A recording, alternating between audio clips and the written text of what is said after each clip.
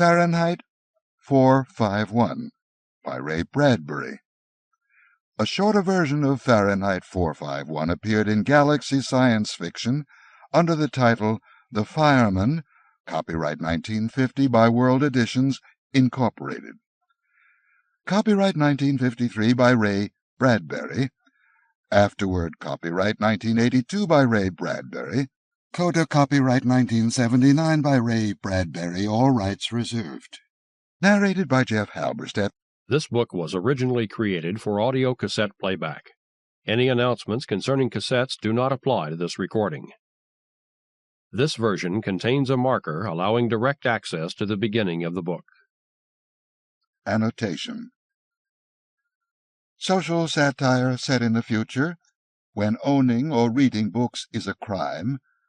Guy Montag, the fireman-hero, becomes a fugitive when he succumbs to temptation. Some strong language. 1953. From the book jacket. Guy Montag was a fireman whose job it was to start fires. The system was simple. Everyone understood it. Books were for burning, along with the houses in which they were hidden. Guy Montag enjoyed his job. He had been a fireman for 10 years, and he had never questioned the pleasure of the midnight runs, nor the joy of watching pages consumed by flames. Never questioned anything until he met a 17-year-old girl who told him of a past when people were not afraid. Then he met a professor who told him of a future in which people could think, and Guy Montag suddenly realized what he had to do. About the author. Ray Bradbury has published some 500 short stories, novels, plays, and poems since his first story appeared in Weird Tales when he was 20 years old. For several years he wrote for Alfred Hitchcock Presents and The Twilight Zone, and in 1953 did the screenplay for John Huston's Moby Dick. He has produced 2 of his own plays, written 2 musicals, 2 space-age cantatas with Lalo Schifrin and Jerry Goldsmith, and collaborated on an animated film, Icarus Montgolfier Wright, which was nominated for an Academy Award in 1962. Mr. Bradbury was idea consultant for the United States Pavilion at the New York World's Fair in 1963, has helped design a ride for Disney World, and is doing consultant work on city engineering and rapid transit. When one of the Apollo astronaut teams landed on the moon, they named Dandelion Crater there to honor Bradbury's novel Dandelion Wine. His novel Something Wicked This Way Comes was made into a major release feature film, and his own cable television show called The Ray Bradbury Theater received 19 Cable Award nominations and won 7. Other books by Ray Bradbury: The Complete Poems of Ray Bradbury, The October Country. Dedication. This one with gratitude is for Don Congdon. Part 1, The Hearth and the Salamander, Side 1. Part 2, The Sieve and the Sand, Side 2. Part 3, Burning Bright, Side 3. Afterword, Side 4. Coda, Side 4. If they give you ruled paper, write the other way. Juan Ramon Jimenez. Part 1, The Hearth and the Salamander. It was a pleasure to burn. It was a special pleasure to see things eaten, to see things blackened and changed.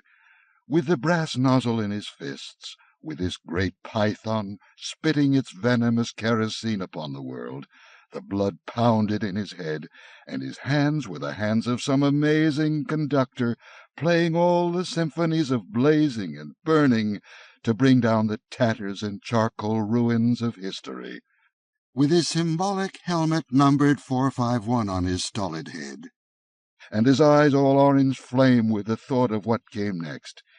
He flicked the igniter, and the house jumped up in a gorging fire that burned the evening sky red and yellow and black.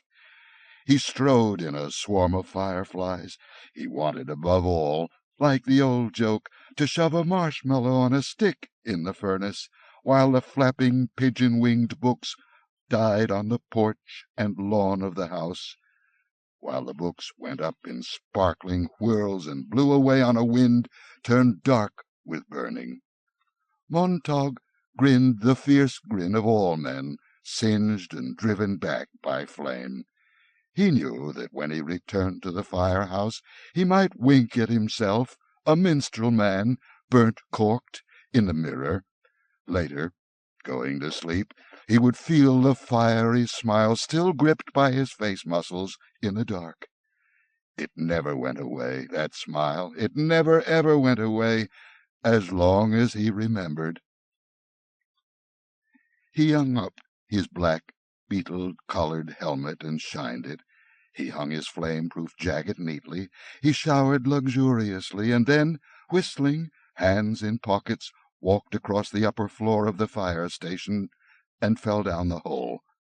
At the last moment, when disaster seemed positive, he pulled his hands from his pockets and broke his fall by grasping the golden pole. He slid to a squeaking halt, the heels 1 inch from the concrete floor downstairs. He walked out of the fire station and along the midnight street toward the subway, where the silent air-propelled train slid soundlessly down its lubricated flue in the earth and let him out with a great puff of warm air onto the cream-tiled escalator rising to the suburb. Whistling, he let the escalator waft him into the still night air. He walked toward the corner, thinking little at all about nothing in particular. Before he reached the corner, however, he slowed, as if a wind had sprung up from nowhere, as if someone had called his name. The last few nights he had had the most uncertain feelings about the sidewalk just around the corner here, moving in the starlight toward his house. He had felt that a moment prior to his making the turn, someone had been there. The air seemed charged with a special calm, as if someone had waited there, quietly, and only a moment before he came, simply turned to a shadow and let him through. Perhaps his nose detected a faint perfume. Perhaps the skin on the backs of his hands, on his face, felt the temperature rise at this one spot, where a person's standing might raise the immediate atmosphere 10 degrees for an instant. There was no understanding it. Each time he made the turn, he saw only the white, unused, buckling sidewalk with, perhaps, on one night, something vanishing swiftly across a lawn before he could focus his eyes or speak. But now, tonight, he slowed almost to a stop. His inner mind, reaching out to turn the corner for him, had heard the faintest whisper. Breathing? Or was the atmosphere compressed merely by someone standing very quietly there, waiting? He turned the corner.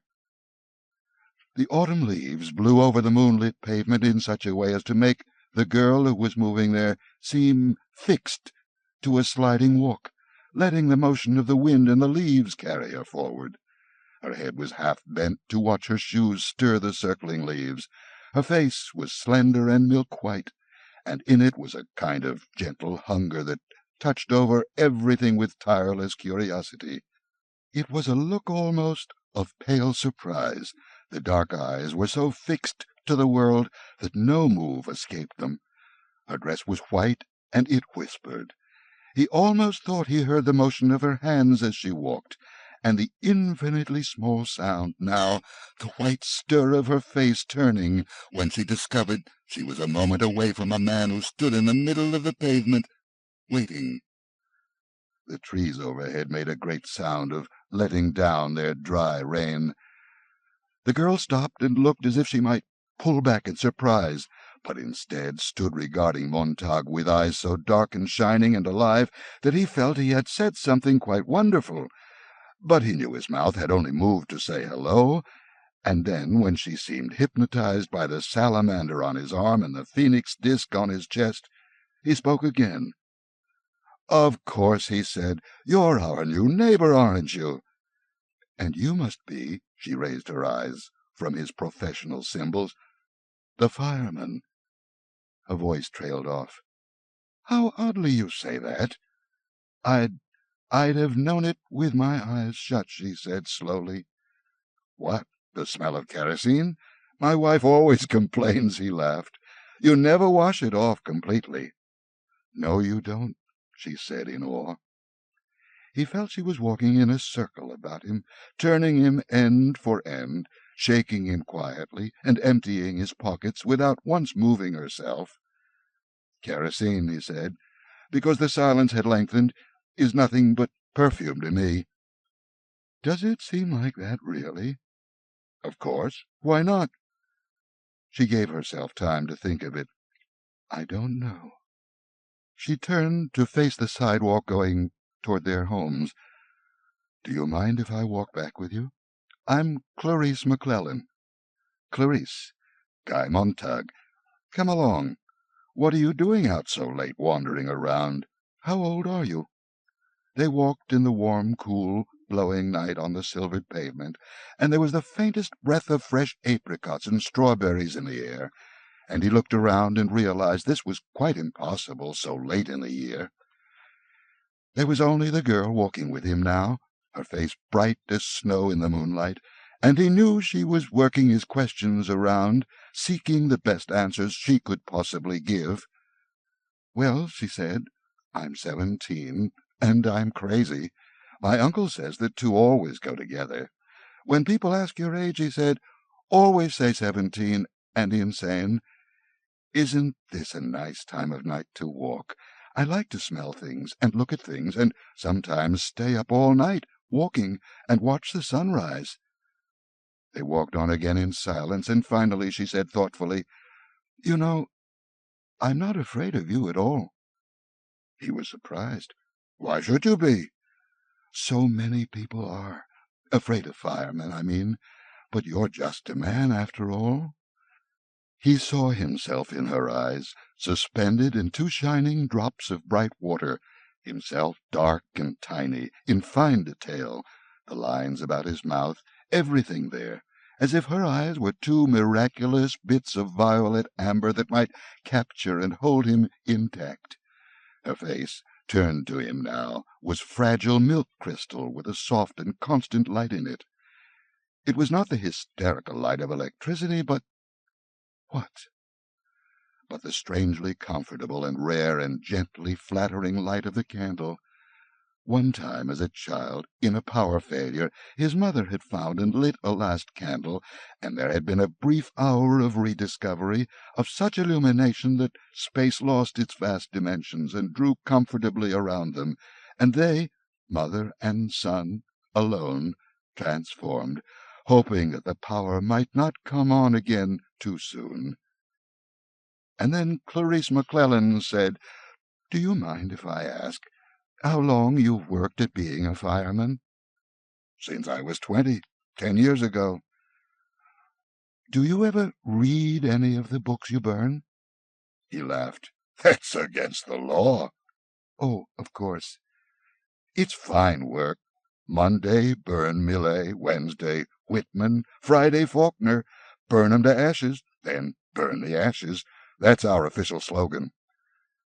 They walked still farther, and the girl said, "Is it true that long ago firemen put fires out instead of going to start them?"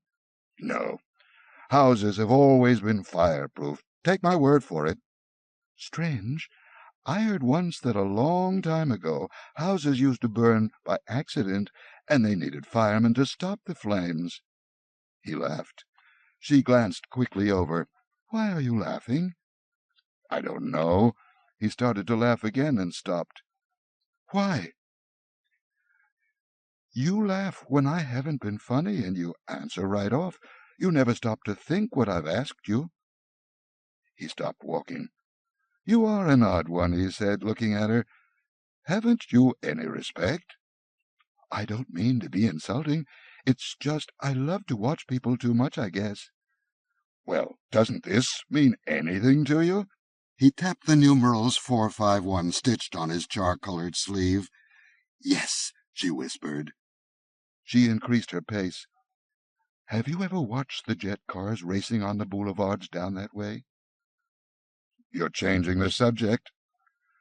"I sometimes think drivers don't know what grass is, or flowers, because they never see them slowly," she said. If you showed a driver a green blur, oh, yes, he'd say, that's grass. A pink blur, that's a rose garden. White blurs are houses, brown blurs are cows. My uncle drove slowly on a highway once. He drove 40 miles an hour, and they jailed him for 2 days. Isn't that funny? And sad, too? You think too many things, said Montag uneasily. I rarely watch the parlor walls, or go to races or fun parks, so I've lots of time for crazy thoughts, I guess. Have you seen the 200-foot-long billboards in the country beyond town? Do you know that once billboards were only 20 feet long? But cars started rushing by so quickly they had to stretch the advertising out so it would last. I didn't know that, Montag laughed abruptly. Bet I know something else you don't. There's dew on the grass in the morning. He suddenly couldn't remember if he had known this or not, and it made him quite irritable. And if you look, she nodded at the sky, there's a man in the moon. He hadn't looked for a long time. They walked the rest of the way in silence, hers thoughtful, his a kind of clenching and uncomfortable silence in which he shot her accusing glances. When they reached her house, all its lights were blazing. What's going on? Montag had rarely seen that many house lights. Oh, just my mother and father and uncle sitting around talking. It's like being a pedestrian, only rarer. My uncle was arrested another time, did I tell you, for being a pedestrian?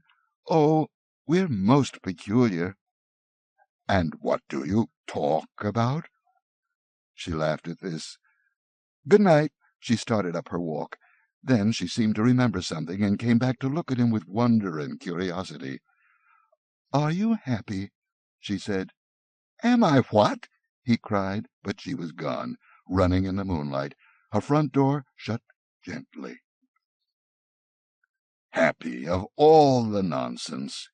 He stopped laughing. He put his hand into the glove-hole of his front door and let it know his touch. The front door slid open. Of course I'm happy. What does she think? I'm not? He asked the quiet rooms. He stood looking up at the ventilator grill in the hall and suddenly remembered that something lay hidden behind the grill, something that seemed to peer down at him now. He moved his eyes quickly away. What a strange meeting on a strange night. He remembered nothing like it, save one afternoon a year ago, when he had met an old man in the park, and they had talked. Montag shook his head. He looked at a blank wall. The girl's face was there, really quite beautiful in memory. Astonishing, in fact. She had a very thin face, like the dial of a small clock seen faintly in a dark room in the middle of a night when you waken to see the time, and see the clock telling you the hour and the minute and the second, with a white silence and a glowing all-certainty, and knowing what it had to tell of the night passing swiftly on toward further darknesses, but moving also toward a new sun. What? Asked Montag of that other self, the subconscious idiot that ran babbling at times, quite independent of will, habit, and conscience. He glanced back at the wall. How like a mirror, too, her face. Impossible. For how many people did you know who refracted your own light to you? People were more often— He searched for a simile, found one in his work. Torches, blazing away until they whiffed out. How rarely did other people's faces take of you and throw back to you your own expression, your own innermost trembling thought. What incredible power of identification the girl had. She was like the eager watcher of a marionette show, anticipating each flicker of an eyelid, each gesture of his hand, each flick of a finger, the moment before it began. How long had they walked together? 3 minutes? 5? Yet how large that time seemed now! How immense a figure she was on the stage before him! What a shadow she threw on the wall with her slender body! He felt that if his eye itched, she might blink, and if the muscles of his jaws stretched imperceptibly, she would yawn long before he would. Why, he thought, now that I think of it, she almost seemed to be waiting for me there in the street, so damned late at night. He opened the bedroom door. It was like coming into the cold, marbled room of a mausoleum after the moon has set. Complete darkness, not a hint of the silver world outside, the windows tightly shut, the chamber a tomb world where no sound from the great city could penetrate. The room was not empty. He listened. The little mosquito-delicate dancing hum in the air, the electrical murmur of a hidden wasp snug in its special pink warm nest. The music was almost loud enough so he could follow the tune. He felt his smile slide away, melt, fold over and down on itself like a tallow skin, like the stuff of a fantastic candle burning too long and now collapsing and now blown out. Darkness. He was not happy. He was not happy. He said the words to himself.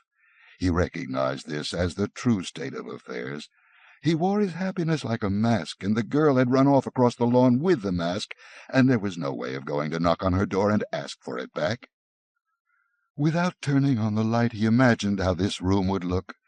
His wife stretched on the bed, uncovered and cold, like a body displayed on the lid of a tomb, her eyes fixed to the ceiling by invisible threads of steel, immovable, and in her ears the little seashells, the thimble radios tamped tight, and an electronic ocean of sound, of music and talk coming in on the shore of her unsleeping mind.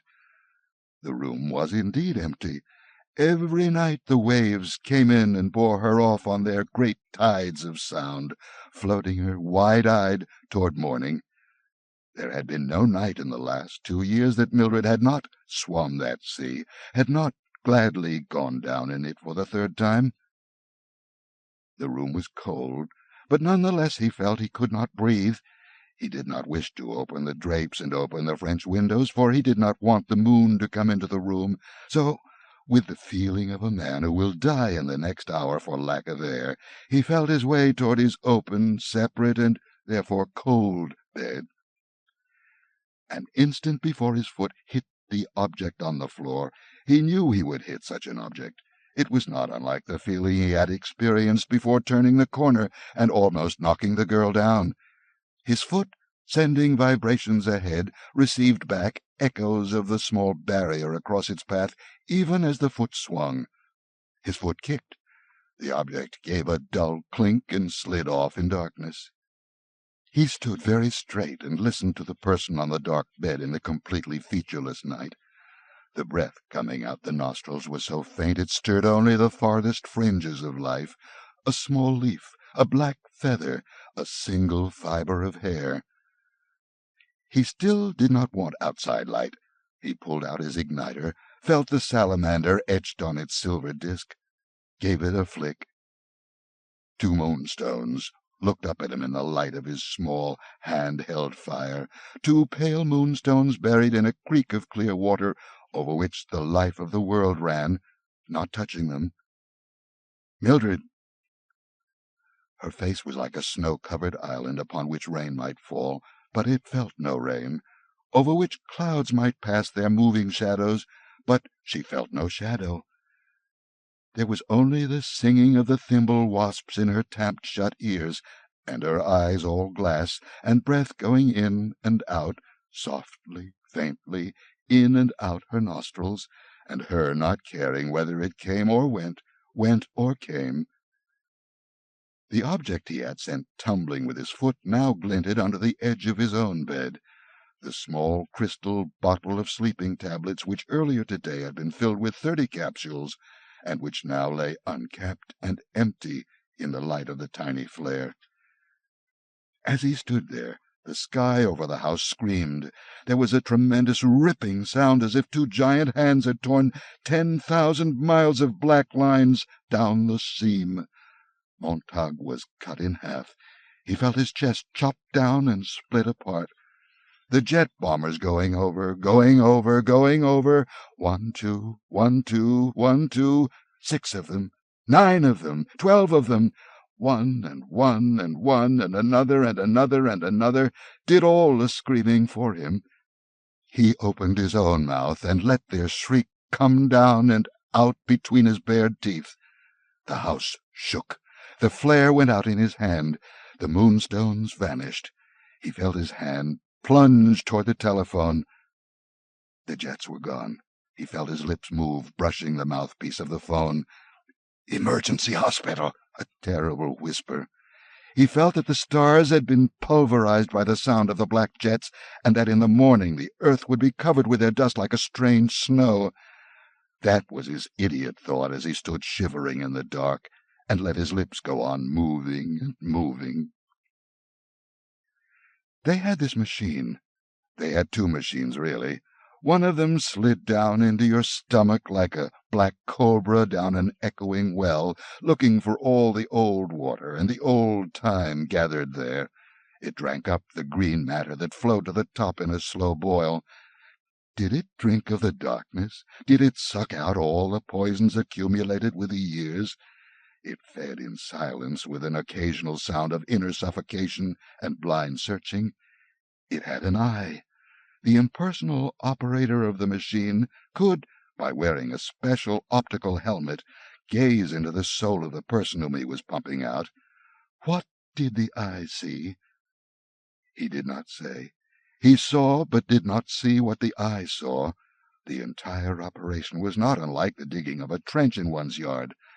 The woman on the bed was no more than a hard stratum of marble they had reached. Go on, anyway, shove the board down, slush up the emptiness, if such a thing could be brought out in the throb of the suction snake. The operator stood, smoking a cigarette. The other machine was working too. The other machine, operated by an equally impersonal fellow in non-stainable reddish-brown coveralls. This machine pumped all of the blood from the body and replaced it with fresh blood and serum. "Got to clean 'em out both ways," said the operator, standing over the silent woman. "No use getting the stomach if you don't clean the blood. Leave that stuff in the blood, and the blood hits the brain like a mallet. Bang! A couple of thousand times, and the brain just gives up. Just quits." "Stop it," said Montag. "I was just saying," said the operator. "Are you done?" said Montag. They shut the machines up tight. "We're done." His anger did not even touch them. They stood with the cigarette smoke curling around their noses and into their eyes without making them blink or squint. "That's $50. First, why don't you tell me if she'll be all right?" "Sure, she'll be okay. We got all the mean stuff right in our suitcase here. It can't get at her now. As I said, you take out the old and put in the new, and you're okay. Neither of you is an M.D. Why didn't they send an M.D. from emergency?" "Hell!" The operator's cigarette moved on his lip. "We get these cases 9 or 10 a night. Got so many, starting a few years ago, we had the special machines built. With the optical lens, of course. That was new. The rest is ancient. You don't need an M.D. case like this.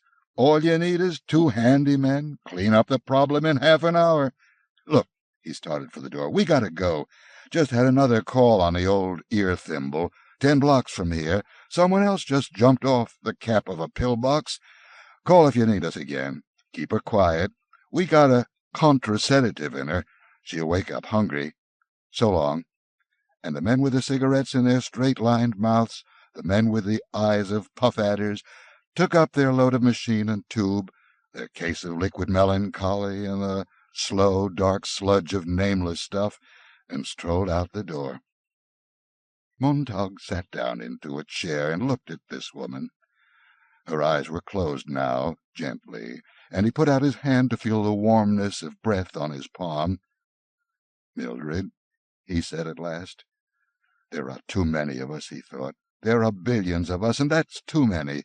Nobody knows anyone. Strangers come and violate you. Strangers come and cut your heart out. Strangers come and take your blood. Good God, who were those men? I never saw them before in my life." Half an hour passed. The bloodstream in this woman was new, and it seemed to have done a new thing to her. Her cheeks were very pink, and her lips were very fresh and full of color, and they looked soft and relaxed. Someone else's blood there. If only someone else's flesh and brain and memory. If only they could have taken her mind along to the dry cleaners and emptied the pockets and steamed and cleansed it and reblocked it and brought it back in the morning. If only... He got up and put back the drapes and opened the windows wide to let the night air in. It was 2 o'clock in the morning. Was it only an hour ago? Clarice McClellan in the street, and him coming in, and the dark room, and his foot kicking the little crystal bottle. Only an hour? But the world had melted down and sprung up in a new and colorless form.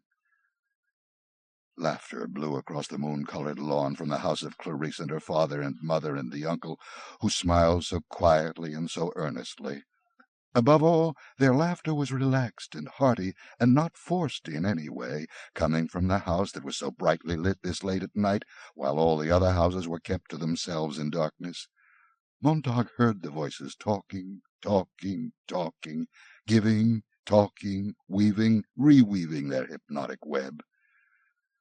Montag moved out through the French windows and crossed the lawn, without even thinking of it.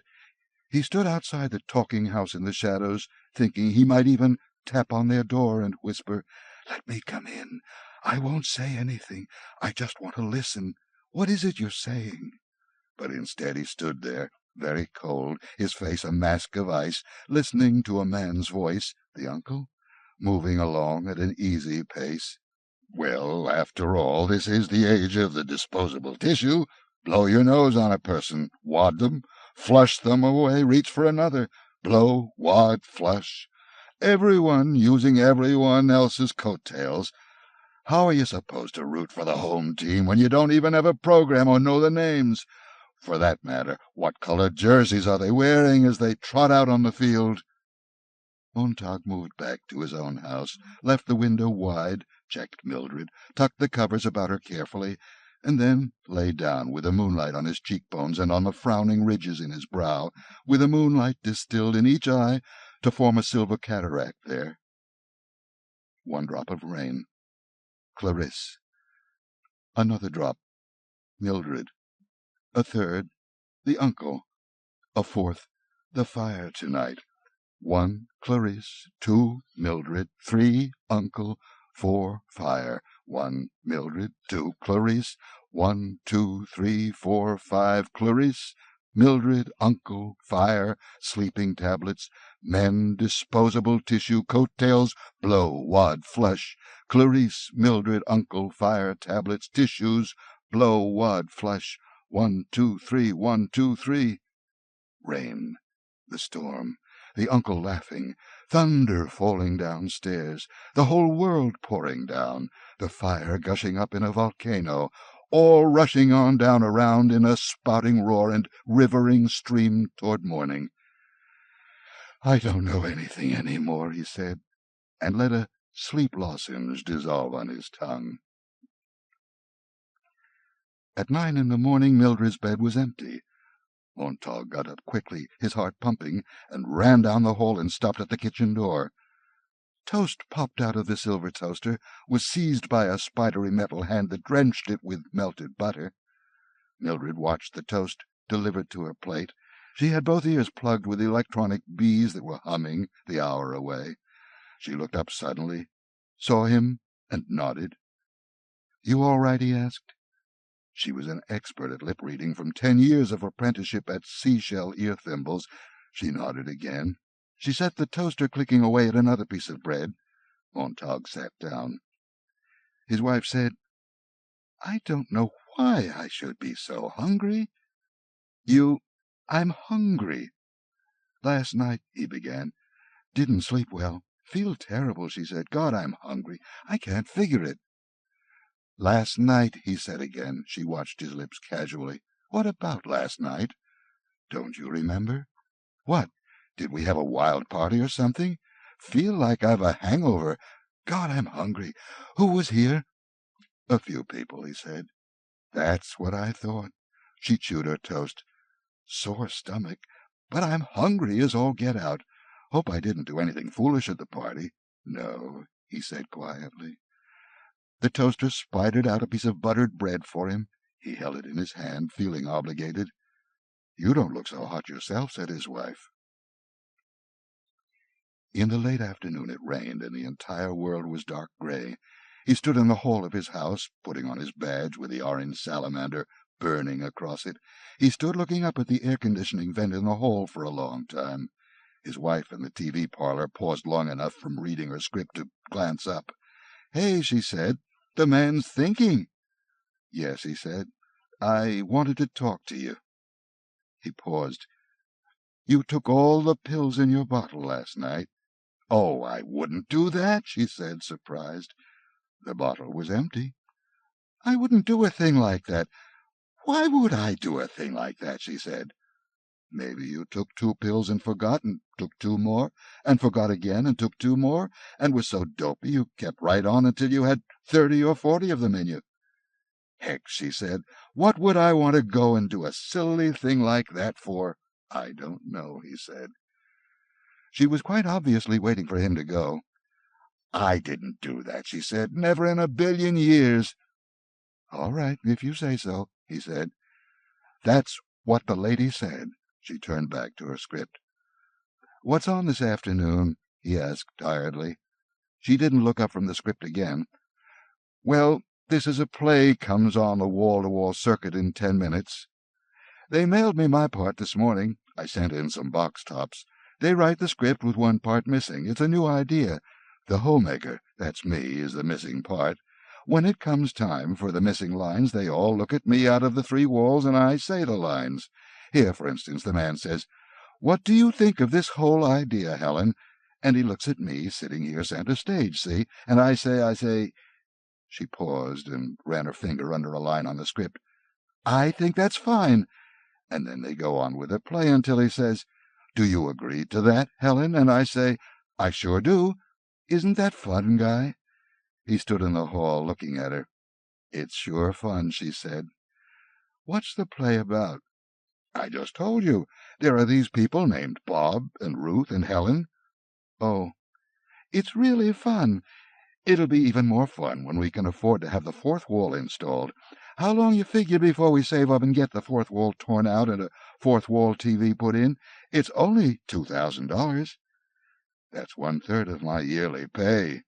"It's only $2,000, she replied, "and I should think you'd consider me sometimes. If we had a 4th wall, why, it'd be just like this room wasn't ours at all, but all kinds of exotic people's rooms. We could do without a few things." "We are already doing without a few things to pay for the 3rd wall. It was put in only 2 months ago, remember?" "Is that all it was?" She sat looking at him for a long moment. "Well, good-bye, dear." "Good-bye," he said. He stopped and turned around. "Does it have a happy ending?" "I haven't read that far."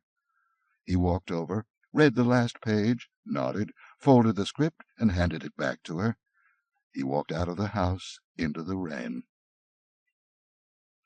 The rain was thinning away, and the girl was walking in the center of the sidewalk with her head up and the few drops falling on her face. She smiled when she saw Montag. "Hello." He said hello, and then said, "What are you up to now?" "I'm still crazy. The rain feels good. I love to walk in it." "I don't think I'd like that," he said. "You might if you tried." "I never have." She licked her lips. "Rain even tastes good." "What do? Go around trying everything once?" he asked. "Sometimes twice." She looked at something in her hand. "What have you got there?" he said. "I guess it's the last of the dandelions this year. I didn't think I'd find one on the lawn this late. Have you ever heard of rubbing it under your chin? Look." She touched her chin with the flower, laughing. "Why?" "If it rubs off, it means I'm in love. Has it?" He could hardly do anything else but look. "Well," she said, "you're yellow under there." "Fine. Let's try you now." "It won't work for me." "Here." Before he could move, she had put the dandelion under his chin. He drew back, and she laughed. "Hold still." She peered under his chin and frowned. "Well?" he said. "What a shame," she said. "You're not in love with anyone." "Yes, I am." "It doesn't show." "I am very much in love." He tried to conjure up a face to fit the words, but there was no face. "I am." "Oh, please don't look that way." "It's that dandelion," he said. "You've used it all up on yourself. That's why it won't work for me." "Of course, that must be it. Oh, now I've upset you. I can see I have. I'm sorry. Really I am." She touched his elbow. "No, no," he said quickly. "I'm all right. I've got to be going, so say you forgive me. I don't want you angry with me." "I'm not angry. Upset? Yes. I've got to go see my psychiatrist now. They make me go. I make up things to say. I don't know what he thinks of me. He says I'm a regular onion. I keep him busy peeling away the layers." "I'm inclined to believe you need the psychiatrist," said Montag. "You don't mean that." He took a breath and let it out, and at last said, "No, I don't mean that.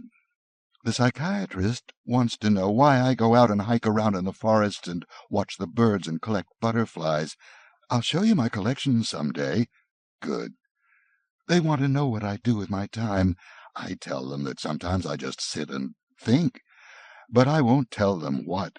I've got them running, and sometimes I tell them I like to put my head back like this and let the rain fall in my mouth. It tastes just like wine. Have you ever tried it?"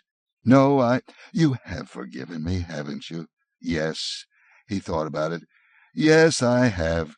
God knows why. You're peculiar, you're aggravating, yet you're easy to forgive. You say you're 17? Well, next month." How odd. How strange.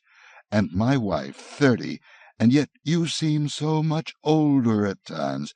I can't get over it. "You're peculiar yourself, Mr. Montag. Sometimes I even forget you're a fireman. Now, may I make you angry again?" "Go ahead." "How did it start? How did you get into it? How did you pick your work, and how did you happen to think to take the job you have? You're not like the others. I've seen a few, I know. When I talk, you look at me. When I said something about the moon, you looked at the moon last night. The others would never do that. The others would walk off and leave me talking, or threaten me. No one has time any more for anyone else. You're one of the few who put up with me. That's why I think it's so strange you're a fireman. It just doesn't seem right for you somehow." He felt his body divide itself into a hotness and a coldness, a softness and a hardness, a trembling and a not trembling, the two halves grinding one upon the other.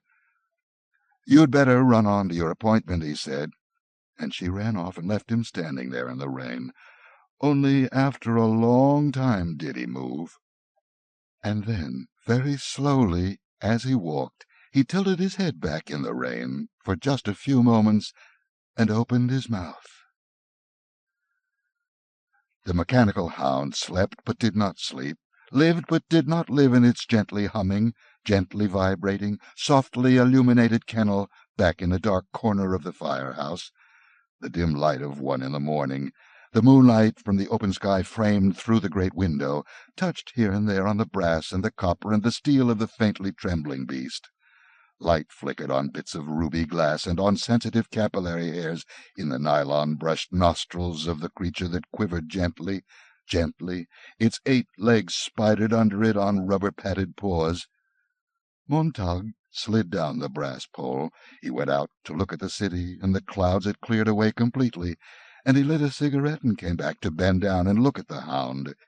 It was like a great bee come home from some field where the honey is full of poison wildness, of insanity and nightmare, its body crammed with that over-rich nectar, and now it was sleeping the evil out of itself.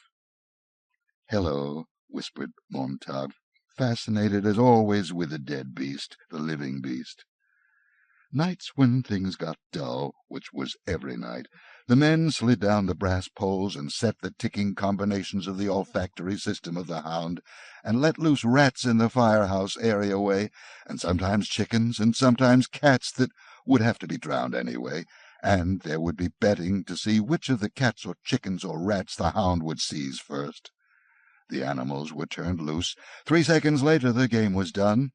The rat cat or chicken, caught half across the areaway, gripped by gentling paws, while a 4-inch hollow steel needle plunged down from the proboscis of the hound to inject massive jolts of morphine or procaine. The pawn was then tossed in the incinerator. A new game began. Montag stayed upstairs most nights when this went on. There had been a time 2 years ago when he had bet with the best of them and lost a week's salary and faced Mildred's insane anger, which showed itself in veins and blotches. But now nights he lay in his bunk, face turned to the wall, listening to the whoops of laughter below and the piano-string scurry of rat feet, the violin squeaking of mice, and the great shadowing, motioned silence of the hound, leaping out like a moth in the raw light, finding, holding its victim, inserting the needle, and going back to its kennel to die as if a switch had been turned. Montag touched the muzzle. The hound growled. Montag jumped back. The hound half rose in its kennel and looked at him with green-blue neon light flickering in its suddenly activated eye bulbs. It growled again, a strange, rasping combination of electrical sizzle, a frying sound, a scraping of metal, a turning of cogs that seemed rusty and ancient with suspicion. "No, no, boy," said Montag, his heart pounding. He saw the silver needle extend upon the air, an inch, pull back, extend, pull back. The growl simmered in the beast, and it looked at him. Montag backed up. The hound took a step from its kennel. Montag grabbed the brass pole with one hand. The pole, reacting, slid upward and took him through the ceiling quietly. He stepped off in the half-lit deck of the upper level. He was trembling, and his face was green-white.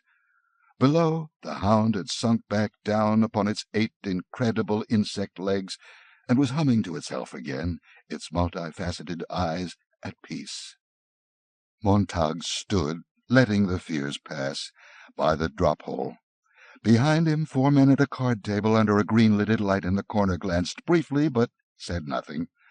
Only the man with the captain's hat and the sign of the phoenix on his hat at last, curious, his playing cards in his thin hand, talked across the long room. "Montag?" "It doesn't like me," said Montag. "What, the hound?" The captain studied his cards. "Come off it. It doesn't like or dislike. It just functions. It's like a lesson in ballistics. It has a trajectory we decide on for it. It follows through. It targets itself, homes itself, and cuts off. It's only copper wire, storage batteries, and electricity." Montag swallowed. "Its calculators can be set to any combination. So many amino acids, so much sulfur, so much butterfat and alkaline, right? We all know that. All of those chemical balances and percentages on all of us here in the house are recorded in the master file downstairs. It would be easy for someone to set up a partial combination on the hound's memory, a touch of amino acids, perhaps. That would account for what the animal did just now, reacted toward me." "Hell," said the captain. "Irritated, but not completely angry. Just enough memory set up in it by someone so it growled when I touched it." "Who would do a thing like that?" asked the captain. "You haven't any enemies here, Guy." "None that I know of." "We'll have the hound checked by our technicians tomorrow." "This isn't the first time it's threatened me," said Montag. "Last month it happened twice." "We'll fix it up, don't worry." But Montag did not move, and only stood thinking of the ventilator grill in the hall at home, and what lay hidden behind the grill. If someone here in the firehouse knew about the ventilator, then mightn't they tell the hound? The captain came over to the drop-hole and gave Montag a questioning glance. "I was just figuring," said Montag.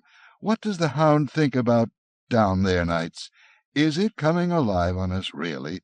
It makes me cold. It doesn't think of anything we don't want it to think." "That's sad," said Montag quietly, "because all we put into it is hunting and finding and killing. What a shame if that's all it can ever know." Beatty snorted gently. Hell, it's a fine bit of craftsmanship, a good rifle that can fetch its own target and guarantees the bull's-eye every time. That's why, said Montag, I wouldn't want to be its next victim. Why? You got a guilty conscience about something? Montag glanced up swiftly.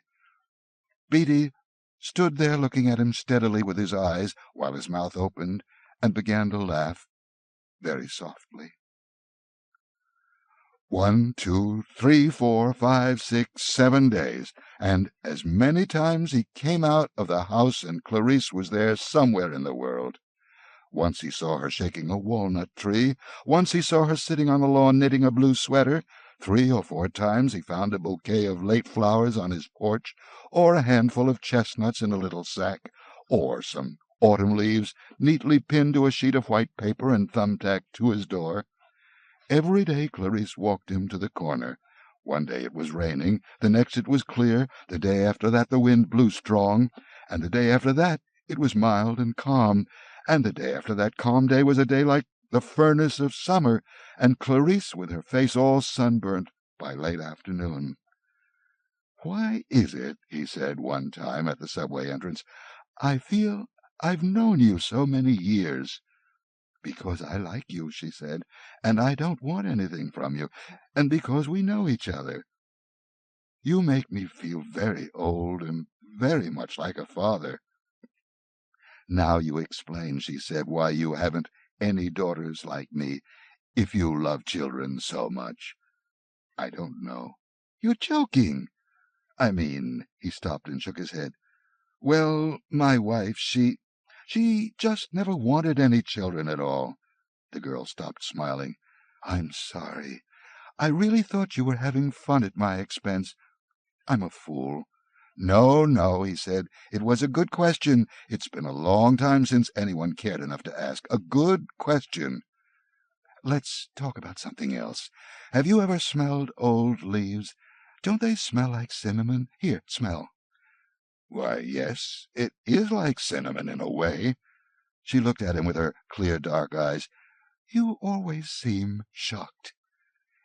"It's just I haven't had time. Did you look at the stretched-out billboards like I told you?" "I think so." "Yes." He had to laugh. "Your laugh sounds much nicer than it did." "Does it?" "Much more relaxed." He felt at ease and comfortable. "Why aren't you in school? I see you every day wandering around." "Oh, they don't miss me," she said. "I'm antisocial, they say. I don't mix." "It's so strange. I'm very social indeed. It all depends on what you mean by social, doesn't it? Social to me means talking to you about things like this." She rattled some chestnuts that had fallen off the tree in the front yard. "Or talking about how strange the world is. Being with people is nice, but I don't think it's social to get a bunch of people together and then not let them talk, do you? An hour of TV class, an hour of basketball or baseball or running, another hour of transcription history or painting pictures, and more sports. But do you know we never ask questions, or at least most don't. They just run the answers at you, bing, bing, bing, and us sitting there for 4 more hours of film, teacher. That's not social to me at all. It's a lot of funnels and a lot of water poured down the spout and out the bottom, and them telling us it's wine when it's not. They run us so ragged by the end of the day we can't do anything but go to bed or head for a fun park to bully people around, break window panes in the window smasher place, or wreck cars in the car wrecker place with a big steel ball, or go out in the cars and race on the streets, trying to see how close you can get to lampposts, playing chicken and knock hubcaps. I guess I'm everything they say I am, all right. I haven't any friends. That's supposed to prove I'm abnormal, but everyone I know is either shouting or dancing around like wild or beating up one another. Do you notice how people hurt each other nowadays?" "You sound so very old." "Sometimes I'm ancient. I'm afraid of children my own age. They kill each other. Did it always used to be that way? My uncle says no. 6 of my friends have been shot in the last year alone. 10 of them died in car wrecks. I'm afraid of them, and they don't like me because I'm afraid. My uncle says his grandfather remembered when children didn't kill each other, but that was a long time ago when they had things different. They believed in responsibility, my uncle says. Do you know, I'm responsible. I was spanked when I needed it years ago, and I do all the shopping and house cleaning by hand. But most of all, she said, I like to watch people. Sometimes I ride the subway all day and look at them and listen to them. I just want to figure out who they are and what they want and where they're going. Sometimes I even go to the fun parks and ride in the jet cars when they race on the edge of town at midnight, and the police don't care as long as they're insured. As long as everyone has 10,000 insurance, everyone's happy. Sometimes I sneak around and listen in subways, or I listen at soda fountains. And do you know what? What? People don't talk about anything. Oh, they must. No, not anything. They name a lot of cars or clothes or swimming pools mostly and say, how swell. But they all say the same things, and nobody says anything different from anyone else. And most of the time in the caves they have the joke boxes on, and the same jokes most of the time, or the musical wall lit, and all the colored patterns running up and down, but it's only color and all abstract. And at the museums, have you ever been? All abstract. That's all there is now. My uncle says it was different once. A long time back, sometimes pictures said things, or even showed people. Your uncle said. Your uncle must be a remarkable man. He is. He certainly is. Well, I got to be going. Goodbye, Mr. Montag. Goodbye. Goodbye. 1, 2, 3, 4, 5, 6, 7 days. The firehouse. Montag, you shin that pole like a bird up a tree. 3rd day. Montag, I see you came in the back door this time. The hound bother you? No. 4th day. Montag, a funny thing. Heard tell this morning. Fireman in Seattle purposely set a mechanical hound to his own chemical complex and let it loose. What kind of suicide would you call that? 5, 6, 7 days, and then Clarice was gone. He didn't know what there was about the afternoon, but it was not seeing her somewhere in the world. The lawn was empty, the trees empty, the street empty, and while at first he did not even know he missed her, or was even looking for her, the fact was that by the time he reached the subway there were vague stirrings of dis-ease in him. Something was the matter. His routine had been disturbed. A simple routine, true, established in a short few days, and yet he almost turned back to make the walk again, to give her time to appear. He was certain if he tried the same route everything would work out fine, but it was late, and the arrival of his train put a stop to his plan. The flutter of cards, motion of hands, of eyelids, the drone of the time voice in the firehouse ceiling. 1:35 Thursday morning, November 4th. 1:36, 1:37 a.m. The tick of the playing cards on the greasy tabletop. All the sounds came to Montag.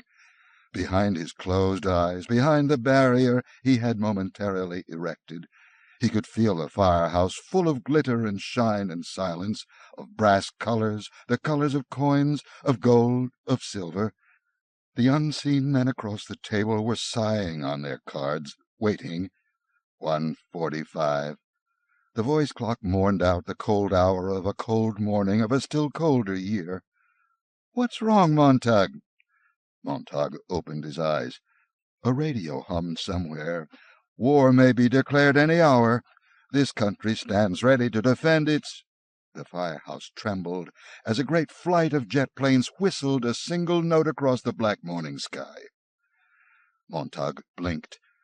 Beatty was looking at him as if he were a museum statue. At any moment Beatty might rise and walk about him, touching, exploring his guilt and self-consciousness. Guilt? What guilt was that? "Your play, Montag."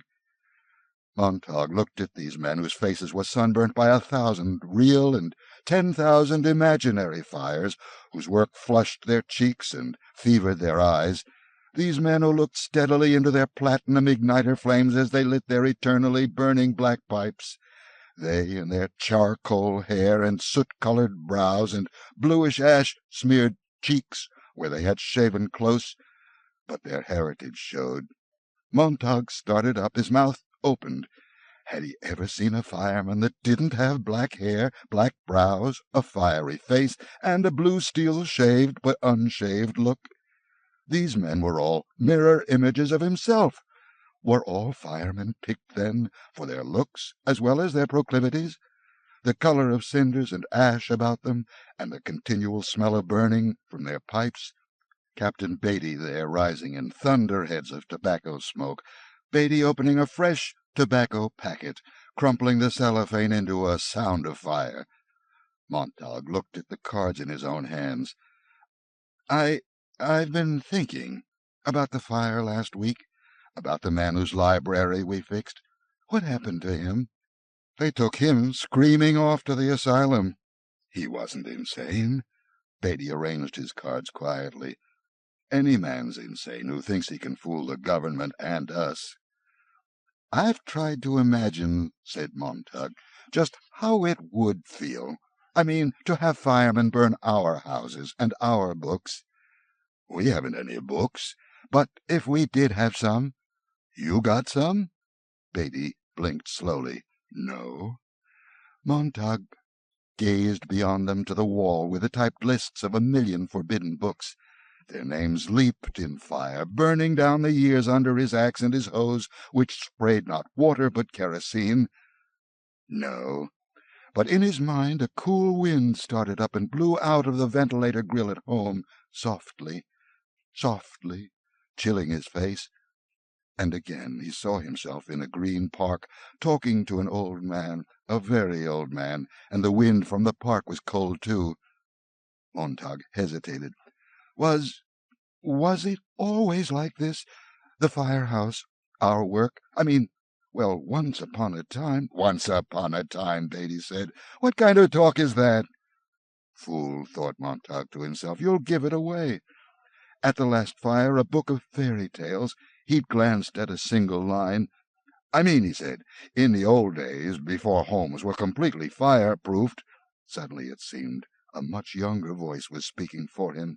He opened his mouth, and it was Clarice McClellan saying, Didn't firemen prevent fires rather than stoke them up and get them going?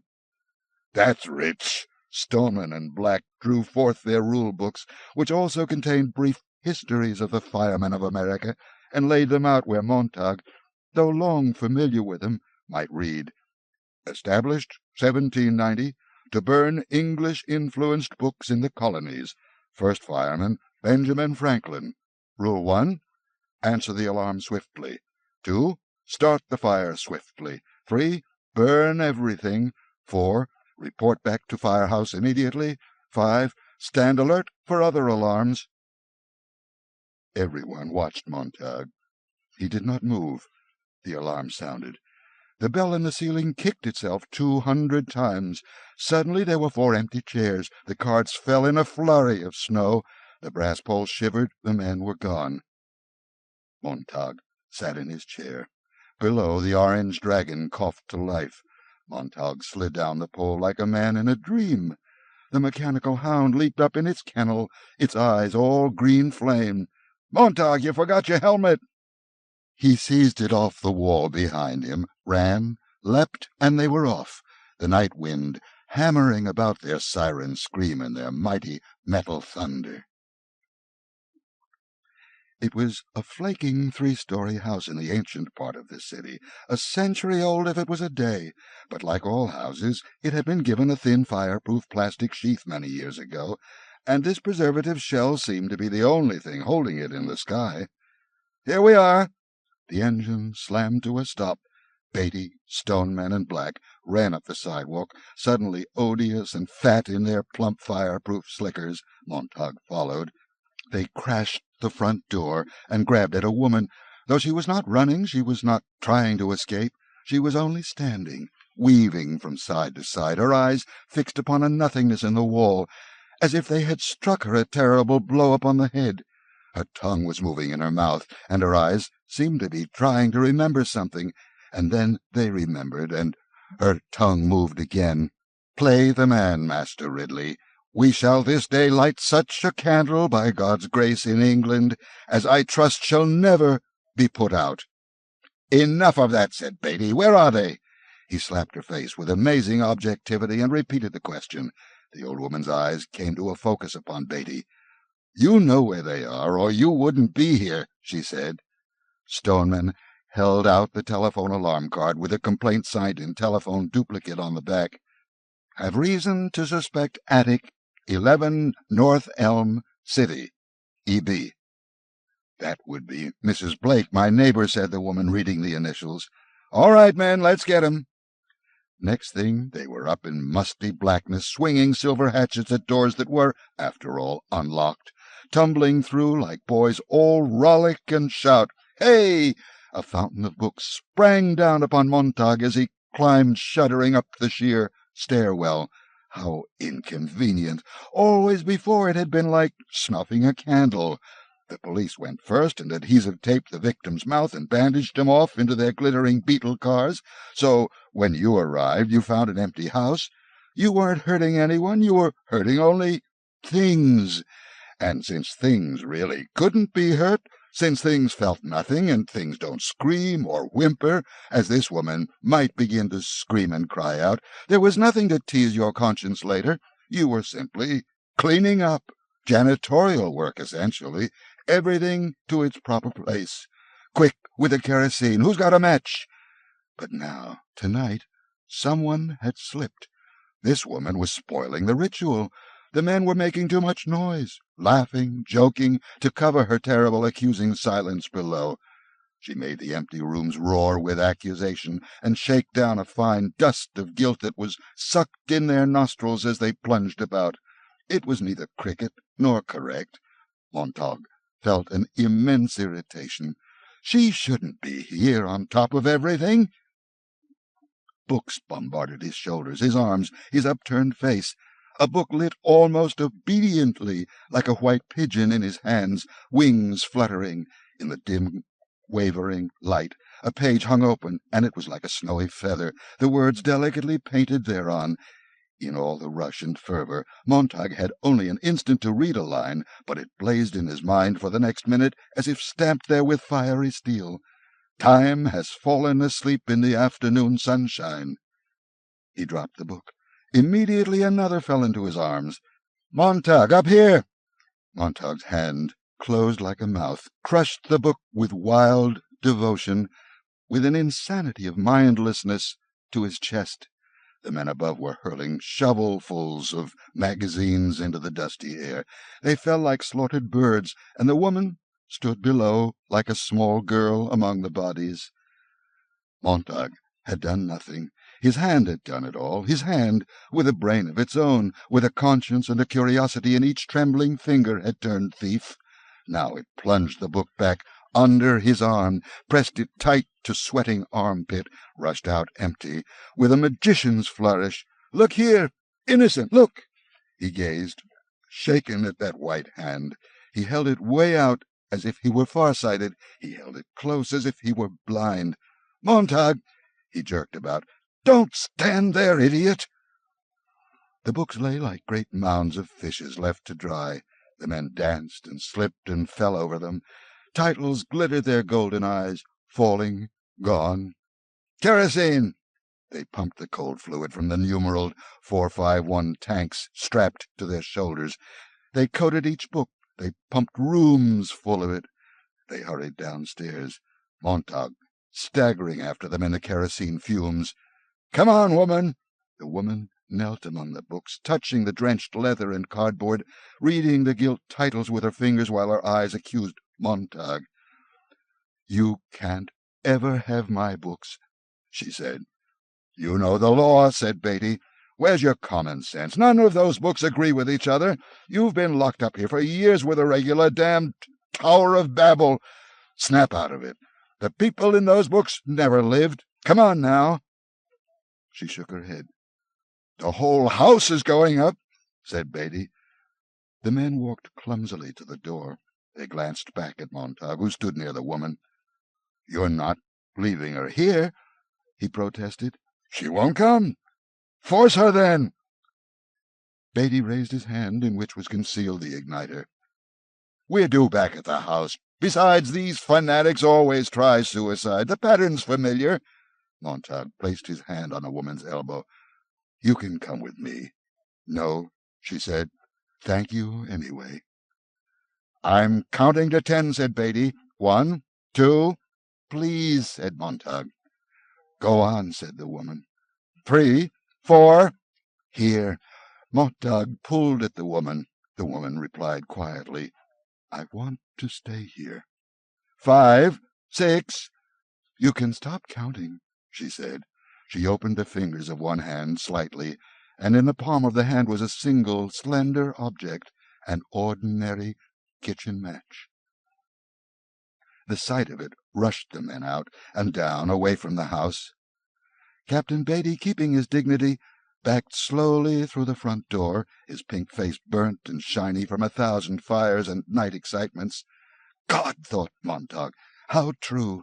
Always at night the alarm comes, never by day. Is it because fire is prettier by night? More spectacle? A better show?"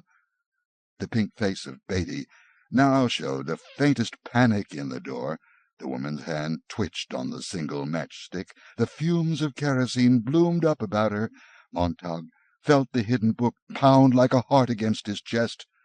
"Go on," said the woman, and Montag felt himself back away and away out the door, after Beatty, down the steps, across the lawn, where the path of kerosene lay like the track of some evil snail, on the front porch where she had come to weigh them quietly with her eyes, her quietness a condemnation.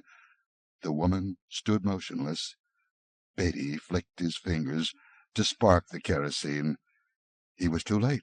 Montag gasped. The woman on the porch reached out with contempt to them all and struck the kitchen match against the railing. People ran out of houses all down the street. They said nothing on their way back to the firehouse. Nobody looked at anyone else. Montag sat in the front seat with Beatty and Black. They did not even smoke their pipes. They sat there looking out the front of the great Salamander as they turned a corner and went silently on. "Master Ridley," said Montag at last. "What?"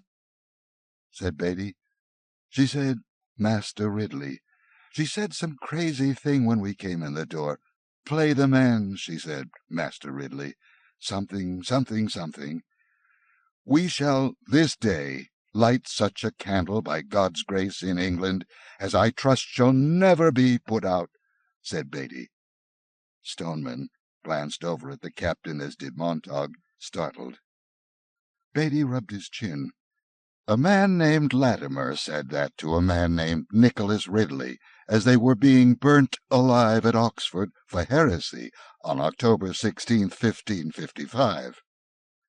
Montag and Stoneman went back to looking at the street as it moved under the engine wheels.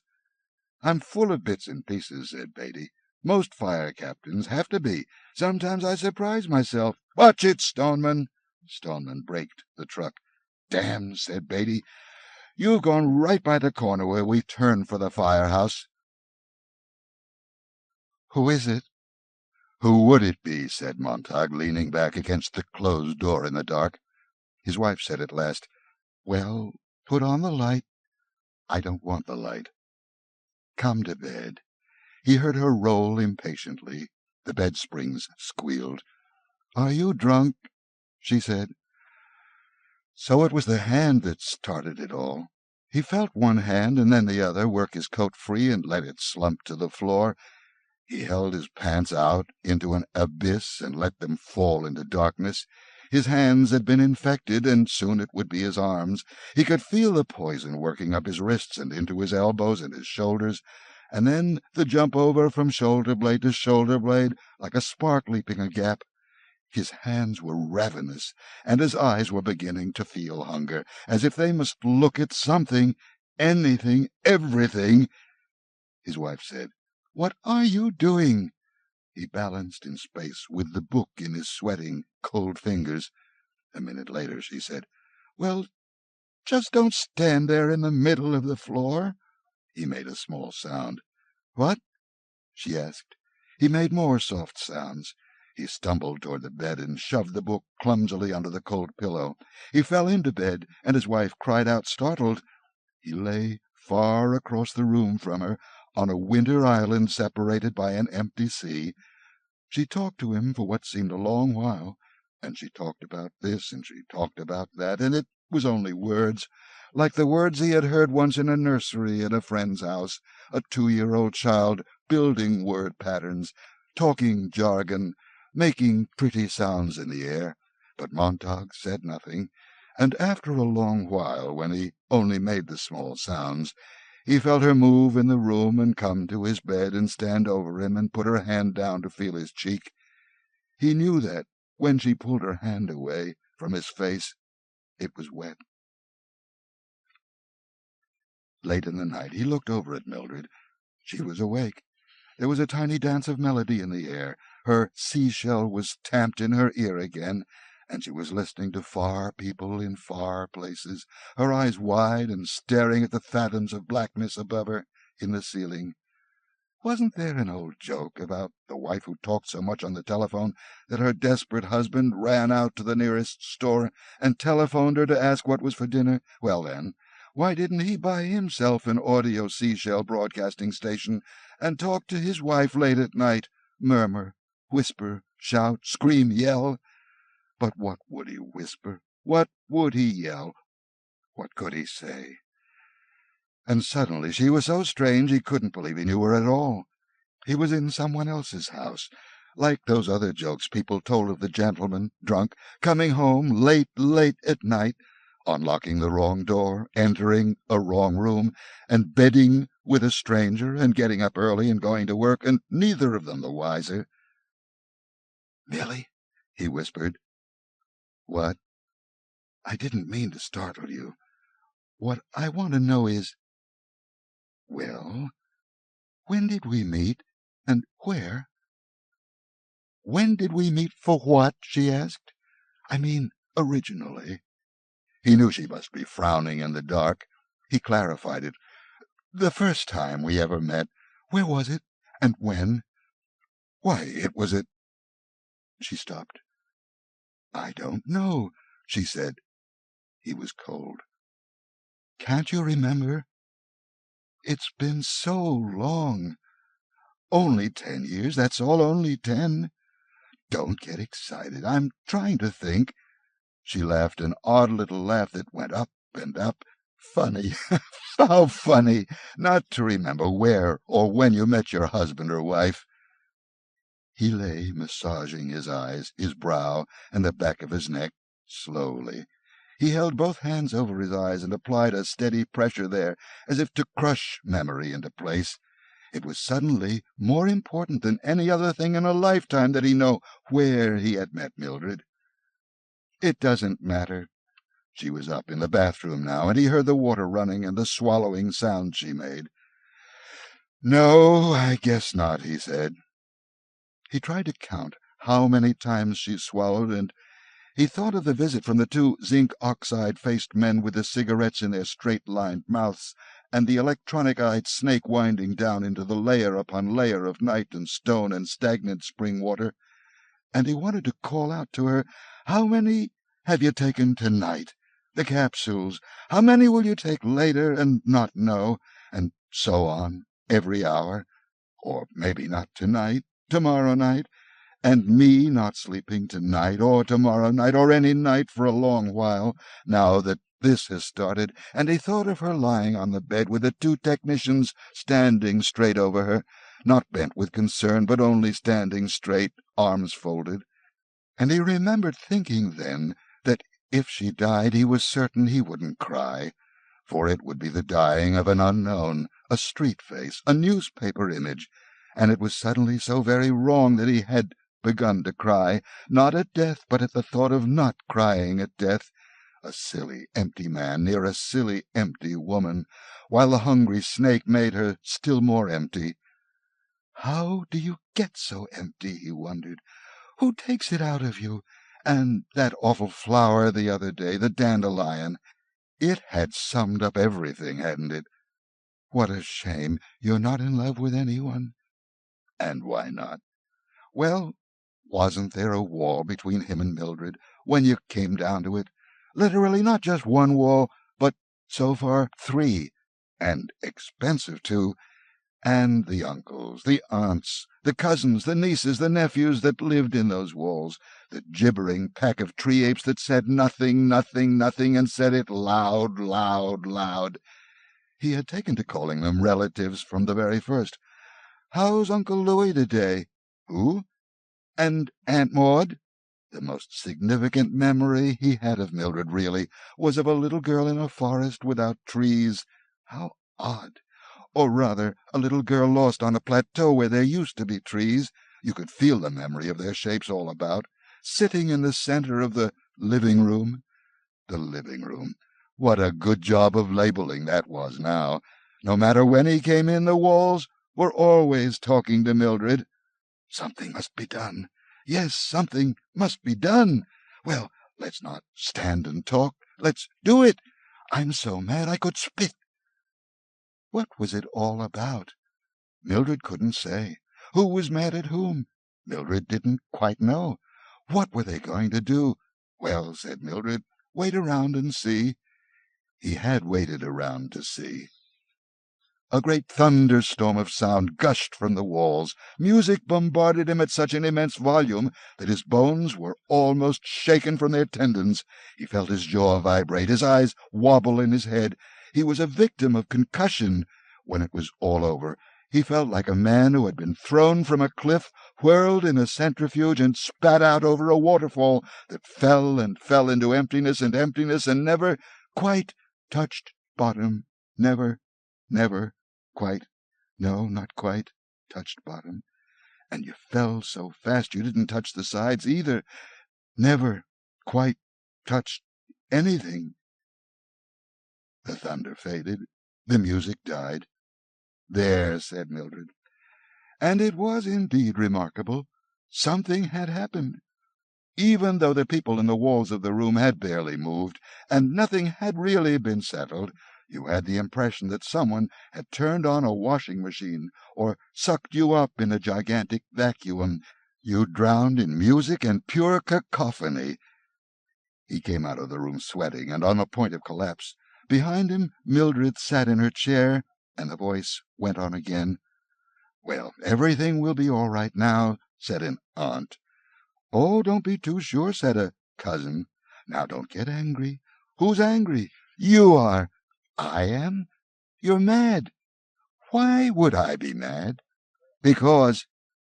That's all very well, cried Montag, but what are they mad about? Who are these people? Who's that man and who's that woman? Are they husband and wife? Are they divorced, engaged? What? Good God, nothing's connected up. They, said Mildred. Well, they had this fight, you see. They certainly fight a lot. You should listen. I think they're married. Yes, they're married. Why? And if it was not the 3 walls, soon to be 4 walls, and the dream complete, then it was the open car, and Mildred driving 100 miles an hour across town, he shouting at her and she shouting back, and both trying to hear what was said, but hearing only the scream of the car. At least keep it down to the minimum, he yelled. What? She cried.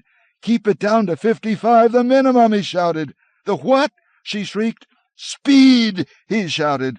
And she pushed it up to 105 miles an hour and tore the breath from his mouth.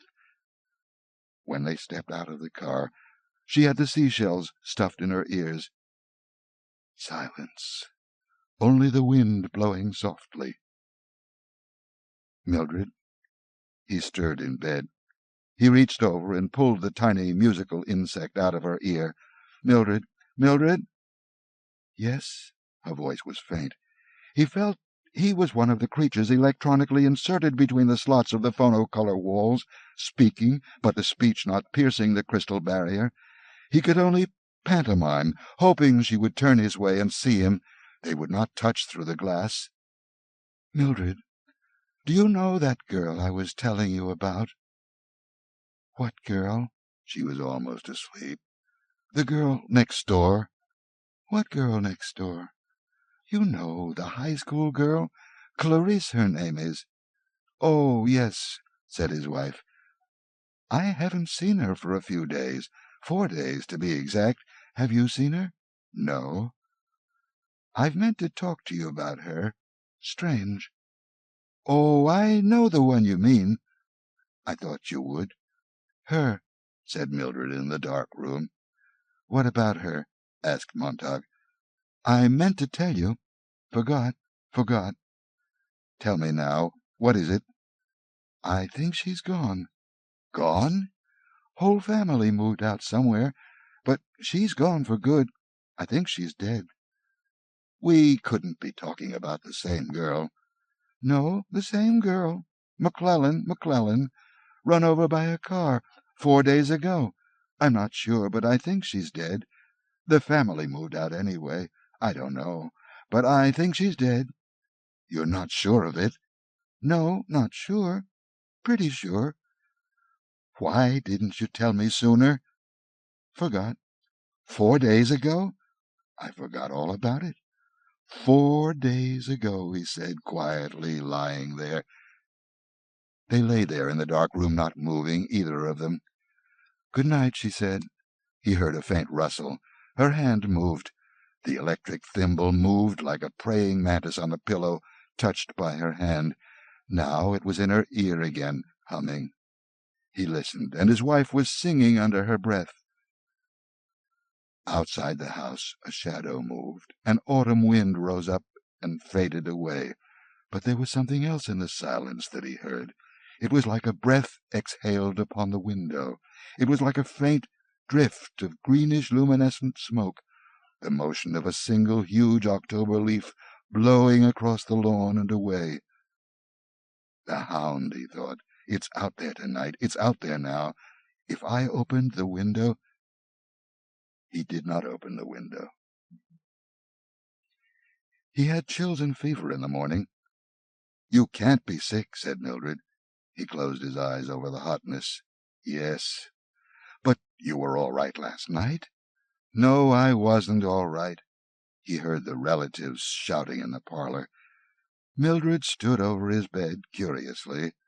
He felt her there. He saw her without opening his eyes, her hair burnt by chemicals to a brittle straw, her eyes with a kind of cataract unseen but suspect, far behind the pupils, the reddened, pouting lips, the body as thin as a praying mantis from dieting, and her flesh like white bacon. He could remember her no other way. Will you bring me some aspirin and water? You've got to get up, she said. It's noon. You've slept 5 hours later than usual. Will you turn the parlor off? He asked. That's my family. Will you turn it off for a sick man? I'll turn it down. She went out of the room and did nothing to the parlor and came back. Is that better? Thanks. That's my favorite program, she said. What about the aspirin? You've never been sick before. She went away again. Well, I'm sick now. I'm not going to work tonight. Call Beatty for me. You acted funny last night, she returned, humming. Where's the aspirin? He glanced at the water glass she handed him. Oh. She walked to the bath again. Did something happen? A fire is all. I had a nice evening, she said, in the bathroom. What doing? The parlor. What was on? Programs. What programs? Some of the best ever. Who? Oh, you know, the bunch. Yes, the bunch. He pressed at the pain in his eyes, and suddenly the odor of kerosene made him vomit. Mildred came in, humming. She was surprised. Why'd you do that? He looked with dismay at the floor. We burnt an old woman with her books. It's a good thing the rug's washable. She fetched a mop and worked on it. I went to Helen's last night. Couldn't you get the shows in your own parlor? Sure, but it's nice visiting. She went out into the parlor. He heard her singing. Mildred, he called, she returned, singing, snapping her fingers softly. "Aren't you going to ask me about last night?" he said. "What about it?" "We burnt 1,000 books. We burnt a woman." "Well?" The parlor was exploding with sound. "We burnt copies of Dante and Swift and Marcus Aurelius. Wasn't he a European? Something like that. Wasn't he a radical?" "I never read him." "He was a radical." Mildred fiddled with the telephone. "You don't expect me to call Captain Beatty, do you?" "You must." "Don't shout." "I wasn't shouting." He was up in bed suddenly, enraged and flushed, shaking. The parlor roared in the hot air. "I can't call him. I can't tell him I'm sick." "Why?" "Because you're afraid," he thought. A child feigning illness, afraid to call because, after a moment's discussion, the conversation would run so. "Yes, Captain, I feel better already. I'll be in at 10 o'clock tonight." "You're not sick," said Mildred. Montag fell back in bed. He reached under his pillow. The hidden book was still there. "Mildred, how would it be if, well, maybe I quit my job a while?" "You want to give up everything? After all these years of working because one night some woman and her books? You should have seen her, Millie." "She's nothing to me. She shouldn't have had books. It was her responsibility. She should have thought of that. I hate her. She's got you going, and next thing you know, we'll be out. No house, no job, nothing." "You weren't there. You didn't see," he said. "There must be something in books, things we can't imagine, to make a woman stay in a burning house. There must be something there. You don't stay for nothing." "She was simple-minded." "She was as rational as you and I, more so perhaps, and we burnt her." "That's water under the bridge." "No, not water. Fire. You ever seen a burnt house? It smoulders for days. Well, this fire'll last me the rest of my life. God! I've been trying to put it out in my mind all night. I'm crazy with trying." "You should have thought of that before becoming a fireman." "Thought," he said. "Was I given a choice? My grandfather and father were firemen. In my sleep I ran after them." The parlor was playing a dance tune. "This is the day you go on the early shift," said Mildred. "You should have gone 2 hours ago. I just noticed." "It's not just the woman that died," said Montag. "Last night I thought about all the kerosene I've used in the past 10 years, and I thought about books, and for the first time I realized that a man was behind each one of the books. A man had to think them up. A man had to take a long time to put them down on paper. And I'd never even thought that thought before." He got out of bed. "It took some man a lifetime, maybe, to put some of his thoughts down, looking around at the world and life, and then I come along in 2 minutes, and boom, it's all over." "Let me alone," said Mildred. "I didn't do anything." "Let you alone? That's all very well, but how can I leave myself alone? We need not to be let alone. We need to be really bothered once in a while. How long is it since you were really bothered about something important, about something real?" And then he shut up, for he remembered last week, and the 2 white stones staring up at the ceiling, and the pump snake with the probing eye, and the 2 soap-faced men with the cigarettes moving in their mouths when they talked. But that was another Mildred. That was a Mildred so deep inside this one, and so bothered, really bothered, that the 2 women had never met. He turned away. Mildred said, "Well, now you've done it. Out front of the house. Look who's here." "I don't care." "There's a Phoenix car just drove up, and a man in a black shirt, with an orange snake stitched on his arm, coming up the front walk." "Captain Beatty?" he said. "Captain Beatty." Montag did not move, but stood looking into the cold whiteness of the wall immediately before him. "Go let him in, will you? Tell him I'm sick." "Tell him yourself." She ran a few steps this way, a few steps that, and stopped, eyes wide, when the front door speaker called her name, softly, softly, "Mrs. Montag." Mrs. Montag, someone here, someone here. Mrs. Montag, someone's here. Fading. Montag made sure the book was well hidden behind the pillow, climbed slowly back into bed, arranged the covers over his knees and across his chest, half sitting, and after a while Mildred moved and went out of the room, and Captain Beatty strolled in, his hands in his pockets. "Shut the relatives up," said Beatty, looking around at everything except Montag and his wife. This time Mildred ran. The yammering voices stopped yelling in the parlor. Captain Beatty sat down in the most comfortable chair, with a peaceful look on his ruddy face.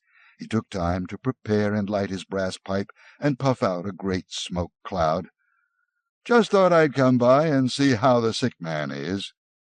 "How'd you guess?" Beatty smiled his smile, which showed the candy pinkness of his gums and the tiny candy whiteness of his teeth. "I've seen it all. You were going to call for a night off." Montag sat in bed. "Well," said Beatty, "take the night off." He examined his eternal matchbox, the lid of which said, "Guaranteed 1,000,000 lights in this igniter," and began to strike the chemical match abstractedly. Blow out, strike, blow out, strike, speak a few words, blow out. He looked at the flame. He blew. He looked at the smoke. "When will you be well?" "Tomorrow. The next day, maybe. First of the week." Beatty puffed his pipe. "Every fireman, sooner or later, hits this. They only need understanding, to know how the wheels run, need to know the history of our profession. They don't feed it to rookies like they used to. Damn shame." Puff. "Only fire chiefs remember it now." Puff. "I'll let you in on it." Mildred fidgeted. Beatty took a full minute to settle himself in and think back for what he wanted to say. "When did it all start, you ask, this job of ours? How did it come about? Where? When? Well, I'd say it really got started around about a thing called the Civil War. Even though our rule book claims it was founded earlier, the fact is, we didn't get along well until photography came into its own, then motion pictures in the early 20th century, radio, television. Things began to have mass." Montag sat in bed, not moving. "And because they had mass, they became simpler," said Beatty. "Once books appealed to a few people, here, there, everywhere. They could afford to be different. The world was roomy. But then the world got full of eyes and elbows and mouths. Double, triple, quadruple population, films and radios, magazines, books leveled down to a sort of paste-pudding norm. Do you follow me?" "I think so." Beatty peered at the smoke pattern he had put out on the air. "Picture it. 19th-century man with his horses, dogs, carts, slow motion. Then, in the 20th century, speed up your camera. Books cut shorter, condensations, digests, tabloids. Everything boils down to the gag, the snap ending." "Snap ending," Mildred nodded. "Classics cut to fit 15-minute radio shows, then cut again to fill a 2-minute book column, winding up at last as a 10 or 12-line dictionary resume. I exaggerate, of course. The dictionaries were for reference, but many were those whose sole knowledge of Hamlet— you know the title, certainly, Montag. It is probably only a faint rumour of a title to you, Mrs. Montag, whose sole knowledge, as I say, of Hamlet was a 1-page digest in a book that claimed, 'Now at last you can read all the classics. Keep up with your neighbours.' Do you see? Out of the nursery, into the college, and back to the nursery. There's your intellectual pattern for the past 5 centuries or more." Mildred rose and began to move around the room, picking things up and putting them down. Beatty ignored her and continued, "Speed up the film, Montag. Quick. Click, pick, look, eye, now, flick, here, there, swift pace, up, down, in, out, why, how, who, what, where, bang, smack, wallop, bing, bong, boom. Digest, digests, digests. Politics, 1 column, 2 sentences, a headline. Then, in mid-air, all vanishes. whirl man's mind around about so fast under the pumping hands of publishers, exploiters, broadcasters, that the centrifuge flings off all unnecessary time-wasting thought. Mildred smoothed the bedclothes. Montag felt his heart jump and jump again as she patted his pillow. Right now she was pulling at his shoulder to try to get him to move so she could take the pillow out and fix it nicely and put it back, and perhaps cry out and stare, or simply reach down her hand and say, "What's this?" and hold up the hidden book with touching innocence. School is shortened, discipline relaxed, philosophies, histories, languages dropped, English and spelling gradually neglected, finally almost completely ignored. Life is immediate. The job counts. Pleasure lies all about after work. Why learn anything save pressing buttons, pulling switches, fitting nuts and bolts? "Let me fix your pillow," said Mildred. "No," whispered Montag. The zipper displaces the button, and a man lacks just that much time to think while dressing at dawn, a philosophical hour, and thus a melancholy hour. Mildred said, "Here." "Get away," said Montag. "Life becomes one big pratfall, Montag. Everything bang, boff, and wow." "Wow," said Mildred, yanking at the pillow. "For God's sake, let me be!" cried Montag passionately. Beatty opened his eyes wide. Mildred's hand had frozen behind the pillow. Her fingers were tracing the book's outline, and as the shape became familiar, her face looked surprised and then stunned. Her mouth opened to ask a question. Empty the theaters save for clowns, and furnish the rooms with glass walls and pretty colors running up and down the walls like confetti or blood or sherry or sauterne. "You like baseball, don't you, Montag?" "Baseball's a fine game." Now Beatty was almost invisible, a voice somewhere behind a screen of smoke. "What's this?" asked Mildred, almost with delight. Montag heaved back against her arms. "What's this here?" "Sit down!" Montag shouted. She jumped away, her hands empty. "We're talking!" Beatty went on as if nothing had happened. "You like bowling, don't you, Montag?" "Bowling, yes. And golf? Golf is a fine game. Basketball? A fine game. Billiards, pool, football? Fine games, all of them. More sports for everyone. Group spirit, fun, and you don't have to think, eh? Organize and super-organize super sports. More cartoons and books, more pictures. The mind drinks less and less. Impatience. Highways full of crowds going somewhere, nowhere. The gasoline refugee. Towns turn into motels. People in nomadic surges from place to place, following the moon tides, living tonight in the room where you slept this noon, and I the night before. Mildred went out of the room and slammed the door. The parlor aunts began to laugh at the parlor uncles. "Now let's take up the minorities in our civilization, shall we? Bigger the population, the more minorities. Don't step on the toes of the dog lovers, the cat lovers, doctors, lawyers, merchants, chiefs, Mormons, Baptists, Unitarians, second-generation Chinese, Swedes, Italians, Germans, Texans, Brooklynites, Irishmen, people from Oregon or Mexico. The people in this book, this play, this TV serial are not meant to represent any actual painters, cartographers, mechanics anywhere. The bigger your market, Montag, the less you handle controversy, remember that. All the minor minorities, with their navels to be kept clean, authors full of evil thoughts, lock up your typewriters. They did. Magazines became a nice blend of vanilla tapioca. Books, so the damned snobbish critics said, were dishwater. No wonder books stopped selling, the critics said. But the public, knowing what it wanted, spinning happily, let the comic books survive, and the three-dimensional sex magazines, of course. Well, there you have it, Montag. It didn't come from the government down. There was no dictum, no declaration, no censorship to start with. No. Technology, mass exploitation, and minority pressure carried the trick, thank God. Today, thanks to them, you can stay happy all the time. You are allowed to read comics, the good old confessions, or trade journals. "Yes, but what about the firemen, then?" asked Montag. "Ah!" Beatty leaned forward in the faint mist of smoke from his pipe. What more easily explained and natural? With school turning out more runners, jumpers, racers, tinkerers, grabbers, snatchers, flyers, and swimmers, instead of examiners, critics, knowers, and imaginative creators, the word intellectual, of course, became the swear word it deserved to be. You always dread the unfamiliar. Surely you remember the boy in your own school class who was exceptionally bright, did most of the reciting and answering, while the others sat like so many leaden idols, hating him?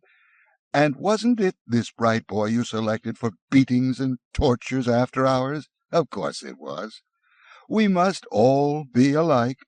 Not everyone born free and equal, as the Constitution says, but everyone made equal. Each man the image of every other. Then all are happy, for there are no mountains to make them coward, to judge themselves against. So, a book is a loaded gun in a house next door. Burn it. Take the shot from the weapon. Breach man's mind. Who knows who might be the target of the well-read man? Me? I won't stomach them for a minute. And so, when houses were finally fireproofed completely all over the world, you were correct in your assumption the other night, there was no longer need of firemen for the old purposes. They were given the new job as custodians of our peace of mind, the focus of our understandable and rightful dread of being inferior, official censors, judges, and executors. That's you, Montag, and that's me. The door to the parlor opened, and Mildred stood there looking in at them, looking at Beatty and then at Montag. Behind her, the walls of the room were flooded with green and yellow and orange fireworks, sizzling and bursting to some music composed almost completely of trap drums, tom-toms, and cymbals. Her mouth moved, and she was saying something, but the sound covered it. Beatty knocked his pipe into the palm of his pink hand, studied the ashes as if they were a symbol to be diagnosed, and searched for meaning. You must understand that our civilization is so vast that we can't have our minorities upset and stirred. Ask yourself, what do we want in this country above all? People want to be happy, isn't that right? Haven't you heard it all your life? I want to be happy, people say. Well, aren't they? Don't we keep them moving? Don't we give them fun? That's all we live for, isn't it? For pleasure, for titillation. And you must admit our culture provides plenty of these. Yes. Montag could lip-read what Mildred was saying in the doorway. He tried not to look at her mouth, because then Beatty might turn and read what was there too. Colored people don't like Little Black Sambo. Burn it! White people don't feel good about Uncle Tom's Cabin. Burn it! Someone's written a book on tobacco and cancer of the lungs. The cigarette people are weeping. Burn the book. Serenity, Montag. Peace, Montag. Take your fight outside, better yet into the incinerator. Funerals are unhappy and pagan, eliminate them too. 5 minutes after a person is dead, he's on his way to the big flue, the incinerators, serviced by helicopters all over the country. 10 minutes after death, a man's a speck of black dust. Let's not quibble over individuals with memoriams. Forget them. Burn all, burn everything. Fire is bright and fire is clean. The fireworks died in the parlor behind Mildred. She had stopped talking at the same time. A miraculous coincidence. Montag held his breath. There was a girl next door, he said slowly. She's gone now, I think. Dead. I can't even remember her face. But she was different. How did she happen? Beatty smiled. Here or there, that's bound to occur. Clarice McClellan? We've a record on her family. We've watched them carefully. Heredity and environment are funny things. You can't rid yourselves of all the odd ducks in just a few years. The home environment can undo a lot you try to do at school. That's why we've lowered the kindergarten age year after year until now we're almost snatching them from the cradle. We had some false alarms on the McClellans when they lived in Chicago. Never found a book. Uncle had a mixed record, antisocial. The girl, she was a time bomb. The family had been feeding her subconscious, I'm sure, from what I saw of her school record. She didn't want to know how a thing was done, but why. That can be embarrassing. You ask why to a lot of things, and you wind up very unhappy indeed if you keep at it. The poor girl's better off dead. Yes, dead. Luckily, queer ones like her don't happen often. We know how to nip most of them in the bud early. You can't build a house without nails and wood. If you don't want a house built, hide the nails and wood. If you don't want a man unhappy politically, don't give him two sides to a question to worry him. Give him one. Better yet, give him none. Let him forget there is such a thing as war. If the government is inefficient, top-heavy, and tax-mad, better it be all those than that people worry over it. Peace, Montag. Give the people contests they win by remembering the words to more popular songs, or the names of state capitals, or how much corn Iowa grew last year.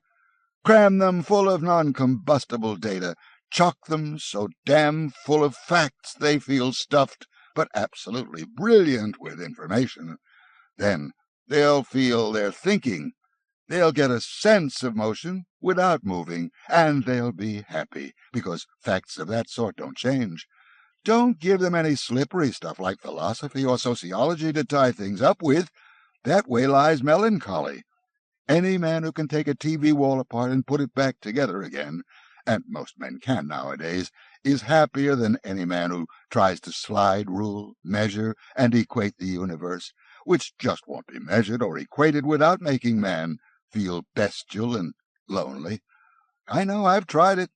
To hell with it. So bring on your clubs and parties, your acrobats and magicians, your daredevils, jet cars, motorcycle helicopters, your sex and heroin, more of everything to do with automatic reflex. If the drama is bad, if the film says nothing, if the play is hollow, sting me with the theremin loudly. I'll think I'm responding to the play when it's only a tactile reaction to vibration. But I don't care. I just like solid entertainment. Beatty got up.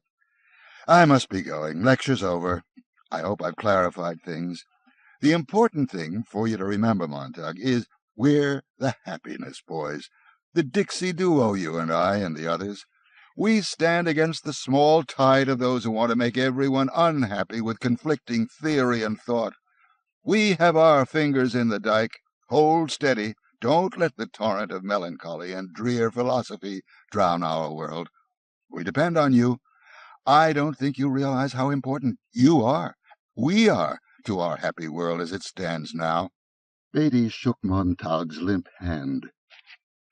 Montag still sat, as if the house were collapsing about him and he could not move in the bed. Mildred had vanished from the door. One last thing, said Beatty. At least once in his career, every fireman gets an itch. What do the books say, he wonders? Oh, to scratch that itch, eh?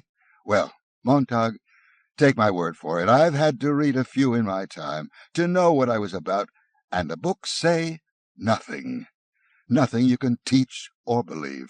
They're about non-existent people, figments of imagination if they're fiction, and if they're non-fiction, it's worse. One professor calling another an idiot, one philosopher screaming down another's gullet, all of them running about, putting out the stars and extinguishing the sun. You come away lost. Well then, what if a fireman, accidentally, really not intending anything, takes a book home with him? Montag twitched. The open door looked at him with its great vacant eye. A natural error. Curiosity alone, said Beatty. We don't get over-anxious or mad. We let the fireman keep the book 24 hours. If he hasn't burned it by then, we simply come burn it for him. Of course. Montag's mouth was dry. Well, Montag, will you take another later shift today? Will we see you tonight, perhaps? I don't know, said Montag. What? Beatty looked faintly surprised. Montag shut his eyes. I'll be in later, maybe. We'd certainly miss you if you didn't show, said Beatty, putting his pipe in his pocket thoughtfully. I'll never come in again, thought Montag. Get well and keep well, said Beatty. He turned and went out through the open door. Montag watched through the window as Beatty drove away in his gleaming yellow flame-colored Beetle with the black char-colored tires. Across the street and down the way the other houses stood with their flat fronts. What was it Clarice had said one afternoon? No front porches. My uncle says there used to be front porches, and people sat there sometimes at night, talking when they wanted to talk, rocking and not talking when they didn't want to talk. Sometimes they just sat there and thought about things, turned things over. My uncle says the architects got rid of the front porches because they didn't look well.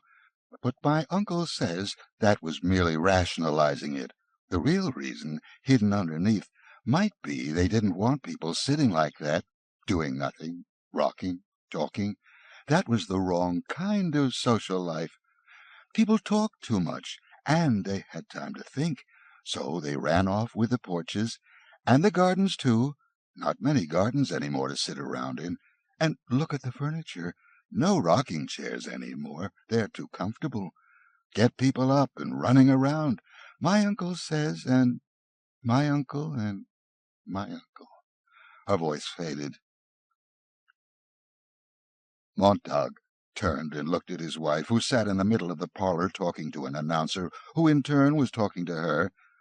Mrs. Montag, he was saying, this, that, and the other. Mrs. Montag, something else, and still another. The converter attachment, which had cost them $100, automatically supplied her name whenever the announcer addressed his anonymous audience, leaving a blank where the proper syllables could be filled in. A special spot Wavex scrambler also caused his televised image in the area immediately about his lips to mouth the vowels and consonants beautifully. He was a friend, no doubt of it, a good friend. Mrs. Montag, now look right here. Her head turned, though she quite obviously was not listening. Montag said, It's only a step from not going to work today to not working tomorrow, to not working at the firehouse ever again. You are going to work tonight, though, aren't you? Said Mildred. I haven't decided. Right now I've got an awful feeling I want to smash things and kill things. Go take the Beetle. No, thanks. The keys to the Beetle are on the night table. I always like to drive fast when I feel that way. You get it up around 95 and you feel wonderful. Sometimes I drive all night and come back and you don't know it. It's fun out in the country. You hit rabbits. Sometimes you hit dogs. Go take the Beetle.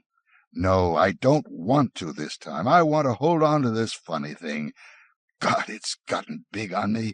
I don't know what it is. I'm so damned unhappy. I'm so mad, and I don't know why.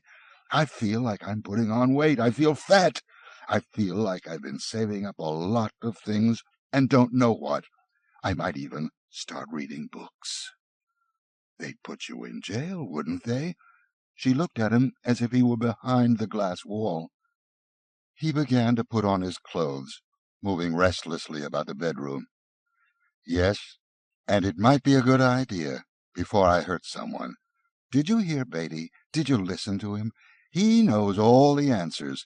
He's right. Happiness is important. Fun is everything. And yet I kept sitting there saying to myself, I'm not happy. I'm not happy. I am, Mildred's mouth beamed, and proud of it. I'm going to do something, said Montag. I don't even know what yet, but I'm going to do something big. I'm tired of listening to this junk, said Mildred, turning from him to the announcer again. Montag touched the volume control in the wall, and the announcer was speechless. Millie? He paused. This is your house as well as mine. I feel it's only fair that I tell you something now. I should have told you before, but I wasn't even admitting it to myself. I have something I want you to see, something I've put away and hid during the past year, now and again, once in a while. I didn't know why, but I did it, and I never told you. He took hold of a straight-backed chair and moved it slowly and steadily into the hall near the front door, and climbed up on it and stood for a moment like a statue on a pedestal, his wife standing under him, waiting. Then he reached up and pulled back the grill of the air-conditioning system, and reached far back inside to the right and moved still another sliding sheet of metal and took out a book. Without looking at it, he dropped it to the floor. He put his hand back up and took out 2 books and moved his hand down and dropped the 2 books to the floor. He kept moving his hand and dropping books, small ones, fairly large ones, yellow, red, green ones. When he was done, he looked down upon some 20 books lying at his wife's feet. "I'm sorry," he said. "I didn't really think, but now it looks as if we're in this together." Mildred backed away as if she were suddenly confronted by a pack of mice that had come up out of the floor. He could hear her breathing rapidly, and her face was paled out, and her eyes were fastened wide. She said his name over twice, 3 times. Then, moaning, she ran forward, seized a book, and ran toward the kitchen incinerator. He caught her, shrieking. He held her, and she tried to fight away from him, scratching. "No, Milly, no! Wait! Stop it, will you? You don't know! Stop it!" He slapped her face. He grabbed her again and shook her. She said his name and began to cry. "Milly," he said, "listen. Give me a second, will you? We can't do anything. We can't burn these. I want to look at them, at least look at them once. Then, if what the captain says is true, we'll burn them together. Believe me, we'll burn them together. You must help me." He looked down into her face and took hold of her chin and held her firmly. He was looking not only at her, but for himself and what he must do in her face. "Whether we like this or not, we're in it. I've never asked for much from you in all these years, but I ask it now. I plead for it. We've got to start somewhere here, figuring out why we're in such a mess, you and the medicine nights, and the car, and me and my work. We're heading right for the cliff, Milly. God, I don't want to go over. This isn't going to be easy. We haven't anything to go on, but maybe we can piece it out and figure it and help each other. I need you so much right now, I can't tell you. If you love me at all, you'll put up with this. 24, 48 hours, that's all I ask. Then it'll be over, I promise, I swear. And if there is something here, just one little thing out of a whole mess of things, maybe we can pass it on to someone else." She wasn't fighting any more, so he let her go. She sagged away from him and slid down the wall and sat on the floor looking at the books.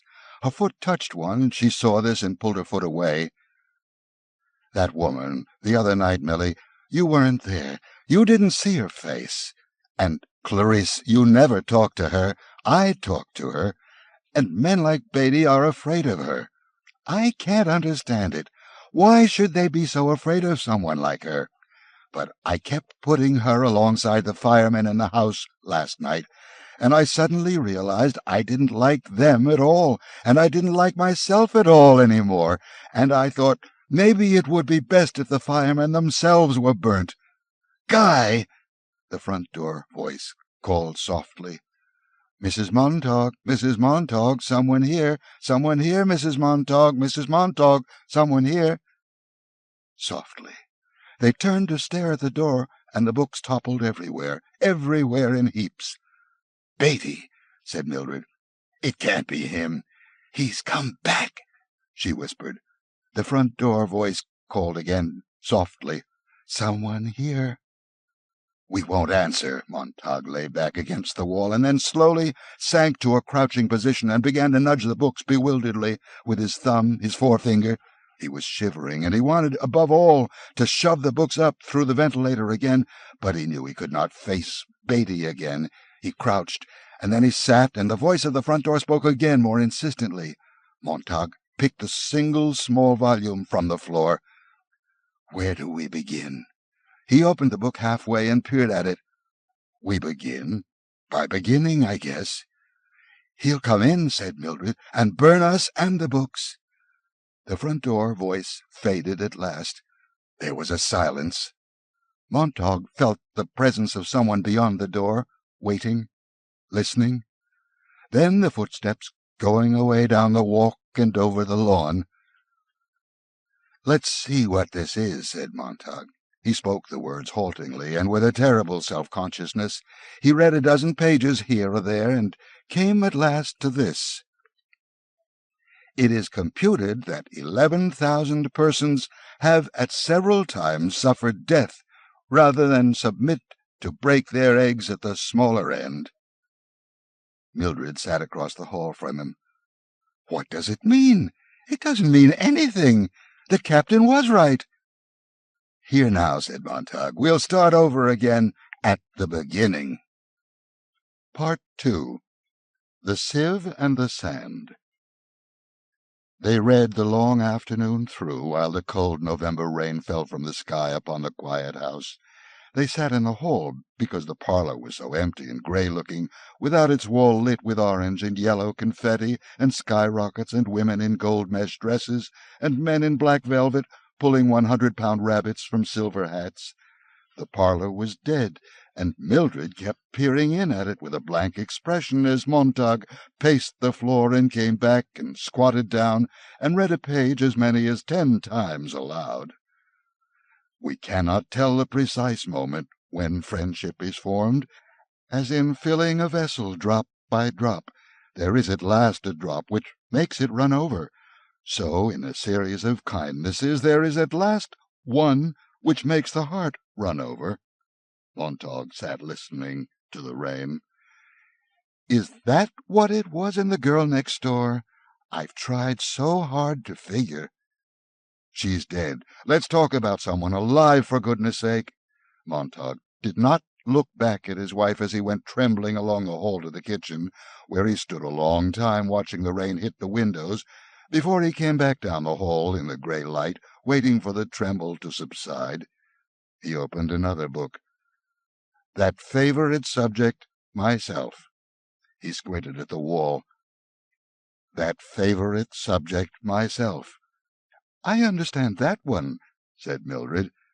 "But Clarice's favourite subject wasn't herself. It was everyone else, and me. She was the first person in a good many years I've really liked. She was the first person I can remember who looked straight at me, as if I counted." He lifted the 2 books. "These men have been dead a long time, but I know their words point one way or another to Clarice." Outside the front door, in the rain, a faint scratching. Montag froze. He saw Mildred thrust herself back to the wall and gasp. "Someone! The door! Why doesn't the door voice tell us?" "I shut it off." Under the door-sill, a slow, probing sniff, an exhalation of electric steam. Mildred laughed. "It's only a dog, that's what. You want me to shoo him away? Stay where you are."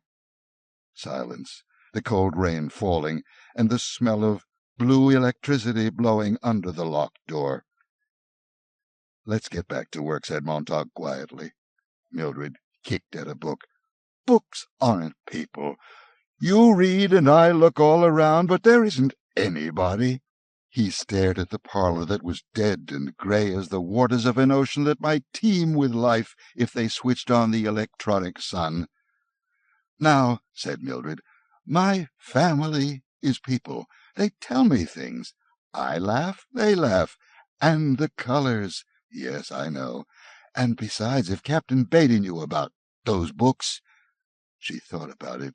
Her face grew amazed, and then horrified. "He might come and burn the house and the family. That's awful. Think of our investment.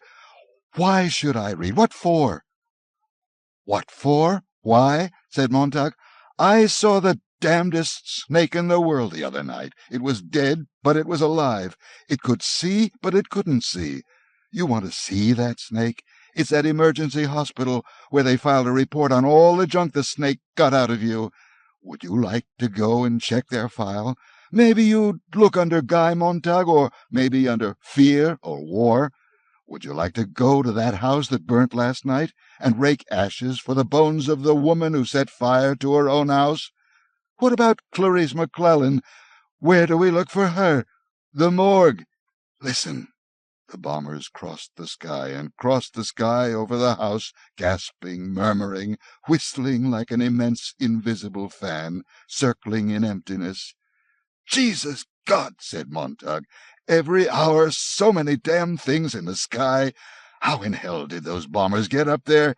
Every single second of our lives. Why doesn't someone want to talk about it? We've started and won 2 atomic wars since 1990. Is it because we're having so much fun at home we've forgotten the world? Is it because we're so rich and the rest of the world's so poor and we just don't care if they are? I've heard rumors. The world is starving, but we're well fed. Is it true? The world works hard and we play. Is that why we're hated so much? I've heard the rumors about hate, too, once in a long while over the years. Do you know why? I don't, that's sure. Maybe the books can get us half out of the cave. They just might stop us from making the same damn insane mistakes. I don't hear those idiot bastards in your parlor talking about it. God, Millie, don't you see? An hour a day, 2 hours, with these books, and maybe— The telephone rang. Mildred snatched the phone. "Anne!" she laughed. "Yes, the White Clown's on tonight." Montag walked to the kitchen and threw the book down. "Montag," he said, "you're really stupid. Where do we go from here? Do we turn the books in, forget it?" He opened the book to read over Mildred's laughter. Poor Millie, he thought. Poor Montag, it's mud to you, too. But where do you get help? Where do you find a teacher this late? Hold on. He shut his eyes. Yes, of course. Again he found himself thinking of the Green Park a year ago. The thought had been with him many times recently, but now he remembered how it was that day in the city park when he had seen that old man in a black suit hide something quickly in his coat. The old man leaped up as if to run, and Montag said, "Wait." "I haven't done anything," cried the old man, trembling. "No one said you did." They had sat in the green soft light without saying a word for a moment, and then Montag talked about the weather, and then the old man responded with a pale voice. It was a strange, quiet meeting. The old man admitted to being a retired English professor who had been thrown out upon the world 40 years ago when the last liberal arts college shut for lack of students and patronage. His name was Faber, and when he finally lost his fear of Montag, he talked in a cadenced voice, looking at the sky and the trees and the Green Park. And when an hour had passed, he said something to Montag, and Montag sensed it was a rhymeless poem. Then the old man grew even more courageous and said something else, and that was a poem too. Faber held his hand over his left coat pocket and spoke these words gently, and Montag knew if he reached out he might pull a book of poetry from the man's coat, but he did not reach out. His hands stayed on his knees, numbed and useless. "I don't talk things, sir," said Faber. "I talk the meaning of things. I sit here and know I'm alive." That was all there was to it, really. An hour of monologue, a poem, a comment, and then, without either acknowledging the fact that Montag was a fireman, Faber, with a certain trembling, wrote his address on a slip of paper. "For your file," he said, "in case you decide to be angry with me." "I'm not angry," Montag said, surprised. Mildred shrieked with laughter in the hall. Montag went to his bedroom closet and flipped through his file wallet to the heading, Future Investigations. Faber's name was there. He hadn't turned it in and he hadn't erased it. He dialed the call on a secondary phone. The phone on the far end of the line called Faber's name a dozen times before the professor answered in a faint voice. Montag identified himself and was met with a lengthy silence. "Yes, Mr. Montag?" "Professor Faber, I have a rather odd question to ask. How many copies of the Bible are left in this country?" "I don't know what you're talking about." "I want to know if there are any copies left at all." "This is some sort of trap. I can't talk to just anyone on the phone." "How many copies of Shakespeare and Plato?" "None. You know as well as I do, none." Faber hung up. Montag put down the phone. None. A thing he knew, of course, from the firehouse listings, but somehow he had wanted to hear it from Faber himself. In the hall, Mildred's face was suffused with excitement. "Well, the ladies are coming over." Montag showed her a book. "This is the Old and New Testament, and Don't start that again. It might be the last copy in this part of the world. You've got to hand it back tonight, don't you? Captain Beatty knows you got it, doesn't he? I don't think he knows which book I stole, but how do I choose a substitute? Do I turn in Mr. Jefferson? Mr. Thoreau? Which is least valuable? If I pick a substitute and Beatty does know which book I stole, he'll guess we've an entire library here. Mildred's mouth twitched. See what you're doing? You'll ruin us. Who's more important, me or that Bible? She was beginning to shriek now, sitting there like a wax doll melting in its own heat. He could hear Beatty's voice. Sit down, Montag. Watch. Delicately, like the petals of a flower. Light the first page. Light the second page. Each becomes a black butterfly. Beautiful, eh? Light the third page from the second, and so on, chain-smoking, chapter by chapter. All the silly things the words mean, all the false promises, all the second-hand notions and time-worn philosophies. There sat Beatty, perspiring gently, the floor littered with swarms of black moths that had died in a single storm. Mildred stopped screaming as quickly as she started. Montag was not listening. There's only one thing to do, he said. Sometime before tonight, when I give the book to Beatty, I've got to have a duplicate made. You'll be here for the White Clown tonight, and the ladies coming over? Cried Mildred. Montag stopped at the door with his back turned. Milly? A silence. What? Milly, does the White Clown love you? No answer. Milly, does... He licked his lips. Does your family love you? Love you very much? Love you with all their heart and soul, Milly? He felt her blinking slowly at the back of his neck. Why'd you ask a silly question like that? He felt he wanted to cry, but nothing would happen to his eyes or his mouth. If you see that dog outside, said Mildred, give him a kick for me. He hesitated, listening at the door. He opened it and stepped out. The rain had stopped, and the sun was setting in the clear sky. The street and the lawn and the porch were empty. He let his breath go in a great sigh. He slammed the door. He was on the subway. I'm numb, he thought. When did the numbness really begin in my face? In my body? The night I kicked the pill bottle in the dark, like kicking a buried mine? The numbness will go away, he thought. It'll take time, but I'll do it, or Faber will do it for me. Someone, somewhere, will give me back the old face and the old hands the way they were.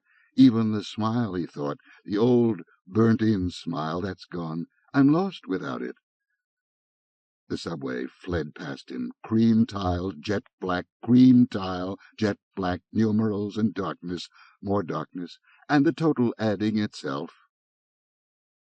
Once, as a child, he had sat upon a yellow dune by the sea in the middle of the blue and hot summer day, trying to fill a sieve with sand, because some cruel cousin had said, "Fill this sieve, and you'll get a dime."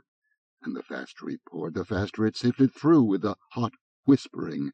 His hands were tired, the sand was boiling, the sieve was empty. Seated there in the midst of July, without a sound, he felt the tears move down his cheeks.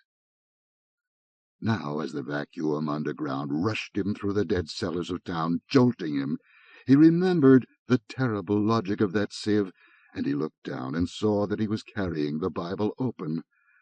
There were people in the suction train, but he held the book in his hands, and the silly thought came to him, if you read fast and read all, maybe some of the sand will stay in the sieve. But he read, and the words fell through, and he thought, in a few hours there will be Beatty, and here will be me handing this over. So no phrase must escape me, each line must be memorized. I will myself to do it. He clenched the book in his fists. Trumpets blared. Denham's dentifrice. Shut up, thought Montag. Consider the lilies of the field. Denham's dentifrice. They toil not. Denham's. Consider the lilies of the field. Shut up, shut up. Dentifrice. He tore the book open and flicked the pages and felt of them as if he were blind. He picked at the shape of the individual letters, not blinking. Denhams, spelled D-E-N. They toil not, neither do they. A fierce whisper of hot sand through empty sieve. Denhams does it! Consider the lilies, the lilies, the lilies. Denham's dental detergent. Shut up, shut up, shut up! It was a plea, a cry so terrible that Montag found himself on his feet, the shocked inhabitants of the loud car staring, moving back from this man with the insane, gorged face, the gibbering, dry mouth, the flapping book in his fist.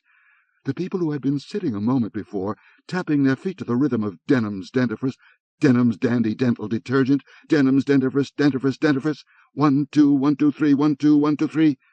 The people whose mouths had been faintly twitching the words dentifrice, dentifrice, dentifrice. The train radio vomited upon Montag. In retaliation, a great ton-load of music made of tin, copper, silver, chromium, and brass. The people were pounded into submission. They did not run. There was no place to run. The great air train fell down its shaft in the earth. Lilies of the field. Denhams! Lilies, I said. The people stared. Call the guard. The man's off. Novio! The train hissed to its stop. Novio! A cry. Denhams! A whisper. Montag's mouth barely moved. Lilies. The train door whistled open. Montag stood. The door gasped, started shut. Only then did he leap past the other passengers, screaming in his mind, plunged through the slicing door only in time. He ran on the white tiles up through the tunnels, ignoring the escalators, because he wanted to feel his feet move, arms swing, lungs clench, unclench, feel his throat go raw with air. A voice drifted after him. Denhams! Denhams! Denhams! The train hissed like a snake. The train vanished in its hole. Who is it? Montag out here. What do you want? Let me in. I haven't done anything. I'm alone, damn it. You swear it? I swear. The front door opened slowly. Faber peered out, looking very old in the light and very fragile and very much afraid. The old man looked as if he had not been out of the house in years. He and the white plaster walls inside were much the same. There was white in the flesh of his mouth and his cheeks, and his hair was white, and his eyes had faded, with white in the vague blueness there. Then his eyes touched on the book under Montag's arm, and he did not look so old any more, and not quite as fragile. Slowly his fear went. I'm sorry. One has to be careful. He looked at the book under Montag's arm, and could not stop. So it's true. Montag stepped inside. The door shut. Sit down. Faber backed up, as if he feared the book might vanish if he took his eyes from it. Behind him the door to a bedroom stood open, and in that room a litter of machinery and steel tools was strewn upon a desk-top. Montag had only a glimpse before Faber, seeing Montag's attention diverted, turned quickly and shut the bedroom door and stood holding the knob with a trembling hand. His gaze returned unsteadily to Montag, who was now seated with the book in his lap. The book? Where did you— I stole it. Faber, for the first time, raised his eyes and looked directly into Montag's face. You're brave. No, said Montag. My wife's dying. A friend of mine's already dead. Someone who may have been a friend was burnt less than 24 hours ago. You're the only one I knew might help me. To see. Faber's hands itched on his knees. May I? Sorry. Montag gave him the book. It's been a long time. I'm not a religious man, but it's been a long time. Faber turned the pages, stopping here and there to read. It's as good as I remember. Lord, how they've changed it in our parlors these days. Christ is one of the family now. I often wonder if God recognizes his own son the way we've dressed him up, or is it dressed him down? He's a regular peppermint stick now, all sugar crystal and saccharin, when he isn't making veiled references to certain commercial products that every worshipper absolutely needs. Faber sniffed the book. Do you know that books smell like nutmeg or some spice from a foreign land? I loved to smell them when I was a boy. Lord, there were a lot of lovely books once, before we let them go. Faber turned the pages. Mr. Montag, you are looking at a coward. I saw the way things were going a long time back. I said nothing. I'm one of the innocents who could have spoken up and out when no one would listen to the guilty. But I did not speak, and thus became guilty myself. And when finally they set the structure to burn the books, using the firemen, I grunted a few times and subsided, for there were no others grunting or yelling with me by then. Now it's too late. Faber closed the Bible. Well, suppose you tell me why you came here. Nobody listens any more. I can't talk to the walls because they're yelling at me. I can't talk to my wife. She listens to the walls. I just want someone to hear what I have to say, and maybe if I talk long enough it'll make sense. And I want you to teach me to understand what I read. Faber examined Montag's thin, blue-jowled face. How did you get shaken up? What knocked the torch out of your hands? I don't know. We have everything we need to be happy, but we aren't happy. Something's missing. I looked around. The only thing I positively knew was gone was the books I'd burned in 10 or 12 years, so I thought books might help. You're a hopeless romantic, said Faber. It would be funny if it were not serious. It's not books you need, it's some of the things that once were in books. The same things could be in the parlor families today. The same infinite detail and awareness could be projected through the radios and televisors, but are not. No, it's not books at all you're looking for. Take it where you can find it, in old phonograph records, old motion pictures, and in old friends. Look for it in nature, and look for it in yourself.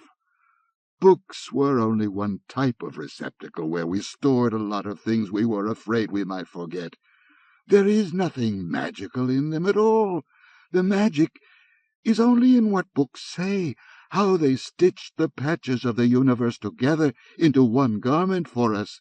Of course you couldn't know this. Of course you still can't understand what I mean when I say all this. You are intuitively right. That's what counts. 3 things are missing. Number 1, do you know why books such as this are so important? Because they have quality. And what does the word quality mean? To me, it means texture. This book has pores. It has features. This book can go under the microscope. You'd find life under the glass, streaming past in infinite profusion. The more pores, the more truthfully recorded details of life per square inch you can get on a sheet of paper, the more literary you are. That's my definition, anyway. Telling detail, fresh detail. The good writers touch life often. The mediocre ones run a quick hand over her. The bad ones rape her and leave her for the flies.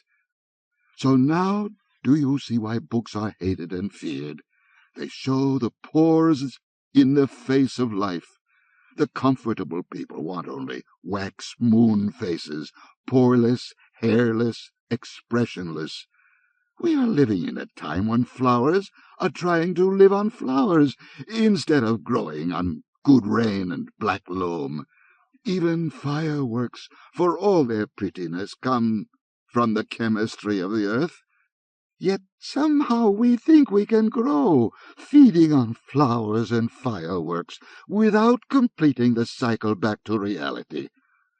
Do you know the legend of Hercules and Antaeus, the giant wrestler, whose strength was incredible so long as he stood firmly on the earth? But when he was held rootless in mid-air by Hercules, he perished easily. If there isn't something in that legend for us today, in this city, in our time, then I am completely insane. Well, there we have the first thing I said we need. Quality, texture of information. And the second? Leisure. Oh, but we've plenty of off hours. Off hours, yes, but time to think. If you're not driving 100 miles an hour, at a clip where you can't think of anything else but the danger, then you're playing some game or sitting in some room where you can't argue with the four-wall televisor. Why? The televisor is real. It is immediate. It has dimension. It tells you what to think and blasts it in. It must be right. It seems so right. It rushes you on so quickly to its own conclusions, your mind hasn't time to protest. What nonsense! Only the family is people. I beg pardon? My wife says books aren't real. Thank God for that. You can shut them, say, hold on a moment, you play God to it, but who has ever torn himself from the claw that encloses you when you drop a seed in a TV parlor? It grows you any shape it wishes. It is an environment as real as the world. It becomes and is the truth. Books can be beaten down with reason, but with all my knowledge and skepticism, I have never been able to argue with a 100-piece symphony orchestra, full color, 3 dimensions, and being in and part of those incredible parlors. As you see, my parlor is nothing but 4 plaster walls, and here he held out 2 small rubber plugs for my ears when I ride the subway jets. Denham's dentifrice, they toil not, neither do they spin, said Montag, eyes shut. Where do we go from here? Would books help us? Only if the third necessary thing could be given us. Number 1, as I said, quality of information. Number 2, leisure to digest it. And number 3, the right to carry out actions based on what we learn from the interaction of the first 2. And I hardly think a very old man and a fireman turned sour could do much this late in the game. I can get books. You're running a risk. That's the good part of dying. When you've nothing to lose, you run any risk you want. There, you said an interesting thing, laughed Faber, without having read it. Are things like that in books? But it came off the top of my mind. All the better. You didn't fancy it up for me or anyone, even yourself. Montag leaned forward. This afternoon I thought that if it turned out that books were worthwhile, we might get a press and print some extra copies. We? You and I. Oh, no. Faber sat up. But let me tell you my plan. If you insist on telling me, I must ask you to leave. But aren't you interested? Not if you start talking the sort of talk that might get me burnt for my trouble. The only way I could possibly listen to you would be if somehow the fireman structure itself could be burnt. Now, if you suggest that we print extra books and arrange to have them hidden in firemen's houses all over the country, so that seeds of suspicion would be sown among these arsonists, bravo, I'd say. Plant the books, turn in an alarm, and see the firemen's houses burn. Is that what you mean? Faber raised his brows and looked at Montag as if he were seeing a new man. I was joking. If you thought it would be a plan worth trying, I'd have to take your word it would help. You can't guarantee things like that. After all, when we had all the books we needed, we still insisted on finding the highest cliff to jump off. But we do need a breather. We do need knowledge.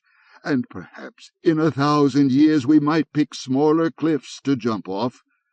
The books ought to remind us what asses and fools we are.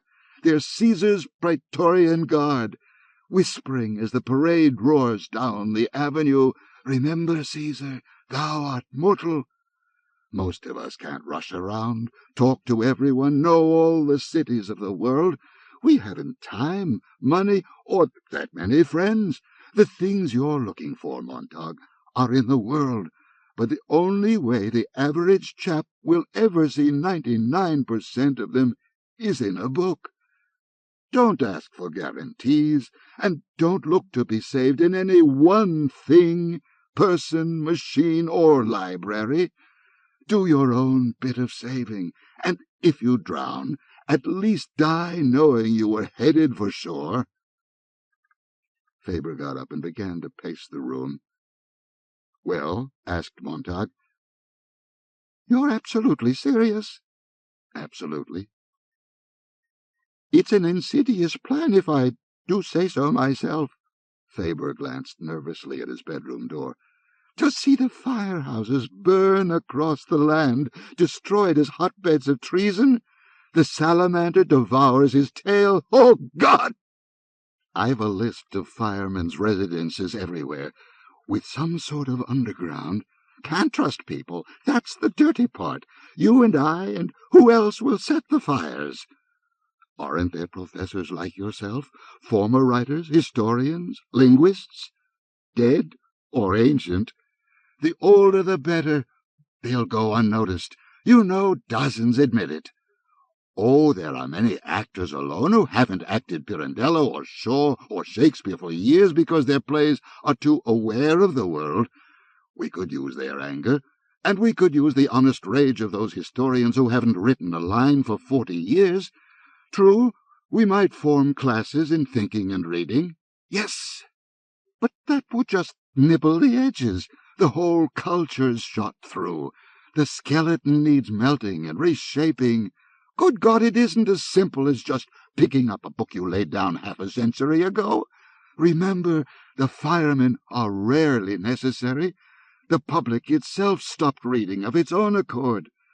You firemen provide a circus now and then, at which buildings are set off and crowds gather for the pretty blaze.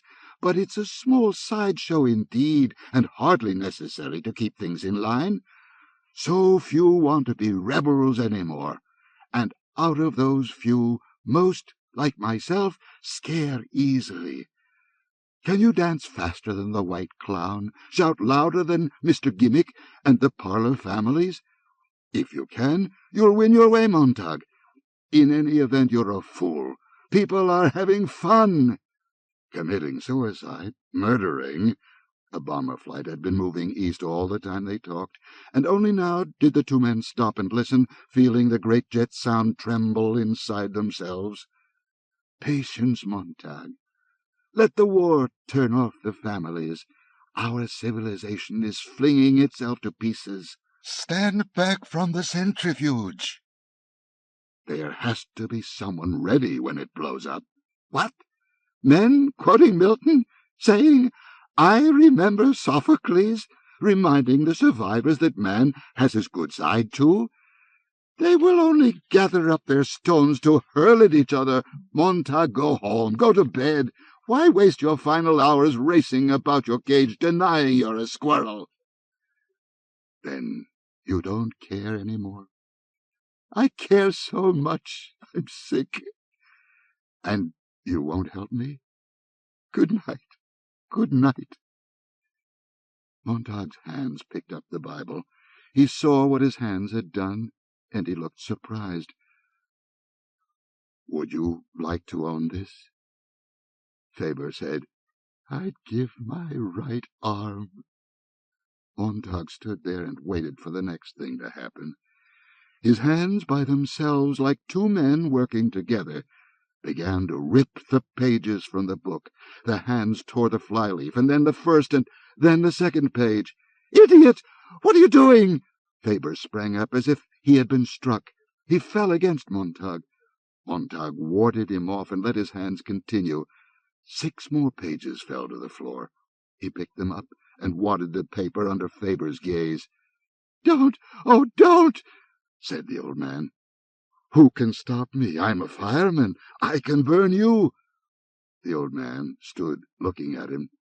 "You wouldn't." "I could." "The book, don't tear it any more." Faber sank into a chair, his face very white, his mouth trembling.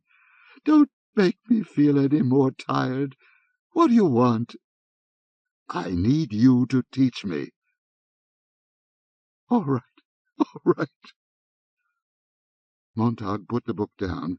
He began to unwad the crumpled paper and flatten it out as the old man watched tiredly. Faber shook his head as if he were waking up.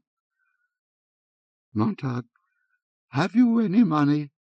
"Some. $500. Why?" "Bring it. I know a man who printed our college paper half a century ago.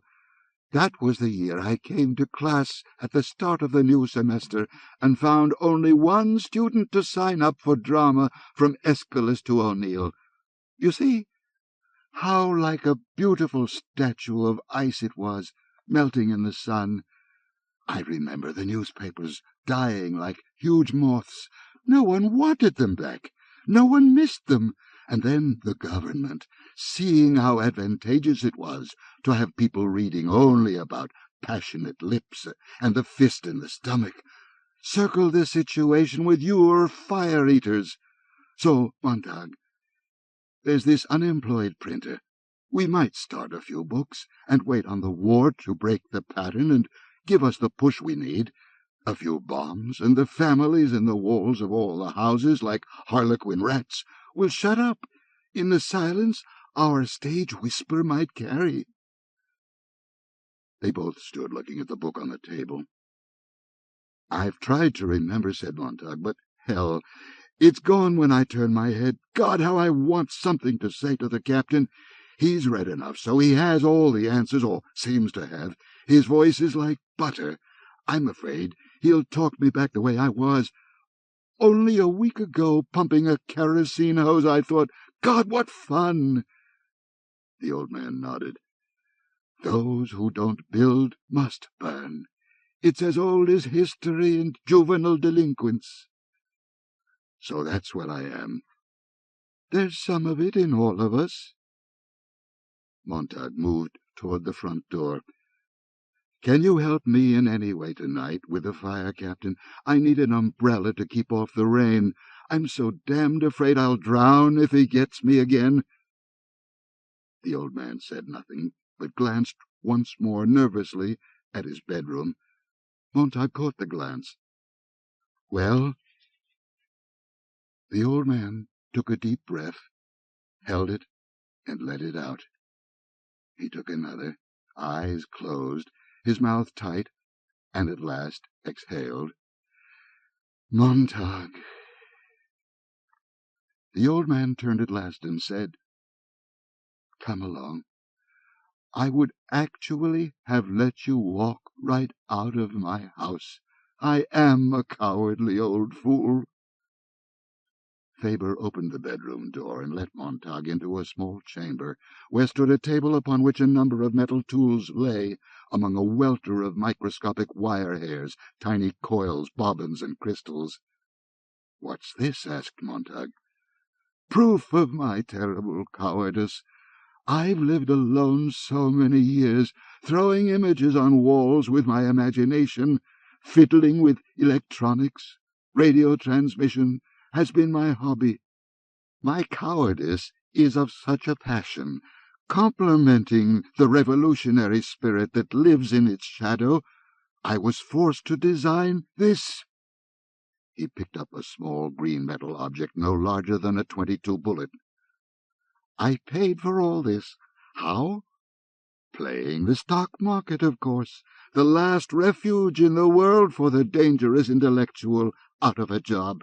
Well, I played the market and built all this, and I've waited, trembling half a lifetime for someone to speak to me. I dared speak to no one.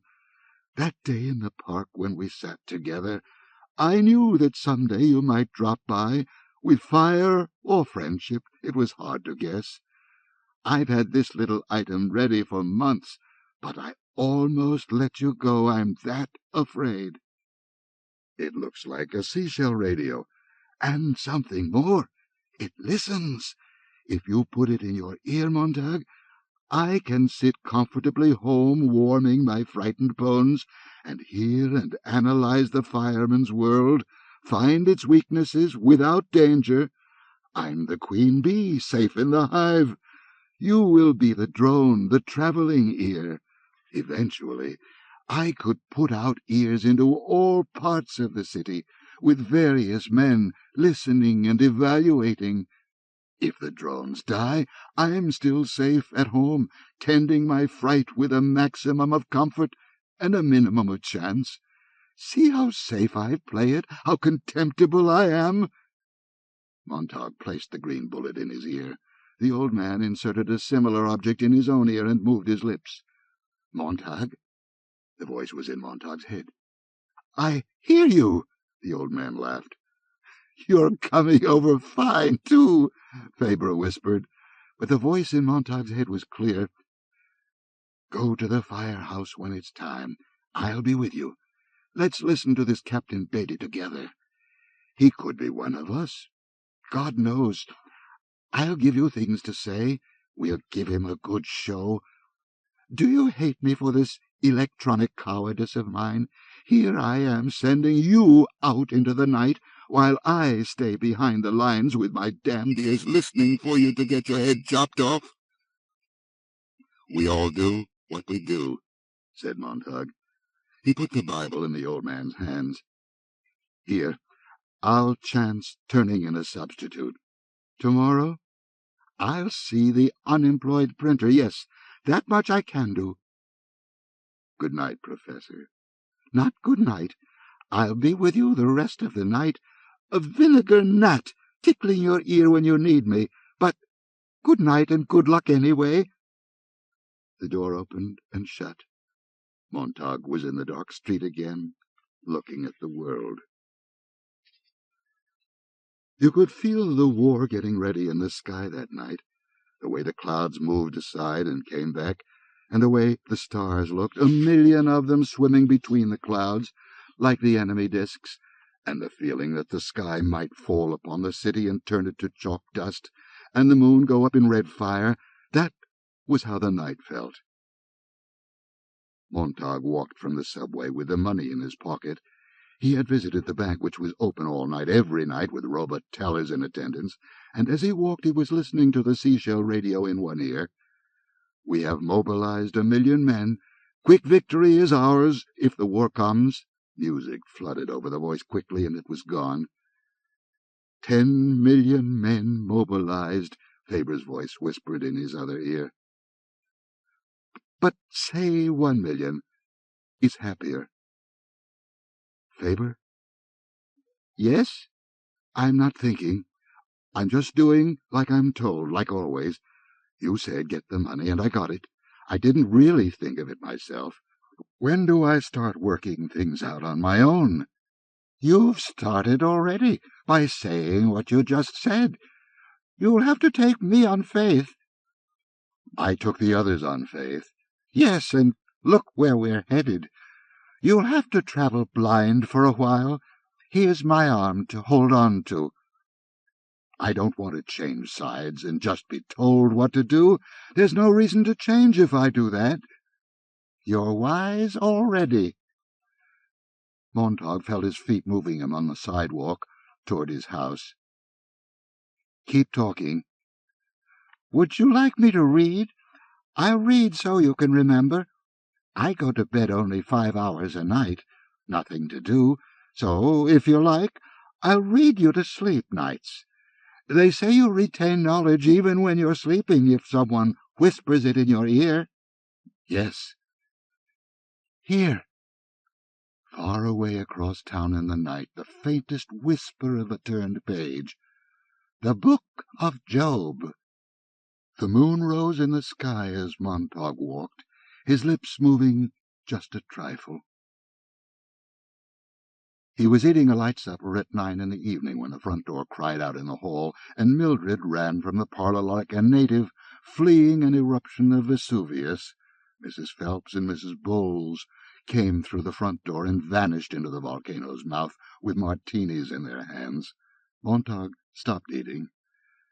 They were like a monstrous crystal chandelier tinkling in 1,000 chimes. He saw their Cheshire cat smiles burning through the walls of the house, and now they were screaming at each other above the din. Montag found himself at the parlour door with his food still in his mouth. "Doesn't everyone look nice?" "Nice? You look fine, Milly." "Fine. Everyone looks swell. Swell." Montag stood watching them. "Patience," whispered Faber. "I shouldn't be here," whispered Montag, almost to himself. "I should be on my way back to you with the money." "Tomorrow's time enough. Careful."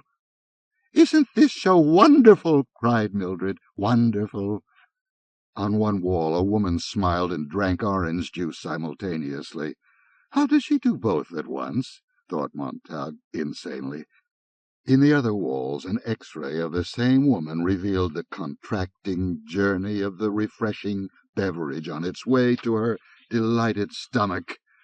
Abruptly the room took off on a rocket flight into the clouds. It plunged into a lime-green sea where blue fish ate red and yellow fish. A minute later 3 white cartoon clowns chopped off each other's limbs to the accompaniment of immense incoming tides of laughter. 2 minutes more, and the room whipped out of town to the jet cars wildly circling an arena, bashing and backing up and bashing each other again.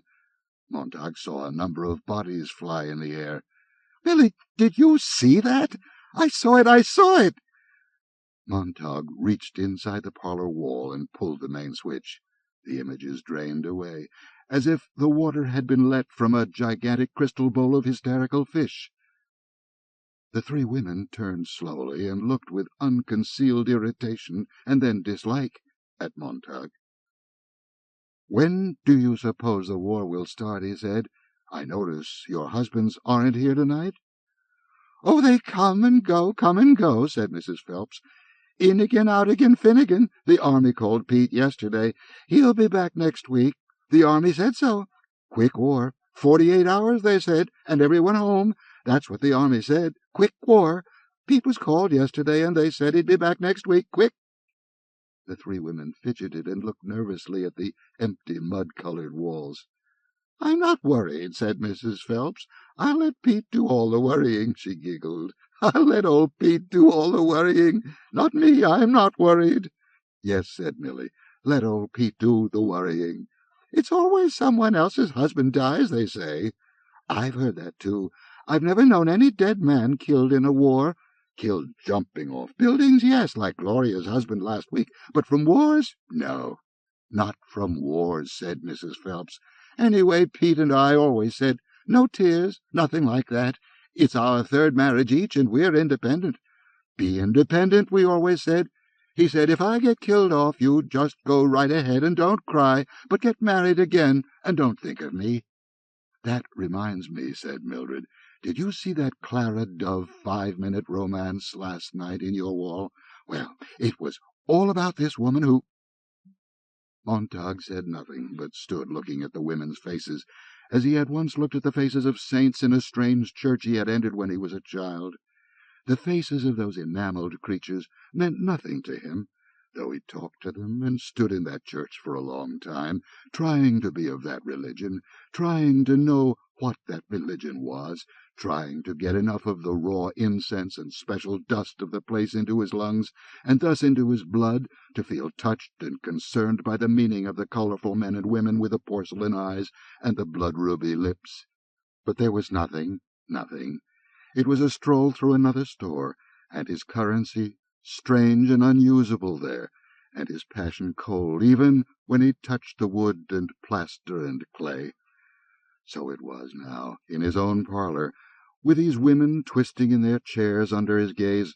lighting cigarettes, blowing smoke, touching their sun-fired hair and examining their blazing fingernails as if they had caught fire from his look. Their faces grew haunted with silence. They leaned forward at the sound of Montag swallowing his final bite of food. They listened to his feverish breathing. The three empty walls of the room were like the pale brows of sleeping giants now, empty of dreams. Montag felt that if you touched these three staring brows, you would feel a fine salt sweat on your fingertips. The perspiration gathered with the silence and the subaudible trembling around and about, and in the women, who were burning with tension. Any moment they might hiss a long sputtering hiss and explode. Montag moved his lips. "Let's talk." The women jerked and stared. "How are your children, Mrs. Phelps?" he asked. "You know I haven't any. No one in his right mind, the good Lord knows, would have children," said Mrs. Phelps, not quite sure why she was angry with this man. "I wouldn't say that," said Mrs. Bowles. "I've had 2 children by caesarean section. No use going through all that agony for a baby. The world must reproduce, you know. The race must go on. Besides, they sometimes look just like you, and that's nice.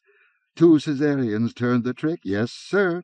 Oh, my doctor said caesareans aren't necessary. You've got the hips for it. Everything's normal. But I insisted. Caesareans are not children, are ruinous. You're out of your mind," said Mrs. Phelps. "I plunk the children in school 9 days out of 10. I put up with them when they come home 3 days a month. It's not bad at all. You heave them into the parlor and turn the switch. It's like washing clothes. Stuff laundry in and slam the lid." Mrs. Bowles tittered. "They'd just as soon kick as kiss me. Thank God I can kick back." The women showed their tongues, laughing. Mildred sat a moment, and then, seeing that Montag was still in the doorway, clapped her hands.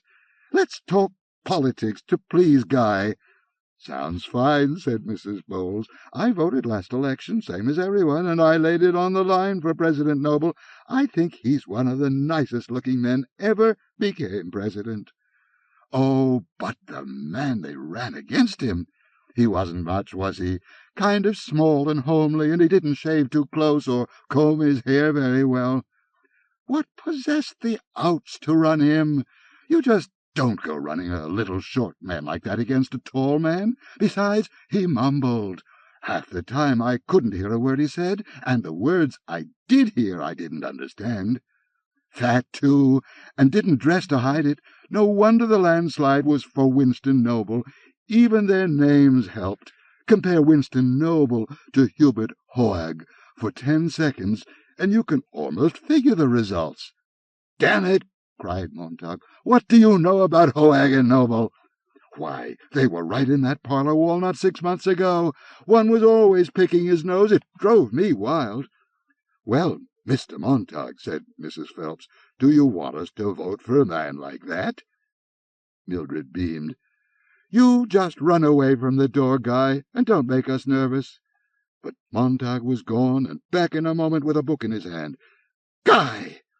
Damn it all! Damn it all! Damn it!" "What have you got there? Isn't that a book? I thought that all special training these days was done by film." Mrs. Phelps blinked. "You reading up on fireman theory?" "Theory, hell!" said Montag. "It's poetry." "Montag," a whisper. "Leave me alone." Montag felt himself turning in a great circling roar and buzz and hum. "Montag, hold on, don't. Did you hear them? Did you hear these monsters talking about monsters? Oh, God, the way they jabber about people and their own children and themselves, and the way they talk about their husbands, and the way they talk about war. Damn it, I stand here and I can't believe it." "I didn't say a single word about any war, I'll have you know," said Mrs. Phelps. "As for poetry, I hate it," says Mrs. Bowles. "Have you ever heard any?" "Montag!" Faber's voice scraped away at him. "You're ruining everything. Shut up, you fool." All 3 women were on their feet. "Sit down," they said. "I'm going home," quavered Mrs. Bowles. Montag, please, in the name of God, what are you up to?" pleaded Faber. Why don't you just read us one of those poems from your little book? Mrs. Phelps nodded. I think that'd be very interesting. That's not right, wailed Mrs. Bowles. We can't do that. Well, look at Mr. Montag. He wants to. I know he does. And if we listen nice, Mr. Montag will be happy, and then maybe we can go on and do something else. She glanced nervously at the long emptiness of the walls enclosing them. Montag, go through with this, and I'll cut off. I'll leave. The beetle jabbed his ear. What good is this? What'll you prove? Scare hell out of 'em, that's what. Scare the living daylights out. Mildred looked at the empty air. Now, Guy, just who are you talking to? A silver needle pierced his brain. Montag, listen. Only one way out. Play it as a joke. Cover up. Pretend you aren't mad at all. Then walk to your wall incinerator and throw the book in. Mildred had already anticipated this in a quavery voice. Ladies, once a year, every fireman's allowed to bring one book home, from the old days, to show his family how silly it all was, how nervous that sort of thing can make you, how crazy. Guy's surprise tonight is to read you one sample to show how mixed up things were, so none of us will ever have to bother our little old heads about that junk again. Isn't that right, darling? He crushed the book in his fists. Say yes. His mouth moved like Faber's. Yes. Mildred snatched the book with a laugh. Here, read this one. No, I take it back. Here's that real funny one you read out loud today. Ladies, you won't understand a word. It goes umpty-tumpty-ump. Go ahead, Guy. That page, dear. He looked at the opened page. A fly stirred its wings softly in his ear. Read. What's the title, dear? Dover Beach. His mouth was numb. Now read, in a nice clear voice, and go slow. The room was blazing hot. He was all fire. He was all coldness. They sat in the middle of an empty desert with 3 chairs, and him standing, swaying, and him waiting for Mrs. Phelps to stop straightening her dress hem, and Mrs. Bowles to take her fingers away from her hair. Then he began to read in a low, stumbling voice that grew firmer as he progressed from line to line, and his voice went out across the desert into the whiteness and around the 3 sitting women there in the great hot emptiness. The sea of faith was once 2 at the full, and round earth's shore lay like the folds of a bright girdle furled. But now I only hear its melancholy, long withdrawing roar, retreating to the breath of the night wind, down the vast edges drear and naked shingles of the world. The chairs creaked under the 3 women. Montag finished it out. Ah, love, let us be true to one another, for the world, which seems to lie before us like a land of dreams, so various, so beautiful, so new, hath really neither joy, nor love, nor light, nor certitude, nor peace, nor helpful pain. And we are here as on a darkling plain swept with confused alarms of struggle and flight, where ignorant armies clash by night. Mrs. Phelps was crying. The others in the middle of the desert watched her crying grow very loud as her face squeezed itself out of shape. They sat, not touching her, bewildered with her display. She sobbed uncontrollably. Montag himself was stunned and shaken. Shh, said Mildred. You're all right, Clara. Now, Clara, snap out of it. Clara, what's wrong? I, sobbed Mrs. Phelps. Don't know. I just don't know. Oh. Mrs. Bowles stood up and glared at Montag. You see? I knew it. That's what I wanted to prove. I knew it would happen. I've always had poetry and tears, poetry and suicide and crying and awful feelings, poetry and sickness, all that mush. Now I've had it proved to me. You're nasty, Mr. Montag. You're nasty. Faber said, Now, Montag felt himself turn and walk to the wall slot, and dropped the book in through the brass notch to the waiting flames. "Silly words, silly words, silly, awful, hurting words," said Mrs. Bowles. "Why do people want to hurt people? Not enough hurt in the world. You got to tease people with stuff like that." "Clara, now, Clara," begged Mildred, pulling her on. "Come on, let's be cheery. You turn the family on now. Go ahead. Let's laugh and be happy now. Stop crying. We'll have a party." "No," said Mrs. Bowles. "I'm trotting right straight home. You want to visit my house and my family, well and good. But I won't come in this fireman's crazy house again in my lifetime. Go home." Montag fixed his eyes upon her quietly. "Go home and think of your first husband divorced, and your second husband killed in a jet, and your third husband blowing his brains out. Go home and think of the dozen abortions you've had. Go home and think of that, and your damned Caesarean sections too, and your children who ate your guts. Go home and think how it all happened, and what did you ever do to stop it. Go home, go home," he yelled, "before I knock you down and kick you out the door." Doors slammed and the house was empty. Montag stood alone in the winter weather, with the parlour walls the colour of dirty snow. In the bathroom water ran. He heard Mildred shake the sleeping tablets into her hand. "Fool, Montag, fool, fool, oh God, you silly fool!" "Shut up!" He pulled the green bullet from his ear and jammed it into his pocket. It sizzled faintly. "Fool, fool!" He searched the house, and found the books where Mildred had stacked them behind the refrigerator. Some were missing, and he knew that she had started on her own slow process of dispersing the dynamite in her house stick by stick. But he was not angry now, only exhausted and bewildered with himself. He carried the books into the backyard and hid them in the bushes near the alley fence. "For tonight only," he thought, "in case she decides to do any more burning." He went back through the house. "Mildred!" he called at the door of the darkened bedroom. There was no sound. Outside, crossing the lawn on his way to work, he tried not to see how completely dark and deserted Clarice McClellan's house was. On the way downtown he was so completely alone with his terrible error that he felt the necessity for the strange warmness and goodness that came from a familiar and gentle voice speaking in the night. Already, in a few short hours, it seemed that he had known Faber a lifetime. Now he knew that he was two people, that he was, above all, Montag, who knew nothing, who did not even know himself a fool, but only suspected it. And he knew that he was also the old man who talked to him and talked to him as the train was sucked from one end of the night city to the other on one long, sickening gasp of motion.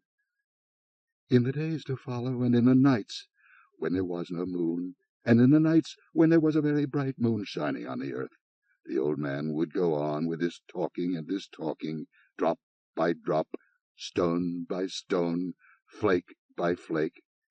His mind would well over at last, and he would not be Montag any more. This the old man told him, assured him, promised him. He would be Montag plus Faber, fire plus water, and then, one day, after everything had mixed and simmered and worked away in silence, there would be neither fire nor water, but wine. Out of two separate and opposite things, a third. And one day he would look back upon the fool, and know the fool. Even now he could feel the start of the long journey, the leave-taking, the going away from the self he had been. It was good listening to the beetle hum, the sleepy mosquito buzz, and delicate filigree murmur of the old man's voice, at first scolding him and then consoling him in the late hour of night, as he emerged from the steaming subway toward the firehouse world. "Pity, Montag, pity! Don't haggle and nag them. You were so recently of them yourself. They are so confident that they will run on forever. But they won't run on. They don't know that this is all one huge, big, blazing meteor that makes a pretty fire in space, but that some day it'll have to hit. They see only the blaze, the pretty fire, as you saw it. Montag old men who stay at home, afraid, tending their peanut-brittle bones, have no right to criticize. Yet you almost killed things at the start. Watch it. I'm with you, remember that. I understand how it happened. I must admit that your blind raging invigorated me. God, how young I felt! But now I want you to feel old. I want a little of my cowardice to be distilled in you tonight. The next few hours, when you see Captain Beatty, tiptoe round him. Let me hear him for you. Let me feel the situation out. Survival is our ticket. Forget the poor, silly women. I made them unhappier than they have been in years, I think, said Montag. It shocked me to see Mrs. Phelps cry. Maybe they're right. Maybe it's best not to face things, to run, have fun. I don't know. I feel guilty. No, you mustn't. If there were no war, if there was peace in the world, I'd say fine, have fun. But, Montag, you mustn't go back to being just a fireman. All isn't well with the world. Montag perspired. Montag, you listening? My feet, said Montag. I can't move them. I feel so damn silly. My feet won't move. Listen. Easy now, said the old man gently. I know. You're afraid of making mistakes. Don't be. Mistakes can be profited by. Man, when I was younger, I shoved my ignorance in people's faces. They beat me with sticks. By the time I was 40, my blunt instrument had been honed to a fine cutting point for me. If you hide your ignorance, no one will hit you, and you'll never learn. Now, pick up your feet, into the firehouse with you. We're twins. We're not alone any more. We're not separated out in different parlors with no contact between. If you need help when Beatty pries at you, I'll be sitting right here in your eardrum making notes. Montag felt his right foot, then his left foot move. Old man, he said, stay with me. The mechanical hound was gone. Its kennel was empty, and the firehouse stood all about in plaster silence, and the orange salamander slept with its kerosene in its belly and the fire throwers crossed upon its flanks. And Montag came in through the silence and touched the brass pole and slid up in the dark air, looking back at the deserted kennel, his heart beating, pausing, beating. Faber was a grey moth, asleep in his ear for the moment. Beatty stood near the drop-hole waiting, but with his back turned, as if he were not waiting. "Well," he said to the men playing cards, "here comes a very strange beast, which in all tongues is called a fool." He put his hand to one side, palm up, for a gift. Montag put the book in it.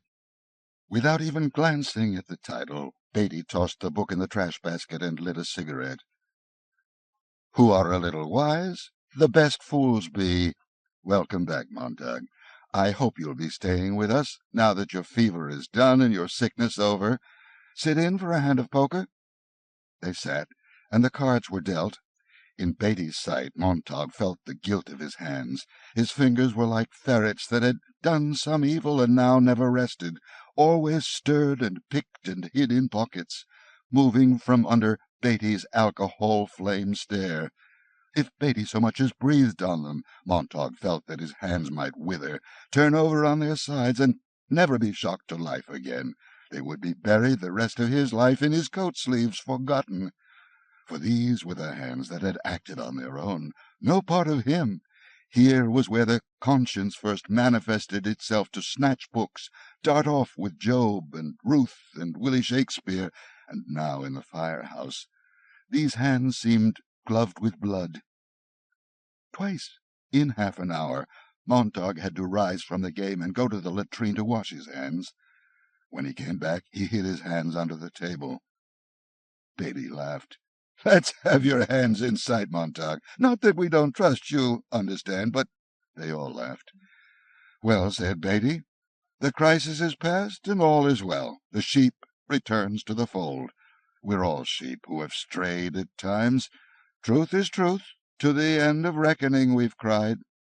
They are never alone that are accompanied with noble thoughts we've shouted to ourselves, sweet food of sweetly uttered knowledge," Sir Philip Sidney said. "But, on the other hand, words are like leaves, and where they most abound, much fruit of sense beneath is rarely found." Alexander Pope. What do you think of that, Montag? I don't know. Careful, whispered Faber, living in another world far away. Or this, a little learning is a dangerous thing. Drink deep, or taste not the Pierian spring. There shallow draughts intoxicate the brain, and drinking largely sobers us again.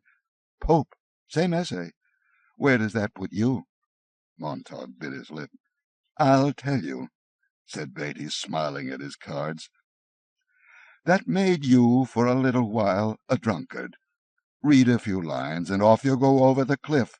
Bang, you're ready to blow up the world, chop off heads, knock down women and children, destroy authority. I know. I've been through it all. I'm all right, said Montag nervously. Stop blushing. I'm not needling. Really, I'm not. Do you know I had a dream an hour ago? I lay down for a catnap, and in this dream you and I, Montag, got into a furious debate on books. You towered with rage, yelled quotes at me. I calmly parried every thrust. Power, I said. And you, quoting Dr. Johnson, said, knowledge is more than equivalent to force. And I said, well, Dr. Johnson also said, dear boy, that he is no wise man that will quit a certainty for an uncertainty. Stick with a fireman, Montag. All else is dreary chaos. Don't listen, whispered Faber. He's trying to confuse. He's slippery. Watch out. Beatty chuckled. And you said, quoting, truth will come to light. Murder will not be hid long. And I cried in good humour, oh God, he speaks only of his horse.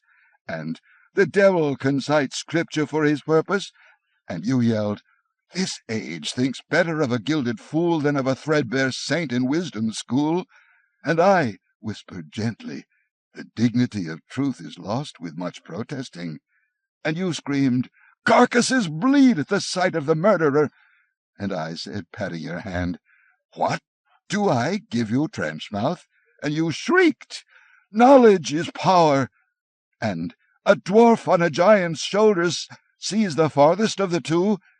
And I summed my side up with rare serenity in the folly of mistaking a metaphor for a proof, a torrent of verbiage for a spring of capital truths, and oneself as an oracle is inborn in us, Mr. Valery once said. Montag's head whirled sickeningly. He felt beaten unmercifully on brow, eyes, nose, lips, chin, on shoulders, on upflailing arms. He wanted to yell, no, shut up, you're confusing things, stop it. Beatty's graceful fingers thrust out to seize his wrist. God, what a pulse! I've got you going, have I, Montag? Jesus, God, your pulse sounds like the day after the war, everything but sirens and bells. Shall I talk some more? I like your look of panic. Swahili, Indian, English lit, I speak them all. A kind of excellent dumb discourse, Willie. Montag, hold on. The moth brushed Montag's ear. He's muddying the waters. Oh, you were scared silly, said Beatty, for I was doing a terrible thing in using the very books you clung to rebut you on every hand, on every point. What traitors books can be. You think they're backing you up, and they turn on you.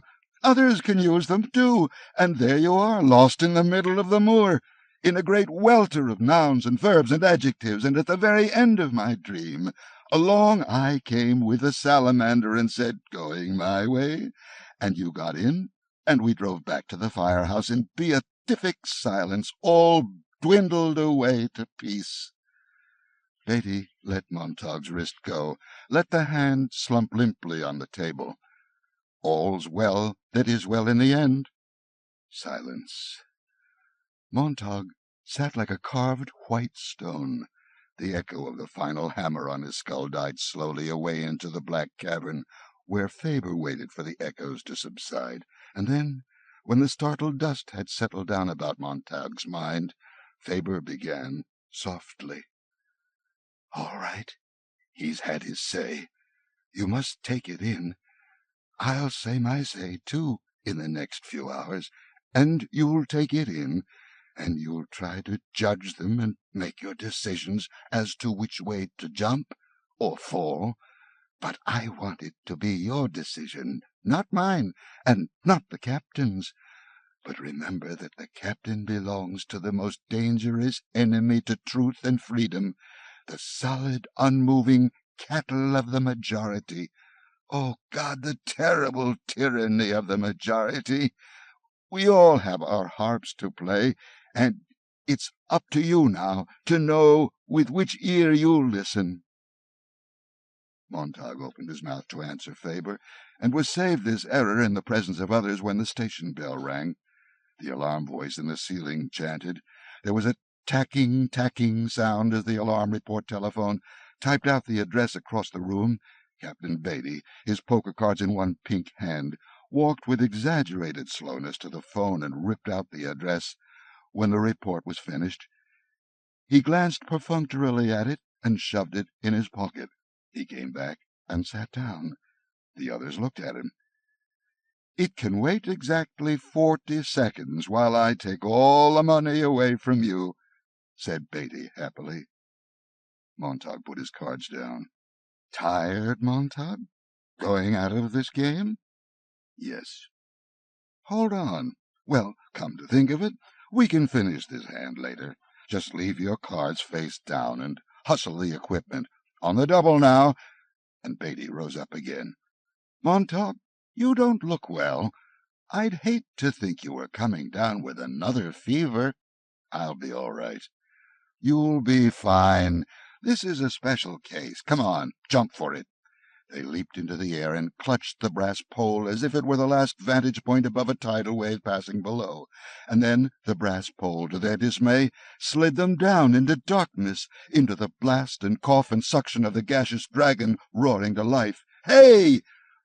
They rounded a corner in thunder and siren, with concussion of tires, with scream of rubber, with a shift of kerosene bulk in the glittery brass tank, like the food in the stomach of a giant, with Montag's fingers jolting off the silver rail, swinging into cold space, with the wind tearing his hair back from his head, with the wind whistling in his teeth, and him all the while thinking of the women, the chaff women in his parlor tonight, with the kernels blown out from under them by a neon wind, and his silly damned reading of a book to them.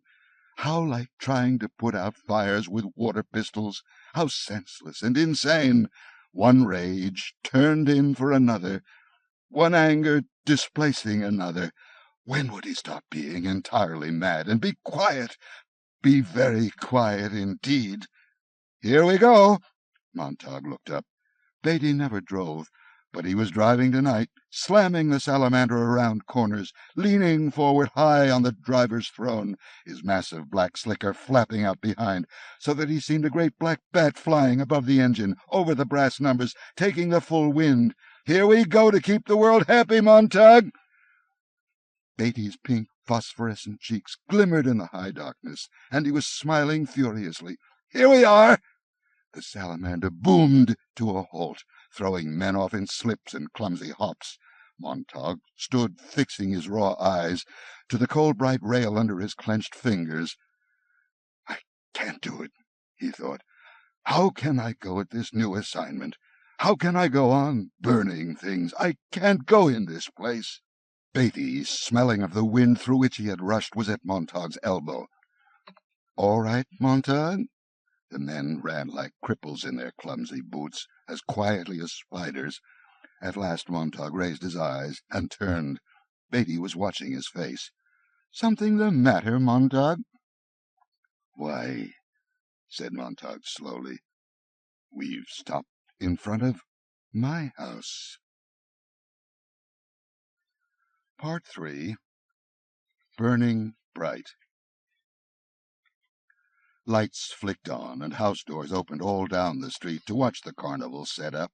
Montag and Beatty stared, one with dry satisfaction, the other with disbelief, at the house before them, this main ring in which torches would be juggled and fire eaten.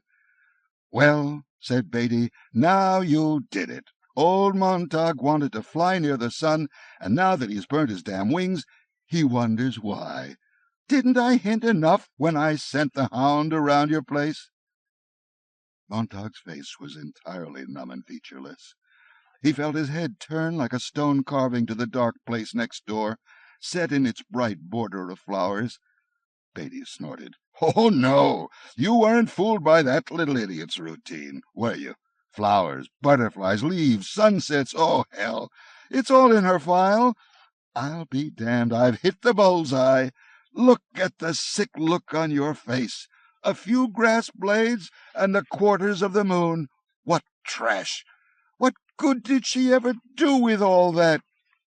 Montag sat on the cold fender of the Dragon, moving his head half an inch to the left, half an inch to the right, left, right, left, right, left.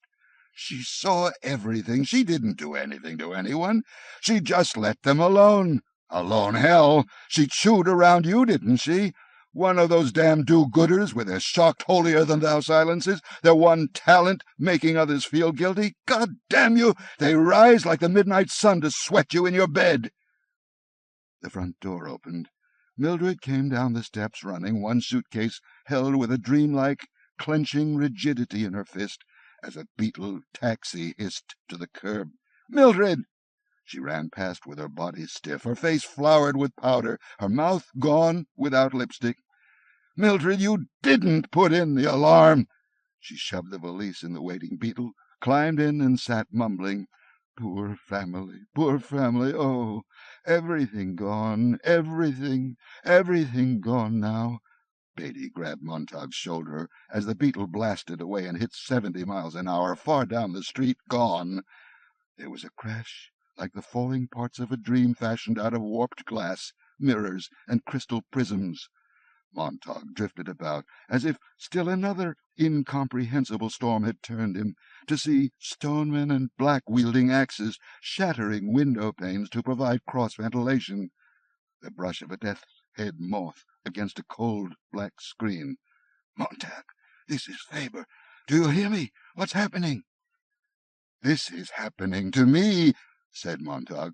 "What a dreadful surprise," said Beatty. "For everyone nowadays knows, absolutely is certain, that nothing will ever happen to me. Others die. I go on. There are no consequences and no responsibilities, except that there are. But let's not talk about them, eh? By the time the consequences catch up with you, it's too late, isn't it, Montag?"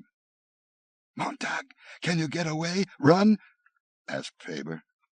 Montag walked, but did not feel his feet touch the cement, and then the night grasses. Beatty flicked his igniter nearby, and the small orange flame drew his fascinated gaze. "What is there about fire that's so lovely? No matter what age we are, what draws us to it?" Beatty blew out the flame and lit it again. "It's perpetual motion, the thing man wanted to invent but never did, or almost perpetual motion. If you let it go on, it'd burn our lifetimes out. What is fire? It's a mystery.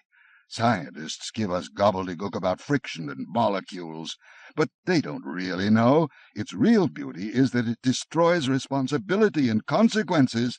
A problem gets too burdensome, then into the furnace with it.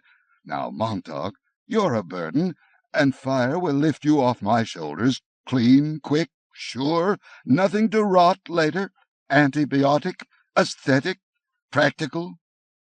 Montag stood looking in now at this queer house, made strange by the hour of the night, by murmuring neighbor voices, by littered glass, and there on the floor, their covers torn off and spilled out like swan feathers, the incredible books that looked so silly and really not worth bothering with, for these were nothing but black type and yellowed paper and ravelled binding.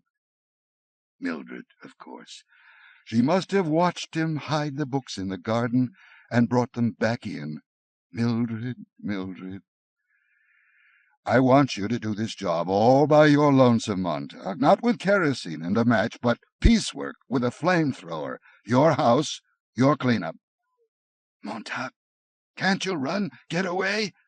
No, cried Montag helplessly. The hound! Because of the hound!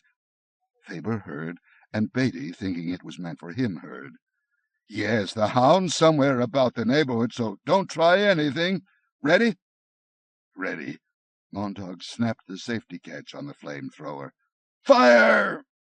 A great, nuzzling gout of fire leaped out to lap at the books and knocked them against the wall. He stepped into the bedroom and fired twice, and the twin beds went up in a great simmering whisper, with more heat and passion and light than he would have supposed them to contain. He burnt the bedroom walls and the cosmetics chest, because he wanted to change everything, the chairs, the tables, and in the dining room the silverware and plastic dishes, everything that showed that he had lived here in this empty house with a strange woman who would forget him tomorrow, who had gone and quite forgotten him already. Listening to her seashell radio pour in on her, and in on her as she rode across town alone. And, as before, it was good to burn. He felt himself gush out in the fire, snatch, rend, rip in half with flame, and put away the senseless problem. If there was no solution, well then, now there was no problem either. Fire was best for everything. The books, Montag! The books leaped and danced like roasted birds, their wings ablaze with red and yellow feathers, and then he came to the parlor where the great idiot monsters lay asleep with their white thoughts and their snowy dreams, and he shot a bolt at each of the 3 blank walls of the vacuum, hissed out at him. The emptiness made an even emptier whistle, a senseless scream. He tried to think about the vacuum upon which the nothingnesses had performed, but he could not. He held his breath so the vacuum could not get into his lungs. He cut off its terrible emptiness, drew back, and gave the entire room a gift of one huge, bright yellow flower of burning. The fireproof plastic sheath on everything was cut wide, and the house began to shudder with flame. "When you're quite finished," said Beatty behind him, "you're under arrest." The house fell in red coals and black ash. It bedded itself down in sleepy pink-gray cinders, and a smoke plume blew over it, rising and waving slowly back and forth in the sky. It was 3:30 in the morning. The crowd drew back into the houses. The great tents of the circus had slumped into charcoal and rubble, and the show was well over. Montag stood with the flamethrower in his limp hands, great islands of perspiration drenching his armpits, his face smeared with soot. The other firemen waited behind him, in the darkness, their faces illumined faintly by the smouldering foundation. Montag started to speak twice, and then finally managed to put his thought together. "Was it my wife turned in the alarm?" Beatty nodded. "But her friends turned in an alarm earlier that I let ride. One way or the other you'd have got it. It was pretty silly quoting poetry around free and easy like that. It was the act of a silly damn snob. Give a man a few lines of verse and he thinks he's the lord of all creation. You think you can walk on water with your books. Well, the world can get by just fine without them. Look where they got you, in slime up to your lip. If I stir the slime with my little finger, you'll drown." Montag could not move. A great earthquake had come with fire and leveled the house, and Mildred was under there somewhere, and his entire life under there, and he could not move. The earthquake was still shaking and falling and shivering inside him, and he stood there, his knees half bent under the great load of tiredness and bewilderment and outrage, letting Beatty hit him without raising a hand. "Montag, you idiot, Montag, you damn fool! Why did you really do it?" Montag did not hear. He was far away. He was running with his mind. He was gone, leaving this dead, soot-covered body to sway in front of another raving fool. "Montag, get out of there!" said Faber. Montag listened. Beatty struck him a blow on the head that sent him reeling back. The green bullet in which Faber's voice whispered and cried fell to the sidewalk. Beatty snatched it up, grinning. He held it half in, half out of his ear. Montag heard the distant voice calling, "Montag, you all right?" Beatty switched the green bullet off and thrust it in his pocket. "Well, so there's more here than I thought. I saw you tilt your head listening. First I thought you had a seashell, but when you turned clever later I wondered. We'll trace this and drop it on your friend." "No," said Montag. He twitched the safety catch on the flame-thrower. Beatty glanced instantly at Montag's fingers, and his eyes widened the faintest bit. Montag saw the surprise there, and himself glanced to his hands to see what new thing they had done. Thinking back later, he could never decide whether the hands or Beatty's reaction to the hands gave him the final push toward murder. The last rolling thunder of the avalanche stoned down about his ears, not touching him. Beatty grinned his most charming grin. "Well, that's one way to get an audience. Hold a gun on a man and force him to listen to your speech." "Speech away! What'll it be this time? Why don't you belt Shakespeare at me, you fumbling snob? There is no terror, Cassius, in your threats, for I am armed so strong in honesty that they pass me as an idle wind which I respect not. How's that? Go ahead now, you second-hand litterateur. Pull the trigger." He took one step toward Montag. Montag only said, "We never burned right." "Hand it over, Guy," said Beatty with a fixed smile. And then he was a shrieking blaze, a jumping, sprawling, gibbering mannequin, no longer human or known, all writhing flame on the lawn as Montag shot one continuous pulse of liquid fire on him. There was a hiss like a great mouthful of spittle banging a red-hot stove, a bubbling and frothing as if salt had been poured over a monstrous black snail to cause a terrible liquefaction, and a boiling over of yellow foam. Montag shut his eyes, shouted, and fought to get his hands at his ears to clamp and to cut away the sound. Beatty flopped over and over and over, and at last twisted in on himself like a charred wax doll, and lay silent. The other two firemen did not move. Montag kept his sickness down long enough to aim the flame-thrower. "Turn around!" They turned, their faces blanched meat, streaming sweat. He beat their heads, knocking off their helmets and bringing them down on themselves. They fell and lay without moving. The blowing of a single autumn leaf. He turned, and a mechanical hound was there.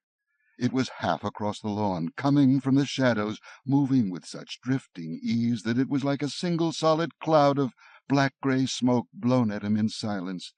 It made a single last leap into the air, coming down at Montag from a good 3 feet over his head, its spidered legs reaching, the procaine needle snapping out its single angry tooth.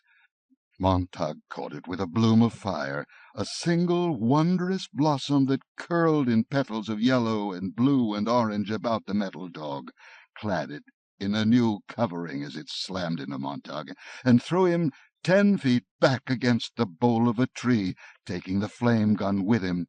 He felt it scrabble and seize his leg and stab the needle in for a moment before the fire snapped the hound up in the air, burst its metal bones at the joints, and blew out its interior in a single flushing of red color like a sky-rocket fastened to the street. Montag lay watching the dead, alive thing fiddle the air and die. Even now it seemed to want to get back at him and finish the injection which was now working through the flesh of his leg. He felt all of the mingled relief and horror at having pulled back only in time to have just his knee slammed by the fender of a car hurtling by at 90 miles an hour. He was afraid to get up, afraid he might not be able to gain his feet at all, with an anesthetized leg. A numbness in a numbness hollowed into a numbness. And now?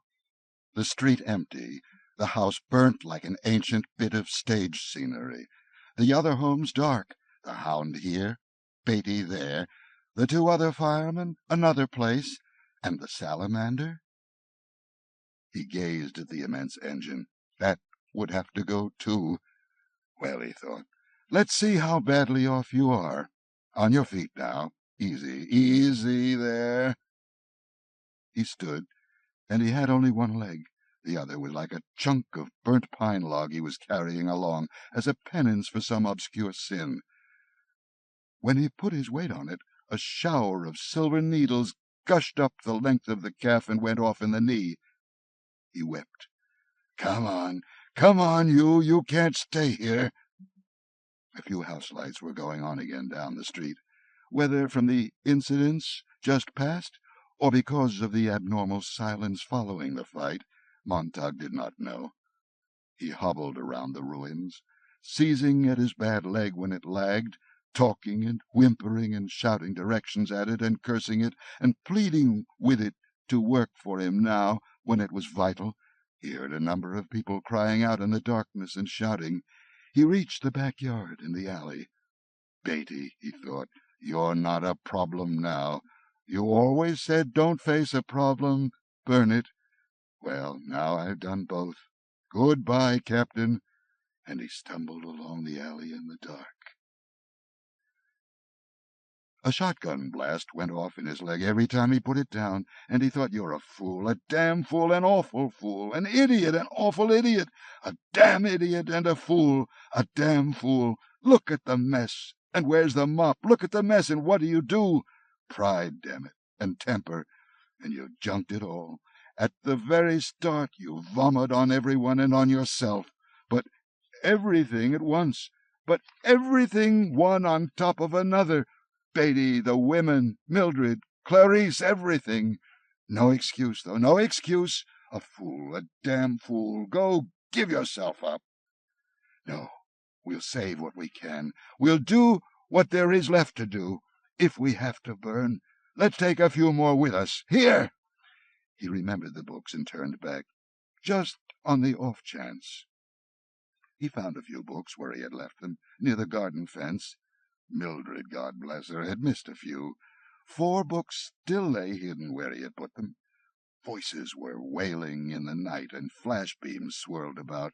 Other salamanders were roaring, their engines far away, and police sirens were cutting their way across town with their sirens.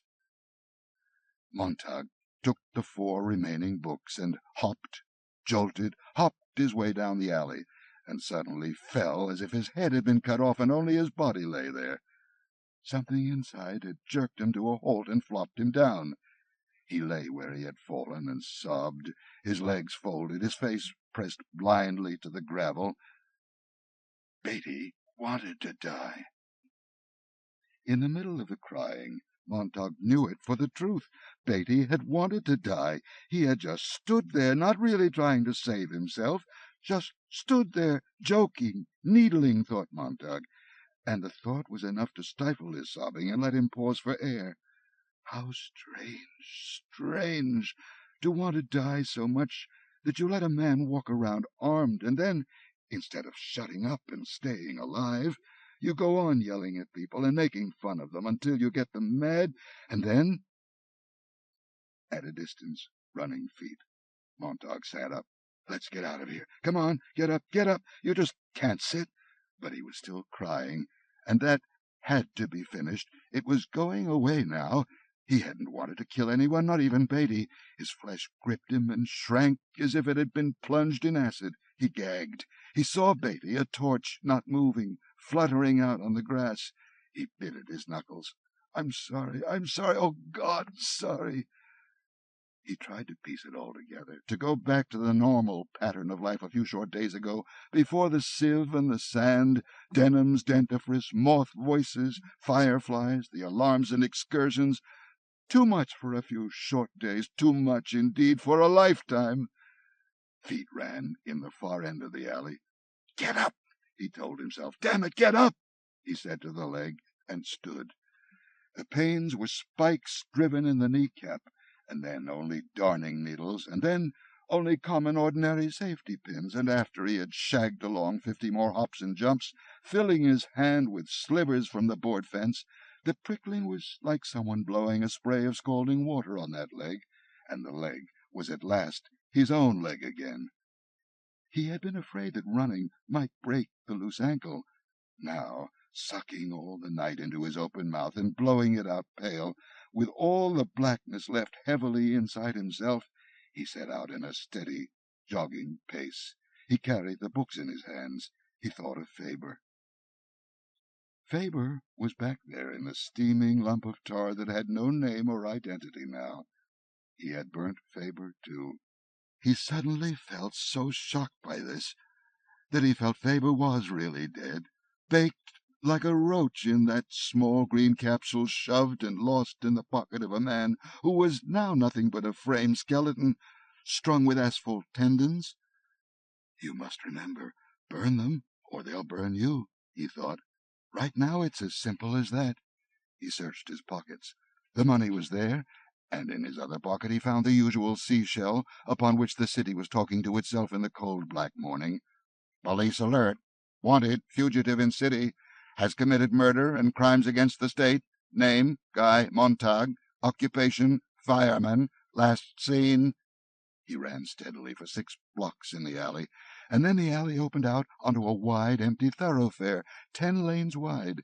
It seemed like a boatless river frozen there in the raw light of the high white arc lamps. You could drown trying to cross it, he felt. It was too wide. It was too open. It was a vast stage without scenery, inviting him to run across, easily seen in the blazing illumination, easily caught, easily shot down. The seashell hummed in his ear. Watch for a man running. Watch for the running man. Watch for a man alone, on foot. Watch. Montag pulled back in the shadows. Directly ahead lay a gas station, a great chunk of porcelain snow shining there, and 2 silver beetles pulling in to fill up. Now he must be clean and presentable if he wished to walk, not run, stroll calmly across that wide boulevard. It would give him an extra margin of safety if he washed up and combed his hair before he went on his way to get... Where? Yes, he thought. Where am I running? Nowhere.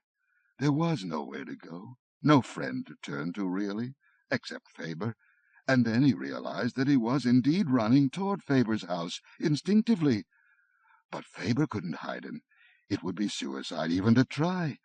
But he knew that he would go to see Faber anyway, for a few short minutes. Faber's would be the place where he might refuel his fast-draining belief in his own ability to survive. He just wanted to know that there was a man like Faber in the world. He wanted to see the man alive and not burnt back there like a body shelled in another body. And some of the money must be left with Faber, of course, to be spent after Montag ran on his way. Perhaps he could make the open country and live on, or near the rivers and near the highways, in the fields and hills. A great whirling whisper made him look to the sky. The police helicopters were rising so far away that it seemed someone had blown the grey head off a dry dandelion flower. 24 of them flurried, wavering, indecisive, 3 miles off, like butterflies puzzled by autumn, and then they were plummeting down to land, one by one, here, there, softly kneading the streets where, turned back to beetles, they shrieked along the boulevards, or, as suddenly, leaped back into the air, continuing their search. And here was the gas station, its attendants busy now with customers. Approaching from the rear, Montag entered the men's washroom. Through the aluminum wall he heard a radio voice saying, "War has been declared." The gas was being pumped outside. The men in the beetles were talking, and the attendants were talking about the engines, the gas, the money owed. Montag stood trying to make himself feel the shock of the quiet statement from the radio, but nothing would happen. The war would have to wait for him to come to it in his personal file, an hour, 2 hours from now. He washed his hands and face and toweled himself dry, making little sound. He came out of the washroom and shut the door carefully and walked into the darkness, and at last stood again on the edge of the empty boulevard. There it lay, a game for him to win, a vast bowling alley in the cool morning. The boulevard was as clean as the surface of an arena 2 minutes before the appearance of certain unnamed victims and certain unknown killers. The air over and above the vast concrete river trembled with the warmth of Montag's body alone. It was incredible how he felt his temperature could cause the whole immediate world to vibrate. He was a phosphorescent target. He knew it, he felt it, and now he must begin his little walk. 3 blocks away, a few headlights glared. Montag drew a deep breath. His lungs were like burning brooms in his chest. His mouth was sucked dry from running. His throat tasted of bloody iron, and there was rusted steel in his feet. What about those lights there? Once you started walking, you'd have to gauge how fast those beetles could make it down here. Well, how far was it to the other curb? It seemed like 100 yards. Probably not 100, but figure for that anyway. Figure that, with him going very slowly at a nice stroll, it might take as much as 30 seconds, 40 seconds to walk all that way. The beetles? Once started, they could leave 3 blocks behind them in about 15 seconds. So, even if halfway across he started to run, he put his right foot out, and then his left foot, and then his right. He walked on the empty avenue. Even if the street were entirely empty, of course, you couldn't be sure of a safe crossing, for a car could appear suddenly over the rise 4 blocks farther on, and beyond, and past you, before you had taken a dozen breaths. He decided not to count his steps. He looked neither to left nor right. The light from the overhead lamps seemed as bright and revealing as the midday sun, and just as hot. He listened to the sound of the car picking up speed 2 blocks away on his right. Its movable headlights jerked back and forth suddenly, and caught at Montag. "Keep going." Montag faltered, got a grip on the books, and forced himself not to freeze. Instinctively he took a few quick running steps, then talked out loud to himself and pulled up to stroll again. He was now half across the street, but the roar from the Beetle's engines whined higher as it put on speed. The police, of course, they see me. But slow now, slow, quiet, don't turn, don't look, don't seem concerned. Walk, that's it, walk, walk. The Beetle was rushing. The Beetle was roaring. The Beetle raised its speed. The Beetle was whining. The Beetle was in high thunder. The Beetle came skimming. The Beetle came in a single whistling trajectory, fired from an invisible rifle. It was up to 120 miles per hour. It was up to 130 at least. Montag clamped his jaws. The heat of the racing headlights burned his cheeks, it seemed, and jittered his eyelids and flushed the sour sweat out all over his body. He began to shuffle idiotically and talk to himself, and then he broke and just ran. He put out his legs as far as they would go, and down, and then far out again, and down, and back, and out, and down, and back. God! God! He dropped a book, broke pace, almost turned, changed his mind, plunged on, yelling in concrete emptiness, the Beetle scuttling after its running food. 200, 100 feet away, 90, 80, 70... Montag gasping, flailing his hands, legs up, down, out, closer, closer, hooting, calling. His eyes burnt white now as his head jerked about to confront the flashing glare. Now the Beetle was swallowed in its own light. Now it was nothing but a torch hurtling upon him, all sound, all blare. Now, almost on top of him, he stumbled and fell. "I'm done. It's over." But the falling made a difference. An instant before reaching him, the wild Beetle cut and swerved out. It was gone. Montag lay flat, his head down. Wisps of laughter trailed back to him with the blue exhaust from the Beetle. His right hand was extended above him flat. Across the extreme tip of his middle finger he saw now, as he lifted that hand, a faint 16th of an inch of black tread where the tire had touched in passing. He looked at that black line with disbelief, getting to his feet. That wasn't the police, he thought. He looked down the boulevard. It was clear now. A car full of children, all ages. God knew, from 12 to 16, out whistling, yelling, hurrahing, had seen a man, a very extraordinary sight, a man strolling, a rarity, and simply said, "Let's get him. not knowing he was the fugitive Mr. Montag, simply a number of children out for a long night of roaring 500 or 600 miles in a few moonlit hours, their faces icy with wind, and coming home or not coming at dawn, alive or not alive. That made the adventure. They would have killed me, thought Montag, swaying, the air still torn and stirring about him in dust, touching his bruised cheek. For no reason at all in the world. They would have killed me. He walked toward the far curb, telling each foot to go and keep going. Somehow he had picked up the spilled books. He didn't remember bending or touching them. He kept moving them from hand to hand, as if they were a poker hand he could not figure. I wonder if they were the ones who killed Clarice. He stopped, and his mind said it again very loud. I wonder if they were the ones who killed Clarice. He wanted to run after them, yelling. His eyes watered. The thing that had saved him was falling flat. The driver of that car, seeing Montag down, instinctively considered the probability that running over a body at such a high speed might turn the car upside down and spill them out. If Montag had remained an upright target. Montag gasped. Far down the boulevard, 4 blocks away, the beetle had slowed, spun about on 2 wheels, and was now racing back, slanting over on the wrong side of the street, picking up speed. But Montag was gone, hidden in the safety of the dark alley, for which he had set out on a long journey an hour, or was it a minute ago? He stood shivering in the night, looking back out as the beetle ran by and skidded back to the center of the avenue, whirling laughter in the air all about it. Gone. Farther on, as Montag moved in darkness, he could see the helicopters falling like the first flakes of snow in the long winter to come. The house was silent.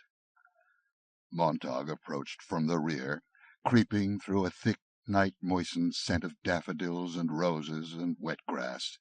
He touched the screen door in back, found it open, slipped in, moved across the porch, listening. Mrs. Black, are you asleep in there? He thought. This isn't good. But your husband did it to others, and never asked, and never wondered, and never worried. And now, since you're a fireman's wife, it's your house and your turn. For all the houses your husband burnt, and the people he hurt without thinking. The house did not reply. He hid the books in the kitchen, and moved from the house again to the alley, and looked back, and the house was still dark and quiet, sleeping. On his way across town, with the helicopters fluttering like torn bits of paper in the sky, he phoned the alarm at a lonely phone booth outside a store that was closed for the night.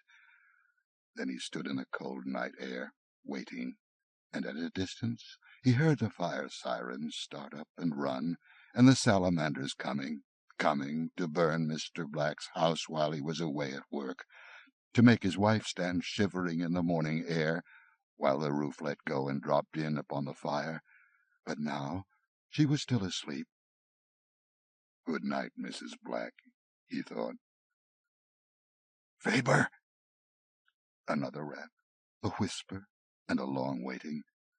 Then, after a minute, a small light flickered inside Faber's small house. After another pause, the back door opened. They stood looking at each other in the half-light, Faber and Montag, as if each did not believe in the other's existence. Then Faber moved and put out his hand and grabbed Montag and moved him in and sat him down and went back and stood in the door listening. The sirens were wailing off in the morning distance. He came in and shut the door. Montag said, I've been a fool all down the line. I can't stay long. I'm on my way God knows where. At least you were a fool about the right things, said Faber. I thought you were dead. The audio capsule I gave you burnt. I heard the captain talking to you, and suddenly there was nothing. I almost came out looking for you. The captain's dead. He found the audio capsule. He heard your voice. He was going to trace it. I killed him with the flamethrower." Faber sat down and did not speak for a time. "My God, how did this happen?" said Montag. "It was only the other night everything was fine, and the next thing I know I'm drowning. How many times can a man go down and still be alive? I can't breathe. There's Beatty dead, and he was my friend once, and there's Milly gone. I thought she was my wife, but now I don't know. And the house all burnt, and my job gone, and myself on the run, and I planted a book in a fireman's house on the way. Good Christ, the things I've done in a single week!" "You did what you had to do. It was coming on for a long time." "Yes, I believe that. If there's nothing else, I believe it saved itself up to happen. I could feel it for a long time. I was saving something up. I went around doing one thing and feeling another. God, it was all there. It's a wonder it didn't show on me like fat. And now here I am, messing up your life, too. They might follow me here." "I feel alive for the first time in years," said Faber. "I feel I'm doing what I should have done a lifetime ago. For a little while I'm not afraid. Maybe it's because I'm doing the right thing at last. Maybe it's because I've done a rash thing and don't want to look the coward to you. I suppose I'll have to do even more violent things, exposing myself so I won't fall down on the job and turn scared again. What are your plans?" "To keep running." "You know the war's on." "I heard." "God, isn't it funny?" said the old man. "It seems so remote, because we have our own troubles." "I haven't had time to think." Montag drew out $100. "I want this to stay with you. Use it any way that'll help when I'm gone. But I might be dead by noon. Use this." Faber nodded. "You'd better head for the river if you can. Follow along it, and if you can hit the old railroad lines going out into the country, follow them. Even though practically everything's airborne these days, and most of the tracks are abandoned, the rails are still there, rusting. I've heard there are still hobo camps all across the country here and there. Walking camps, they call them. And if you keep walking far enough and keep an eye peeled, they say there's lots of old Harvard degrees on the tracks between here and Los Angeles. Most of them are wanted and hunted in the cities. They survive, I guess. There aren't many of them, and I guess the government's never considered them a great enough danger to go in and track them down. You might hole up with them for a time and get in touch with me in St. Louis. I'm leaving on the 5 a.m. bus this morning to see a retired printer there. I'm getting out in the open myself at last. This money will be put to good use. Thanks, and God bless you. Do you want to sleep a few minutes?" "I'd better run." "Let's check." He took Montag quickly into the bedroom and lifted a picture frame aside, revealing a television screen the size of a postal card. "I always wanted something very small, something I could walk to, something I could blot out with the palm of my hand if necessary, nothing that could shout me down, nothing monstrous big. So, you see," he snapped it on. "Montag," the TV set said and lit up. "Montag. The name was spelled out by a voice. "Guy Montag. Still running. Police helicopters are up. A new mechanical hound has been brought from another district." Montag and Faber looked at each other. "Mechanical hound never fails. Never since its first use in tracking quarry has this incredible invention made a mistake. Tonight, this network is proud to have the opportunity to follow the hound by camera helicopter as it starts on its way to the target." Faber poured 2 glasses of whiskey. "We'll need these." They drank. Nose so sensitive the mechanical hound can remember and identify 10,000 odor indexes on 10,000 men without resetting. Faber trembled the least bit, and looked about at his house, at the walls, the door, the doorknob, and the chair where Montag now sat. Montag saw the look. They both looked quickly about the house, and Montag felt his nostrils dilate, and he knew that he was trying to track himself, and his nose was suddenly good enough to sense the path he had made in the air of the room, and the sweat of his hand hung from the doorknob, invisible, but as numerous as the jewels of a small chandelier. He was a luminous cloud, a ghost that made breathing once more impossible. He saw Faber stop up his own breath for fear of drawing that ghost into his own body, perhaps, being contaminated with the phantom exhalations and odors of a running man. The mechanical hound is now landing by helicopter at the site of the burning. And there on the small screen was the burnt house, and the crowd, and something with a sheet over it, and out of the sky, fluttering, came the helicopter like a grotesque flower. So they must have their game out, thought Montag. The circus must go on, even with war beginning within the hour. He watched the scene, fascinated, not wanting to move. It seemed so remote, and no part of him. It was a play apart and separate, wondrous to watch, not without its strange pleasure. That's all for me, he thought. That's all taking place just for me, by God.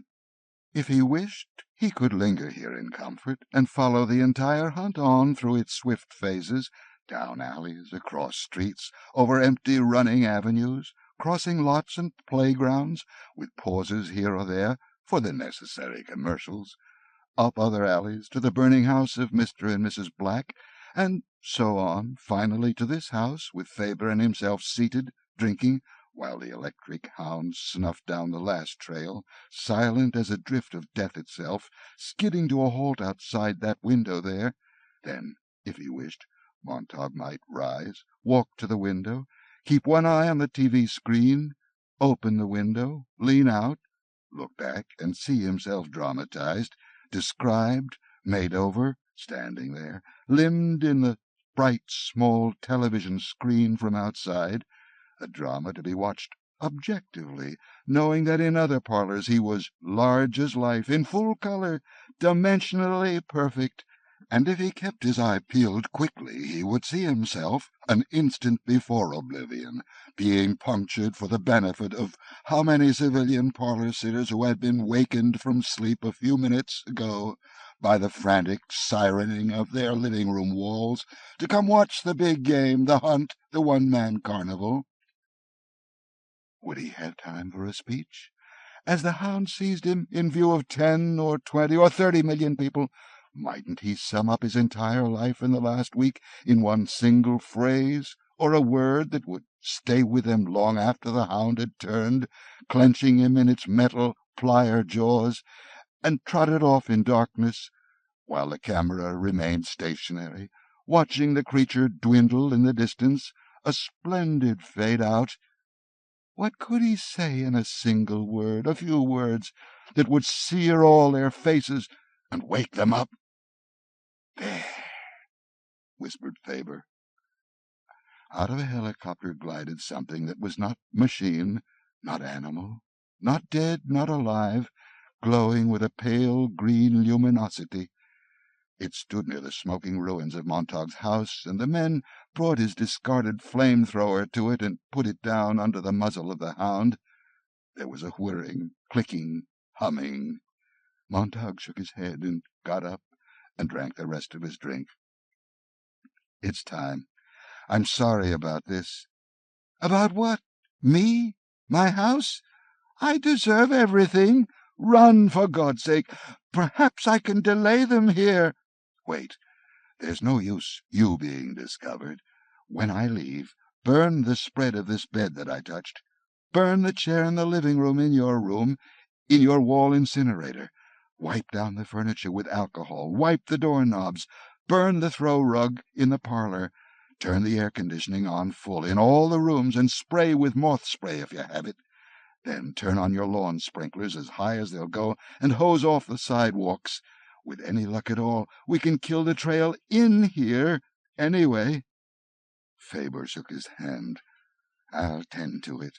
Good luck. If we're both in good health, next week, the week after, get in touch. General delivery, St. Louis. I'm sorry there's no way I can go with you this time by earphone. That was good for both of us, but my equipment was limited.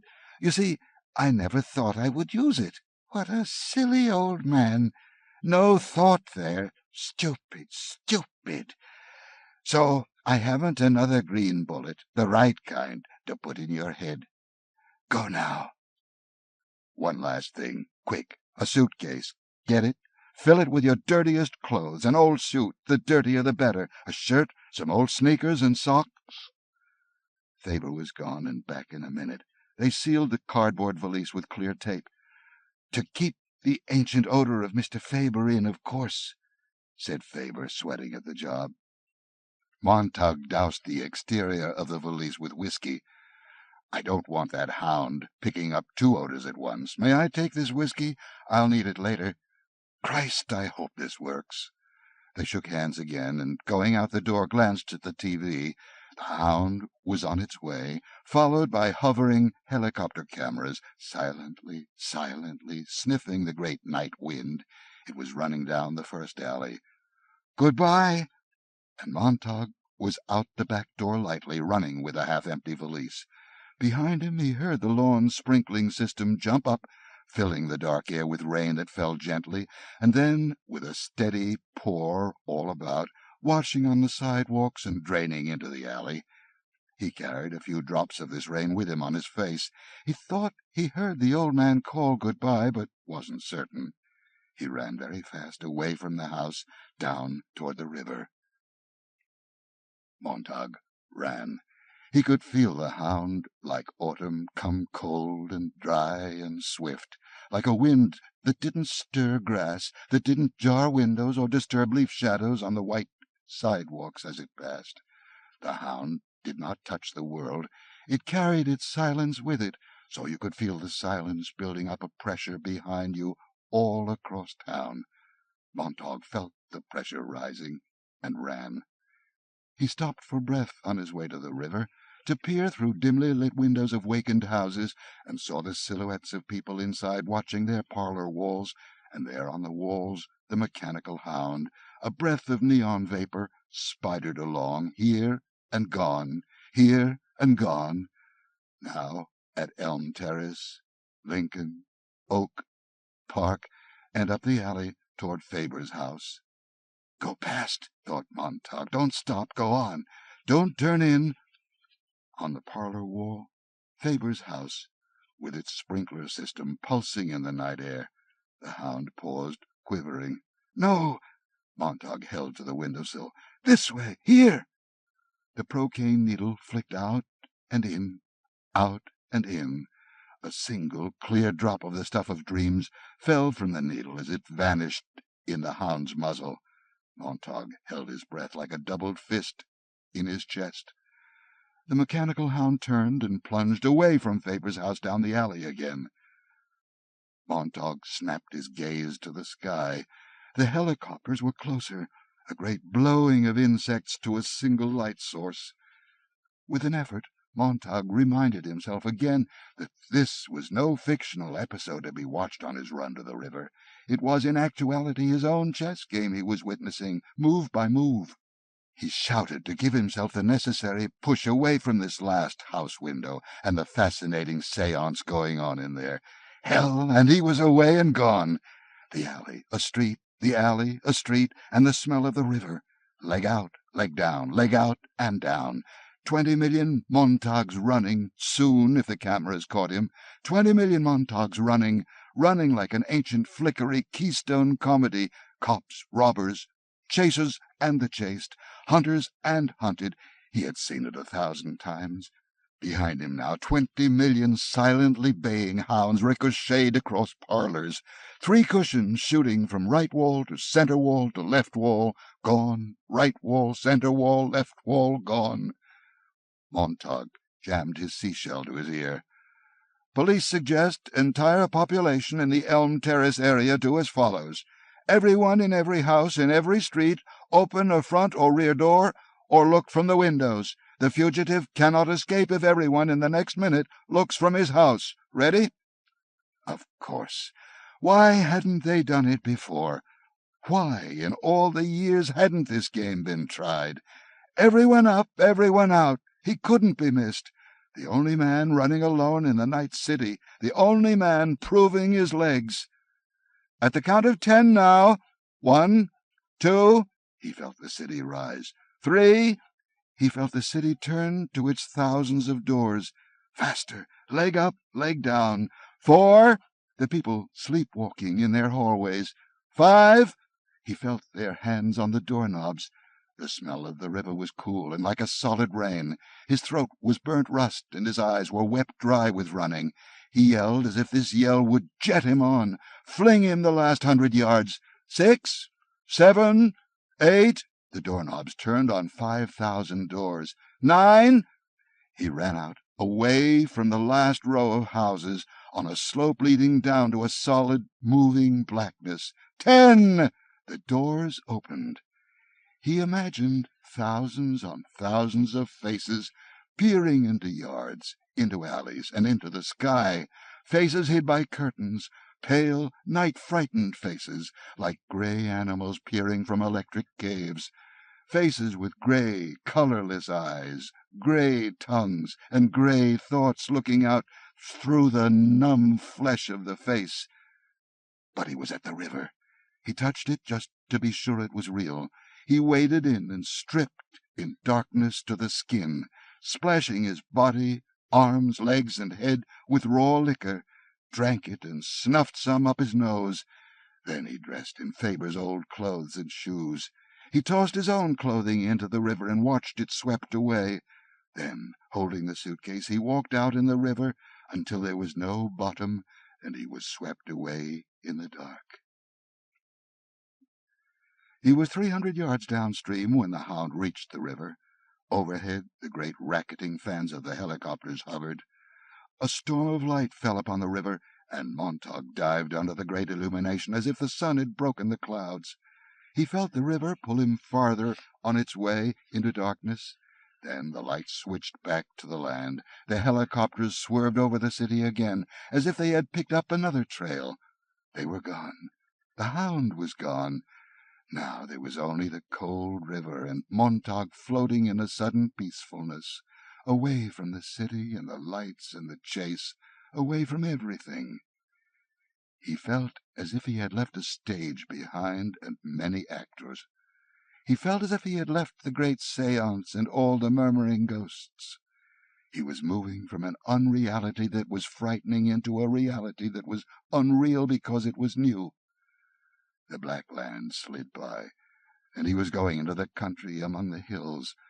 For the first time in a dozen years the stars were coming out above him, in great processions of wheeling fire.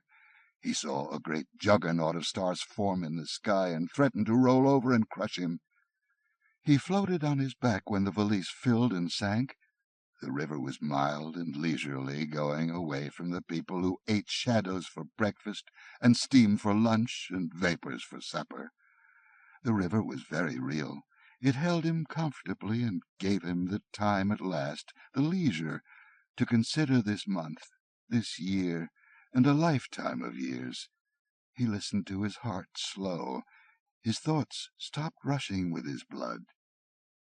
He saw the moon low in the sky now, the moon there, and the light of the moon caused by what?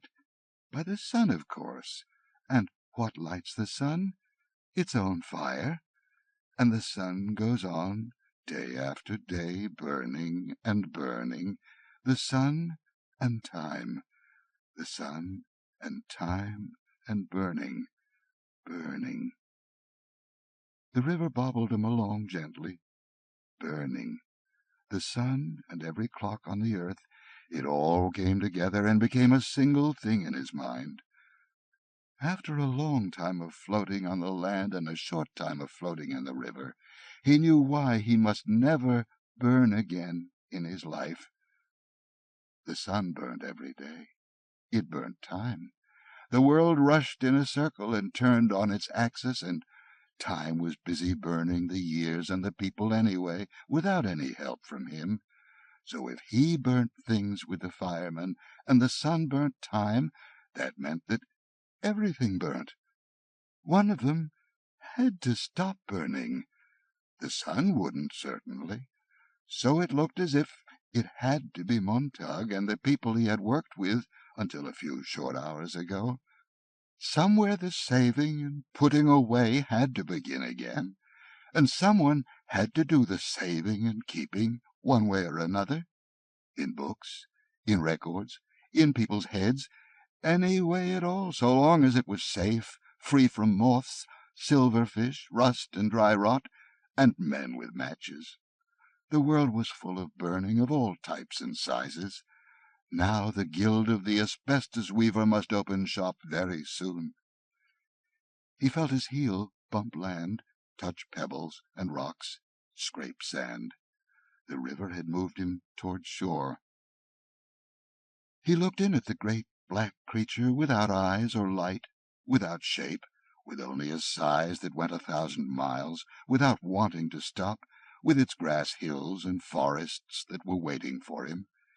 He hesitated to leave the comforting flow of the water. He expected the hound there. Suddenly the trees might blow under a great wind of helicopters, but there was only the normal autumn wind high up, going by like another river. Why wasn't the hound running? Why had the search veered inland? Montag listened. Nothing. Nothing. Milly, he thought. All this country here, listen to it. Nothing and nothing. So much silence, Milly. I wonder how you'd take it. Would you shout, "Shut up, shut up"? Milly, Milly. And he was sad.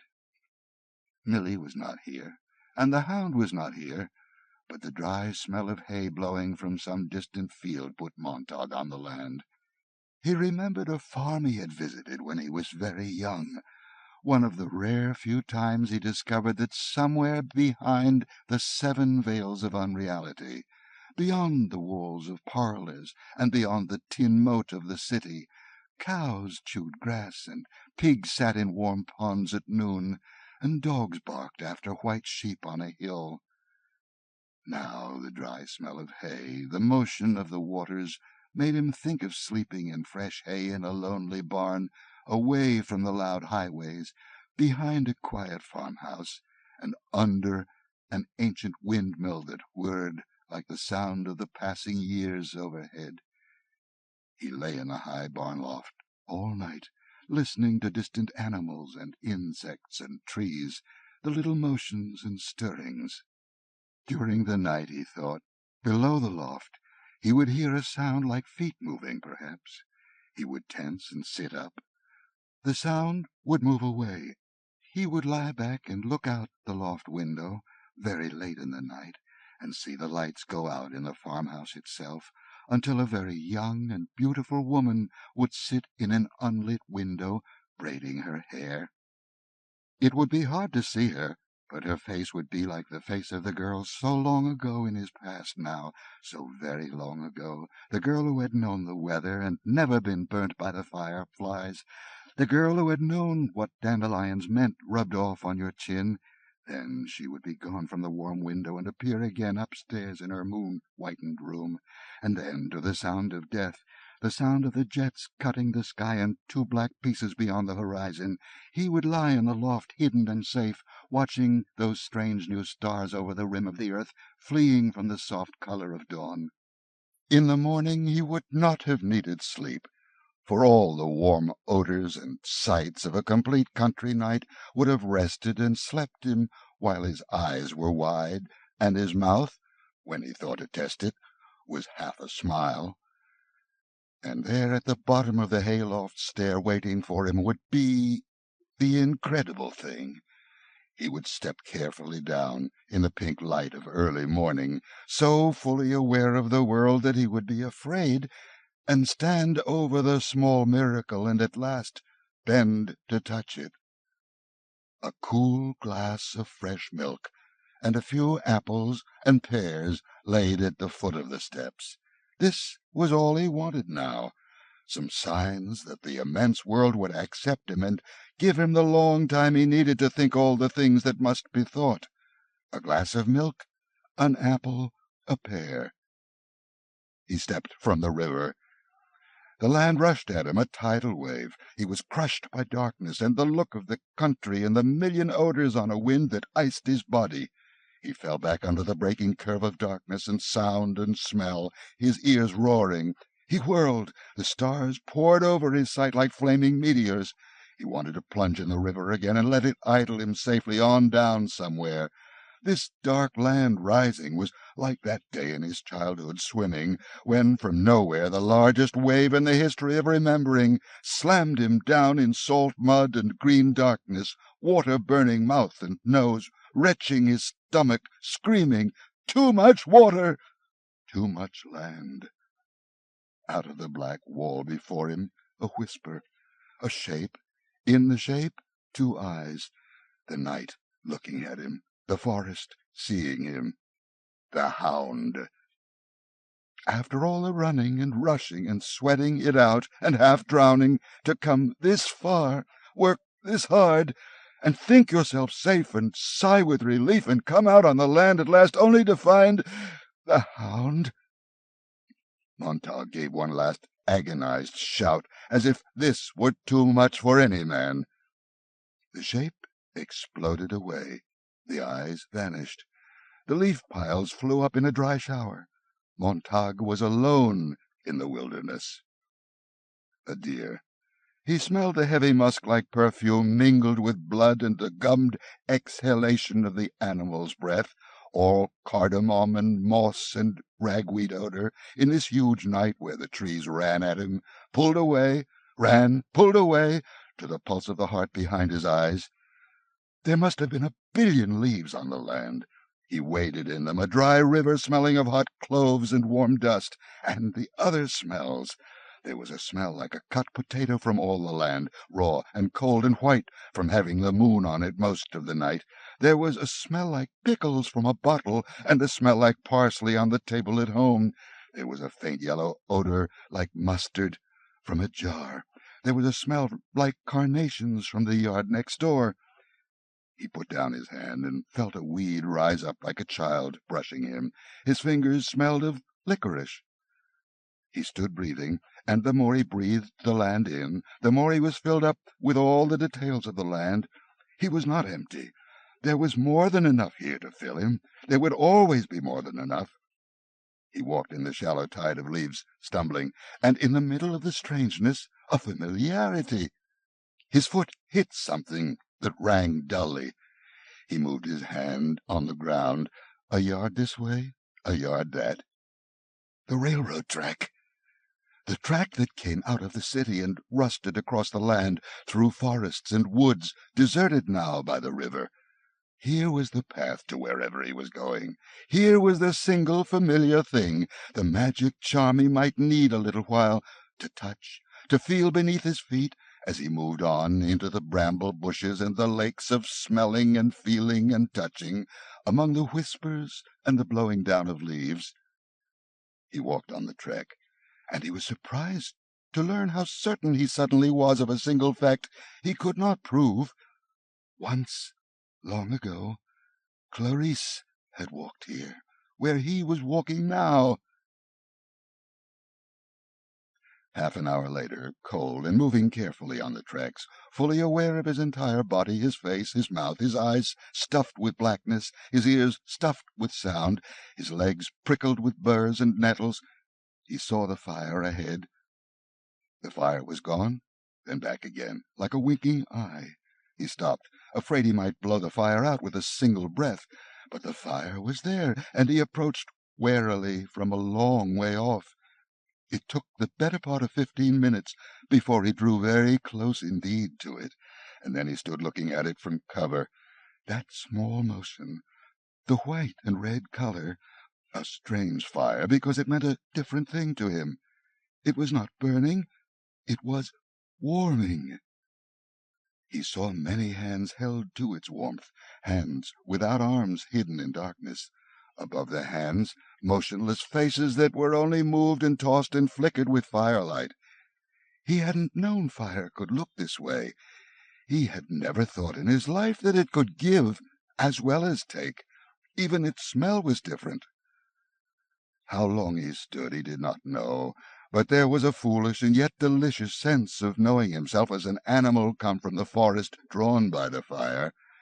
He was a thing of brush and liquid eye, of fur and muzzle and hoof.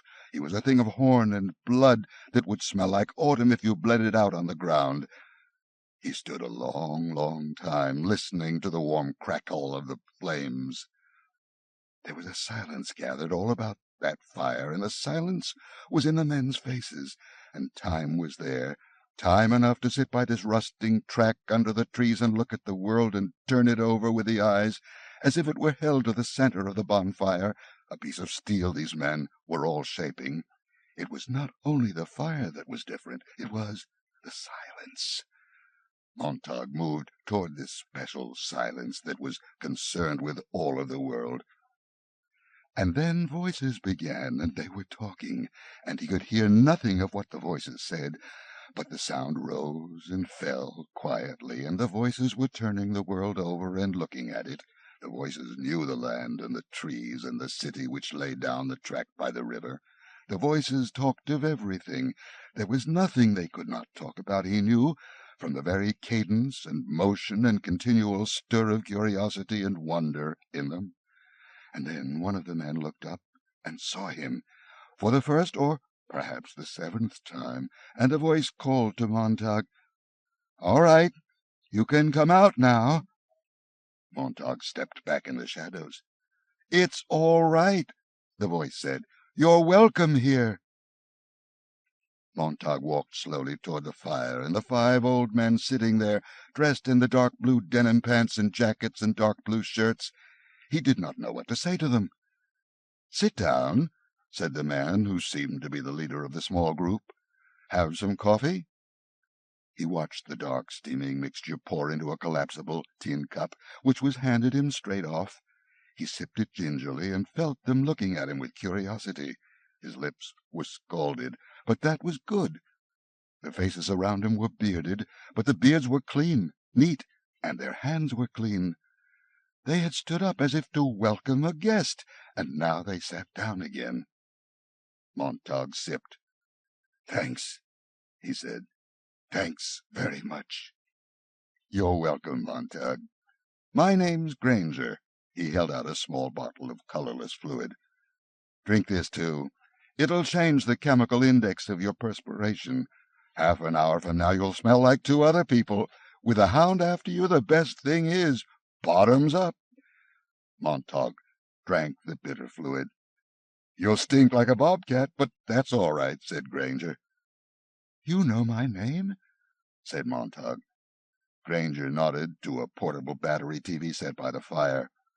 "We watched the chase. Figured you'd wind up south along the river. When we heard you plunging around out in the forest like a drunken elk, we didn't hide as we usually do. We figured you were in the river.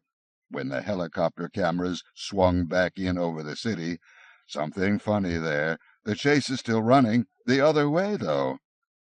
"The other way?" "Let's have a look." Granger snapped the portable viewer on. The picture was a nightmare, condensed, easily passed from hand to hand in the forest, all whirring color and flight. A voice cried, "The chase continues north in the city. Police helicopters are converging on Avenue 87 and Elm Grove Park." Granger nodded. "They're faking. You threw them off at the river. They can't admit it. They know they can hold their audience only so long. The show's got to have a snap ending, quick. If they started searching the whole damn river, it might take all night, so they're sniffing for a scapegoat to end things with a bang. Watch. They'll catch Montag in the next 5 minutes." "But how?" "Watch." The camera, hovering in the belly of a helicopter, now swung down an empty street. "See that?" whispered Granger. "It'll be you. Right up at the end of that street is our victim. See how our camera is coming in, building the scene, suspense, long shot. Right now some poor fellow is out for a walk. A rarity, an odd one. Don't think the police don't know the habits of queer ducks like that, men who walk mornings for the hell of it, or for reasons of insomnia. Anyway, the police have had him charted for months, years. Never know when that sort of information might be handy. And today, it turns out, it's very usable indeed. It saves face. Oh, God, look there! The men at the fire bent forward. On the screen, a man turned a corner. The mechanical hound rushed forward into the viewer. Suddenly, the helicopter lights shot down a dozen brilliant pillars that built a cage all about the man. A voice cried, "There's Montag! The search is done!" The innocent man stood bewildered, a cigarette burning in his hand. He stared at the hound, not knowing what it was. He probably never knew. He glanced up at the sky and the wailing sirens. The camera rushed down. The hound leaped up into the air with a rhythm and a sense of timing that was incredibly beautiful. Its needles shot out. It was suspended for a moment in their gaze, as if to give the vast audience time to appreciate everything. The raw look of the victim's face, the empty street, the steel animal, a bullet nosing the target. "Montag, don't move," said a voice from the sky. The camera fell upon the victim, even as did the hound. Both reached him simultaneously. The victim was seized by hound and camera in a great spidering, clenching grip. He screamed, he screamed, he screamed! Blackout. Silence. Darkness. Montag cried out in the silence and turned away. Silence. And then, after a time, of the men sitting around the fire, their faces expressionless, an announcer on the dark screen said, "The search is over. Montag is dead. A crime against society has been avenged." Darkness. "We now take you to the sky room of the Hotel Lux for a half-hour of Just Before Dawn, a program of—" Granger turned it off. They didn't show the man's face in focus, did you notice? Even your best friends couldn't tell if it was you. They scrambled it just enough to let the imagination take over. "Hell," he whispered, "hell." Montag said nothing, but now, looking back, sat with his eyes fixed to the blank screen, trembling. Granger touched Montag's arm. "Welcome back from the dead." Montag nodded. Granger went on. "You might as well know all of us now. This is Fred Clement, former occupant of the Thomas Hardy chair at Cambridge in the years before it became an atomic engineering school. This other is Dr. Simmons from UCLA, a specialist in Ortega y Gasset. Professor West here did quite a bit for ethics, an ancient study now, for Columbia University quite some years ago. Reverend Padover here gave a few lectures 30 years ago and lost his flock between one Sunday and the next for his views. He's been bumming with us some time now. Myself, I wrote a book called The Fingers in the Glove, the proper relationship between the individual and society. And here I am. Welcome, Montag." "I don't belong with you," said Montag at last, slowly. "I've been an idiot all the way." "We're used to that. We all made the right kind of mistakes, or we wouldn't be here. When we were separate individuals, all we had was rage. I struck a fireman when he came to burn my library years ago. I've been running ever since. You want to join us, Montag?" "Yes." "What have you to offer?"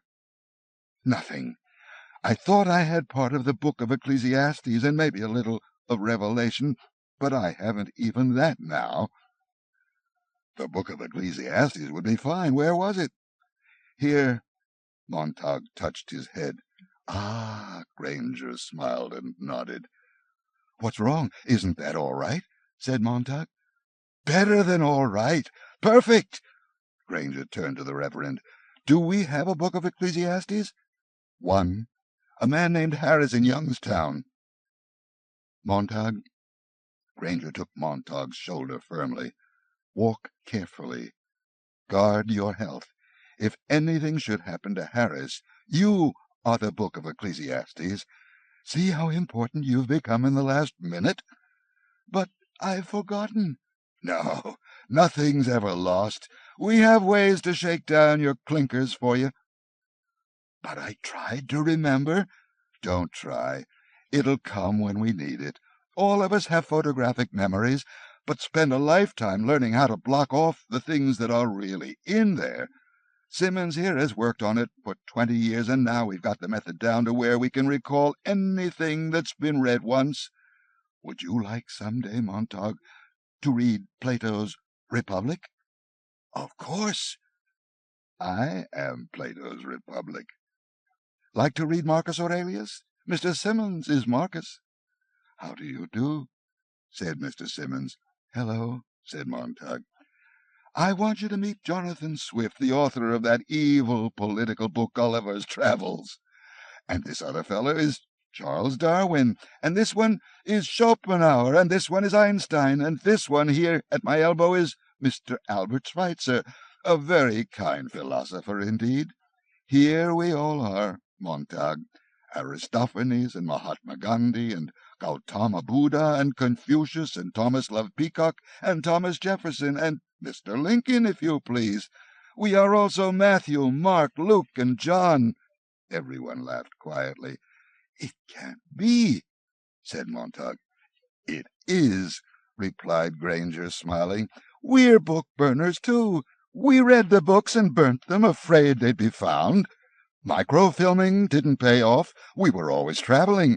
We didn't want to bury the film and come back later. Always the chance of discovery. Better to keep it in the old heads, where no one can see it or suspect it. We are all bits and pieces of history and literature and international law.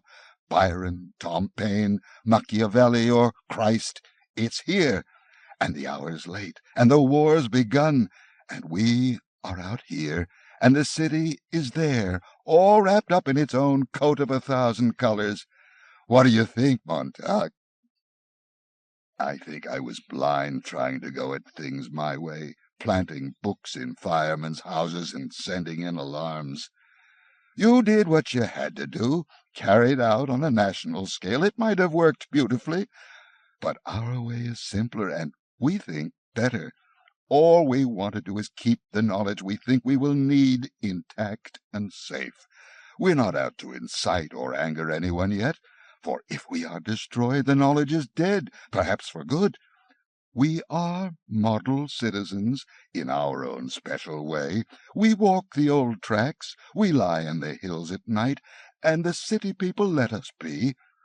We're stopped and searched occasionally, but there's nothing on our persons to incriminate us. The organization is flexible, very loose and fragmentary.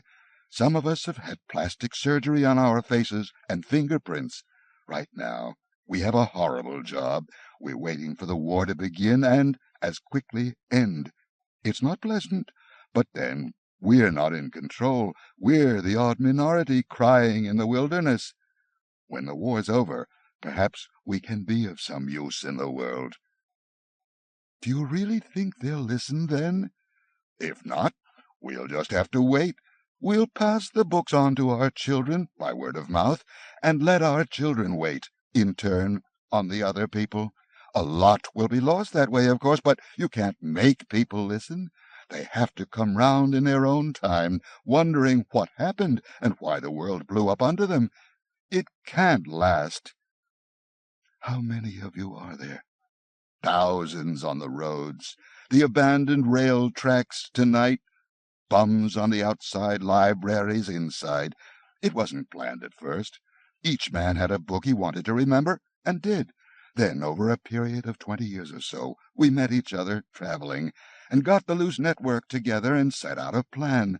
The most important single thing we had to pound into ourselves is that we were not important. We mustn't be pedants.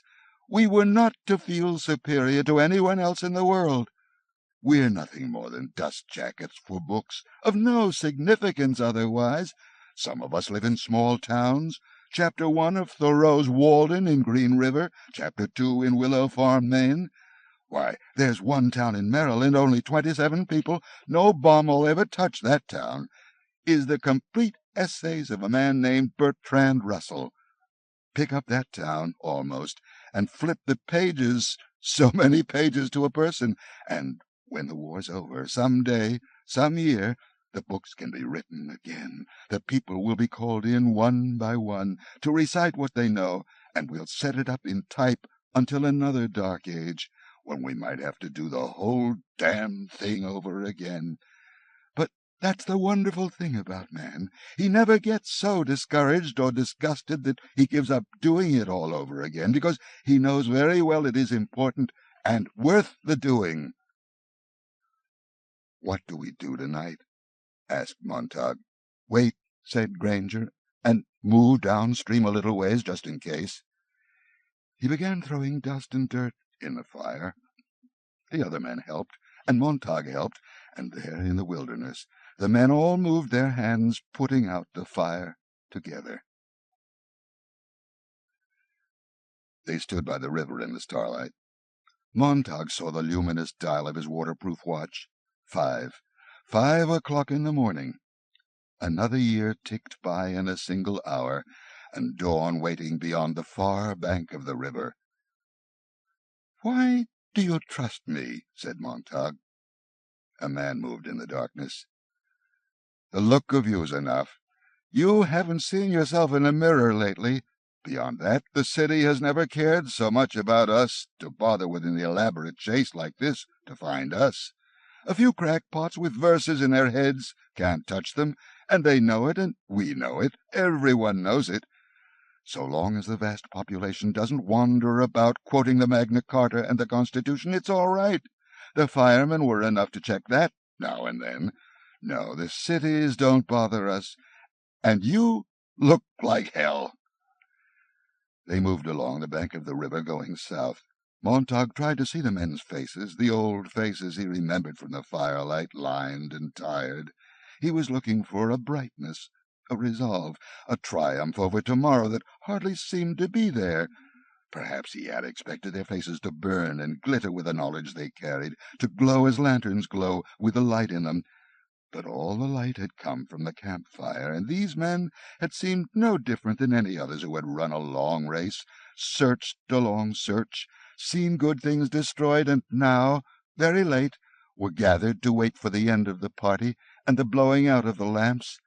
They weren't at all certain that the things they carried in their heads might make every future dawn glow with a purer light. They were sure of nothing save that the books were on file behind their quiet eyes. The books were waiting, with their pages uncut, for the customers who might come by in later years, some with clean and some with dirty fingers. Montag squinted from one face to another as they walked. "Don't judge a book by its cover," someone said, and they all laughed quietly, moving downstream. There was a shriek, and the jets from the city were gone overhead long before the men looked up. Montag stared back at the city far down the river, only a faint glow now. "My wife's back there." "I'm sorry to hear that. The cities won't do well in the next few days," said Granger. "It's strange. I don't miss her. It's strange. I don't feel much of anything," said Montag. "Even if she dies, I realized a moment ago, I don't think I'll feel sad. It isn't right. Something must be wrong with me." "Listen," said Granger, taking his arm and walking with him, holding aside the bushes to let him pass. "When I was a boy, my grandfather died, and he was a sculptor. He was also a very kind man who had a lot of love to give the world, and he helped clean up the slum in our town, and he made toys for us, and he did a million things in his lifetime. He was always busy with his hands, and when he died, I suddenly realized I wasn't crying for him at all, but for all the things he did. I cried because he would never do them again. He would never carve another piece of wood, or help us raise doves and pigeons in the backyard, or play the violin the way he did, or tell us jokes the way he did. He was part of us, and when he died, all the actions stopped dead. And there was no one to do them just the way he did. He was individual. He was an important man. I've never gotten over his death.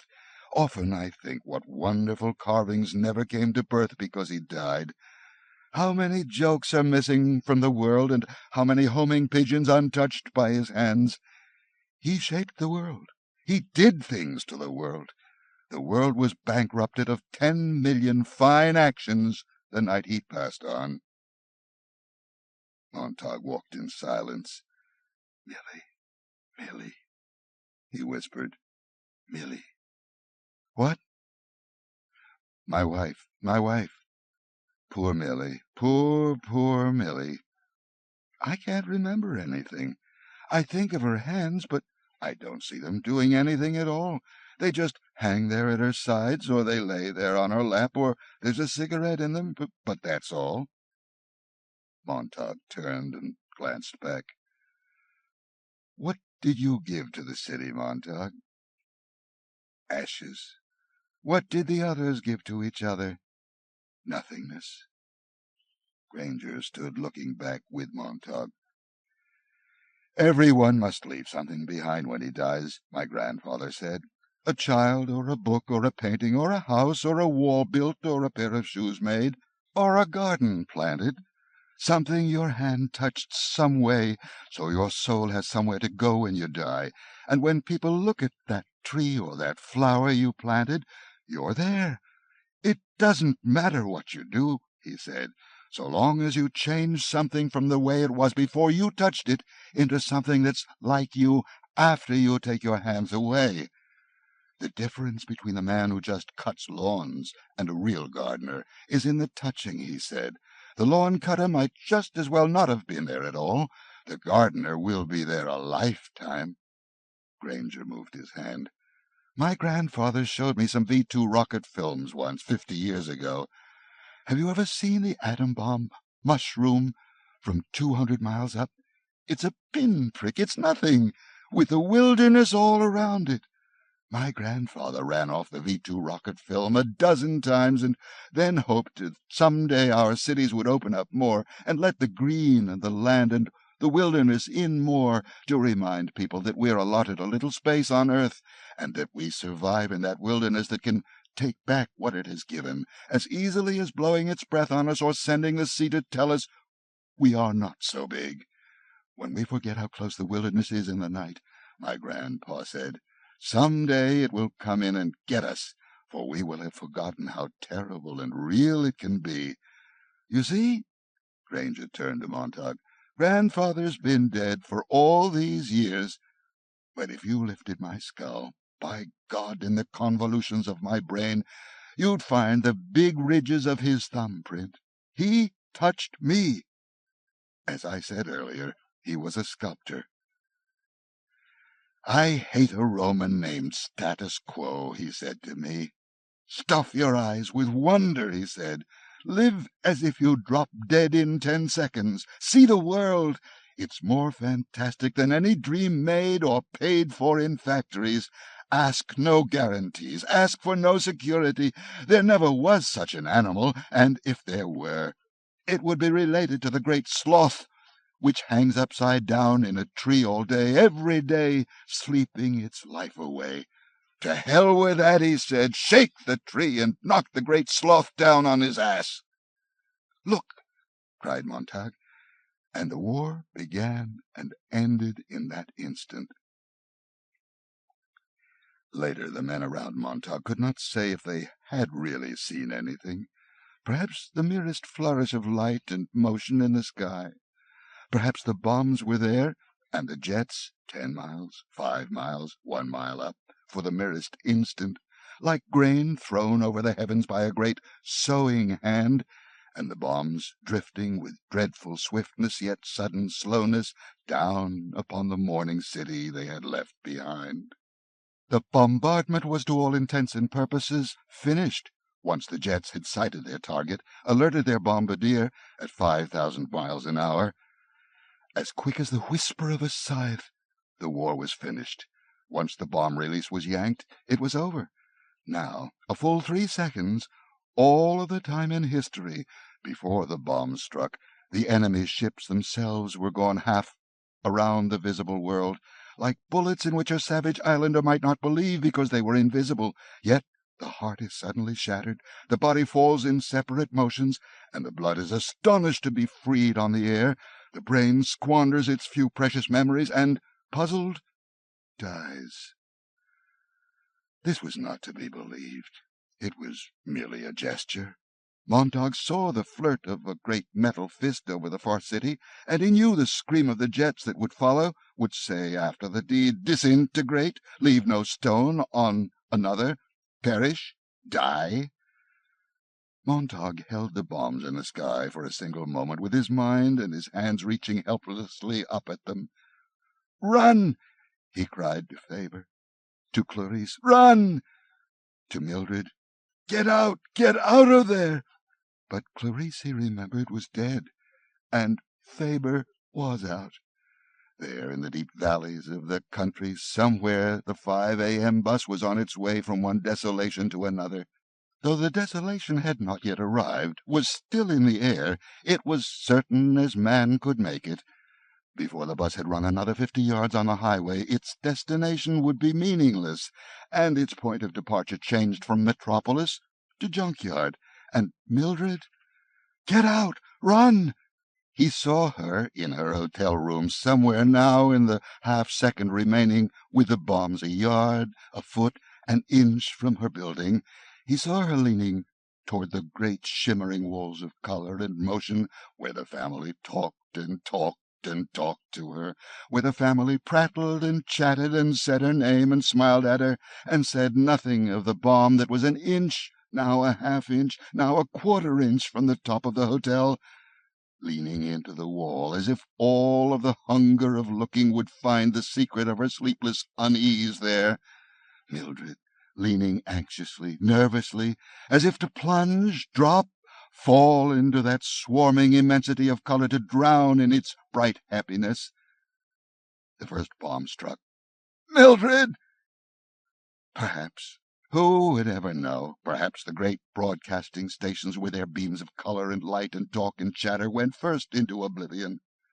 Montag, falling flat, going down, saw or felt or imagined he saw or felt the walls go dark in Millie's face, heard her screaming because in the millionth part of time left she saw her own face reflected there in a mirror instead of a crystal ball, and it was such a wildly empty face, all by itself in the room, touching nothing, starved and eating of itself, that at last she recognized it as her own, and looked quickly up at the ceiling as it and the entire structure of the hotel blasted down upon her, carrying her with 1,000,000 pounds of brick, metal, plaster, and wood, to meet other people in the hives below, all on their quick way down to the cellar, where the explosion rid itself of them in its own unreasonable way.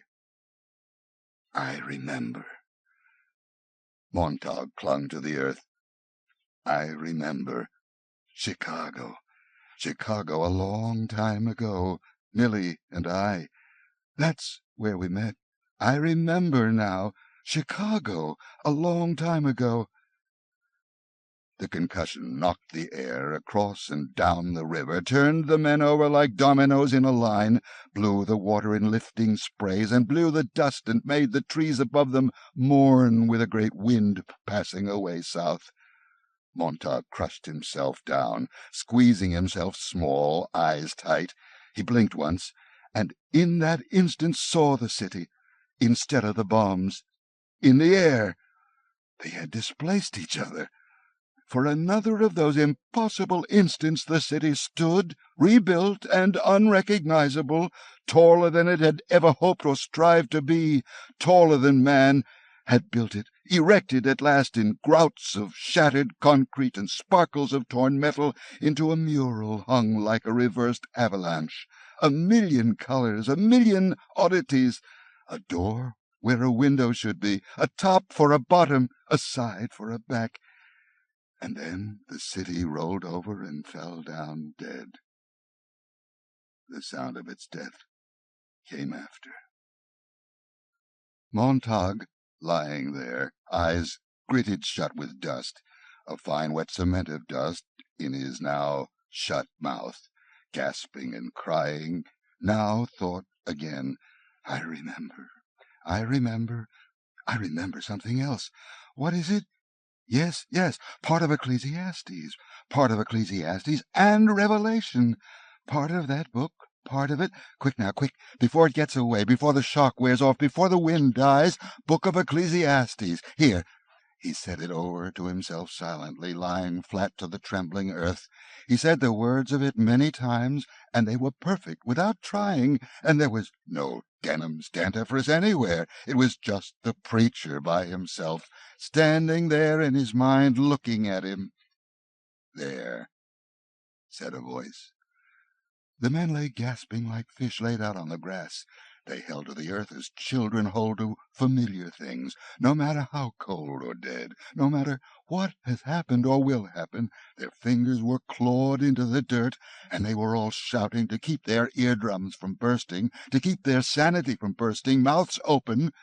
Montag shouting with them, a protest against the wind that ripped their faces and tore at their lips, making their noses bleed.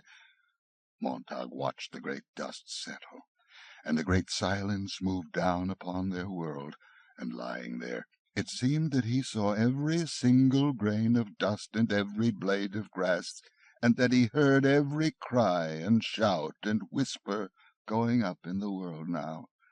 Silence fell down in the sifting dust, and all the leisure they might need to look around, to gather the reality of this day into their senses. Montag looked at the river. We'll go on the river. He looked at the old railroad tracks. Or we'll go that way.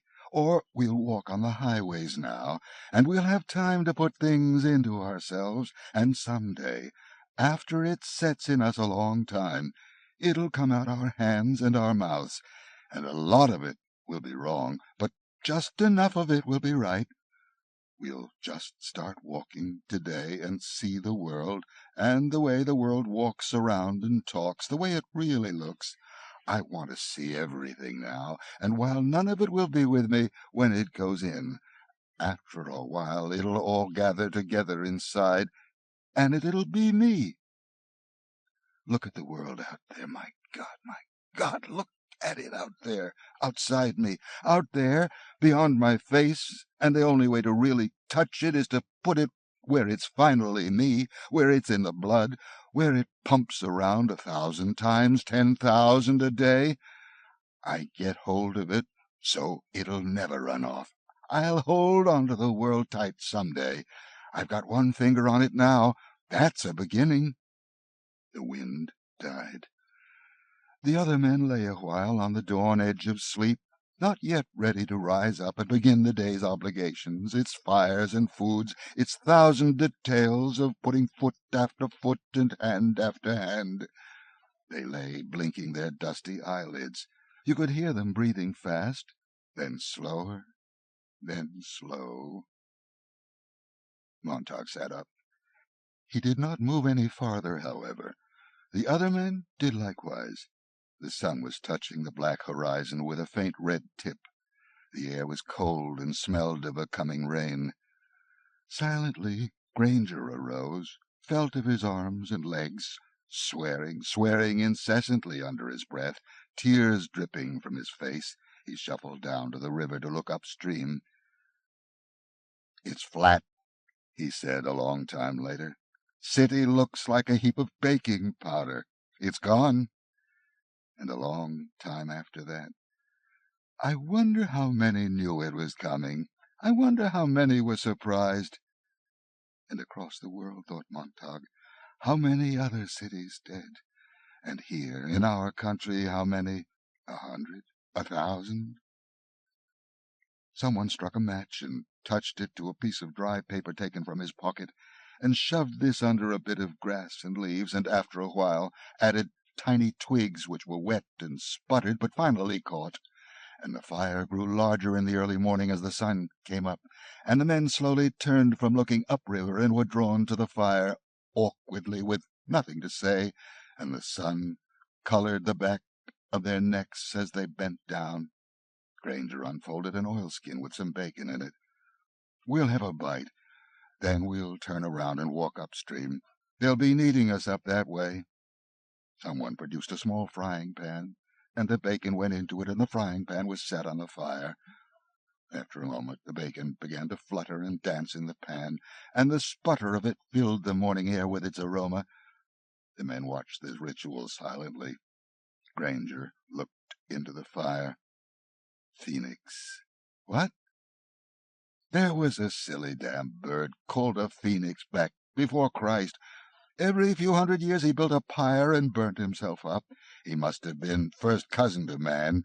But every time he burnt himself up, he sprang out of the ashes. He got himself born all over again.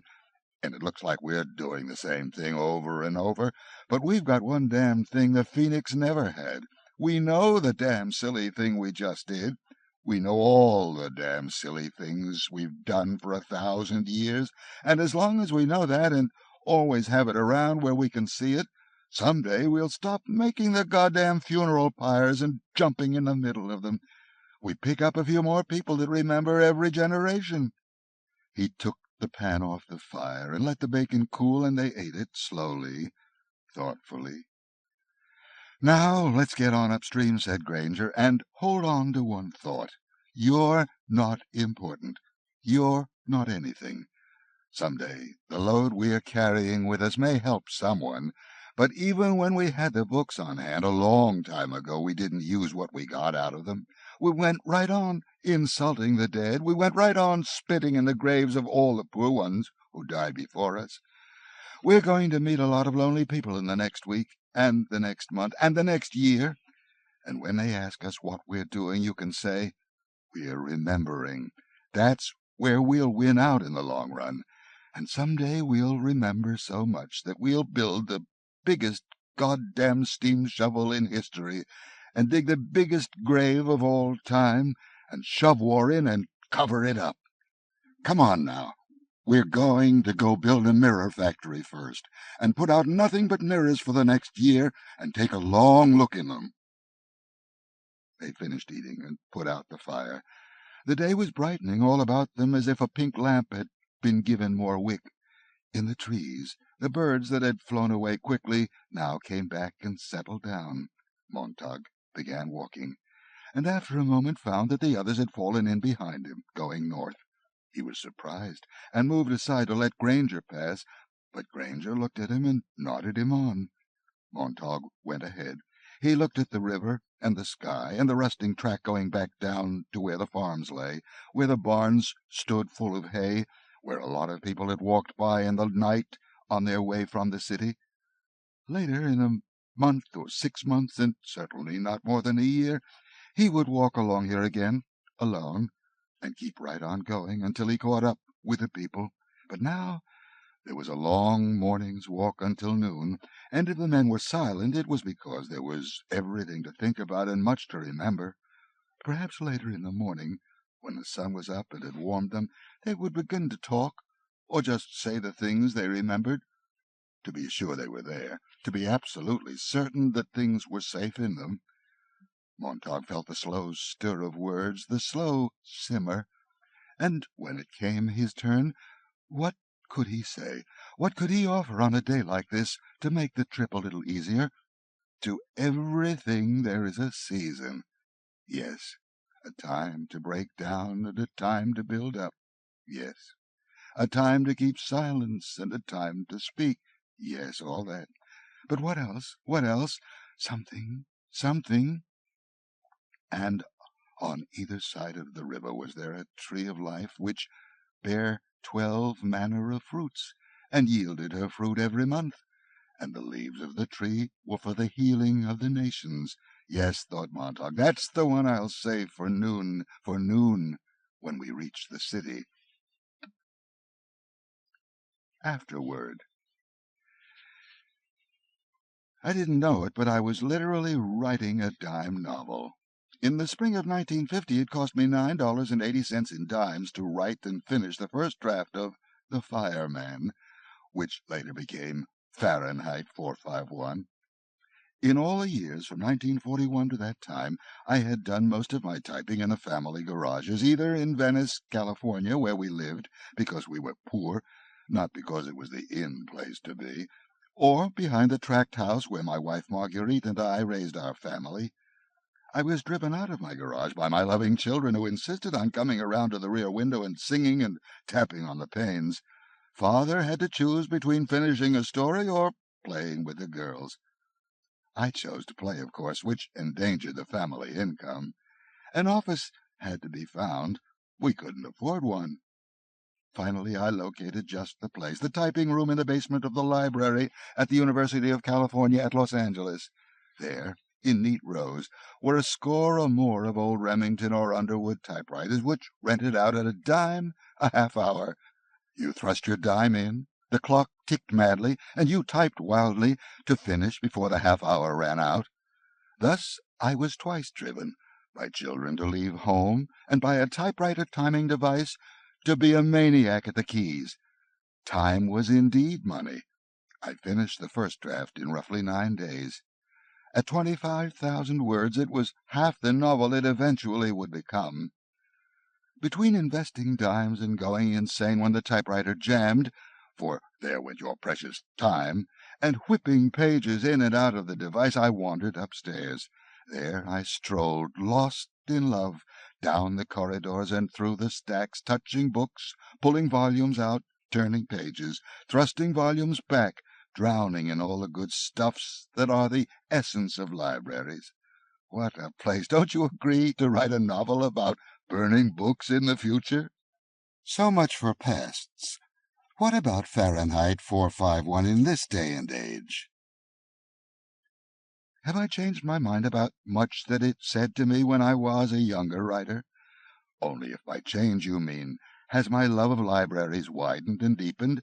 To which the answer is a yes that ricochets off the stacks and dusts talcum off the librarian's cheek. Since writing this book, I have spun more stories, novels, essays, and poems about writers than any other writer in history that I can think of. I have written poems about Melville and Emily Dickinson and Charles Dickens, Hawthorne, Poe, Edgar Rice Burroughs, and along the way I compared Jules Verne and his mad captain to Melville and his equally obsessed mariner. I have scribbled poems about librarians, taken night trains with my favorite authors across the continental wilderness, staying up all night gabbling and drinking and chatting. I warned Melville in one poem to stay away from land.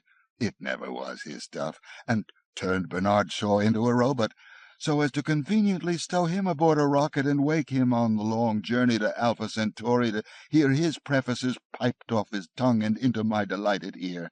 I have written a time machine story in which I hum back to sit at the deathbeds of Wilde, Melville, and Poe to tell of my love, and warm their bones in their last hours. But enough. As you can see, I am maddened when it comes to books, writers, and the great granary silos where their wits are stored. Recently, with the Studio Theater Playhouse in Los Angeles at hand, I called all my characters from F451 out of the shadows. "What's new?" I said to Montag, Clarice, Faber, Beatty, since last we met in 1953. I asked. They answered. They wrote new scenes, revealed odd parts of their as yet undiscovered souls and dreams. The result was a 2-act drama, staged with good results and, in the main, fine reviews. Beatty came farthest out of the wings in answer to my question, "How did it start? Why did you make the decision to become fire chief, a burner of books?" Beatty's surprising answer came in a scene where he takes our hero Guy Montag home to his apartment. Entering, Montag is stunned to discover the thousands upon thousands of books lining the walls of the fire chief's hidden library. Montag turns and cries out to his superior, "But you're the chief burner, you can't have books on your premises." To which the chief, with a dry, light smile, replies, "It's not owning books that's a crime, Montag.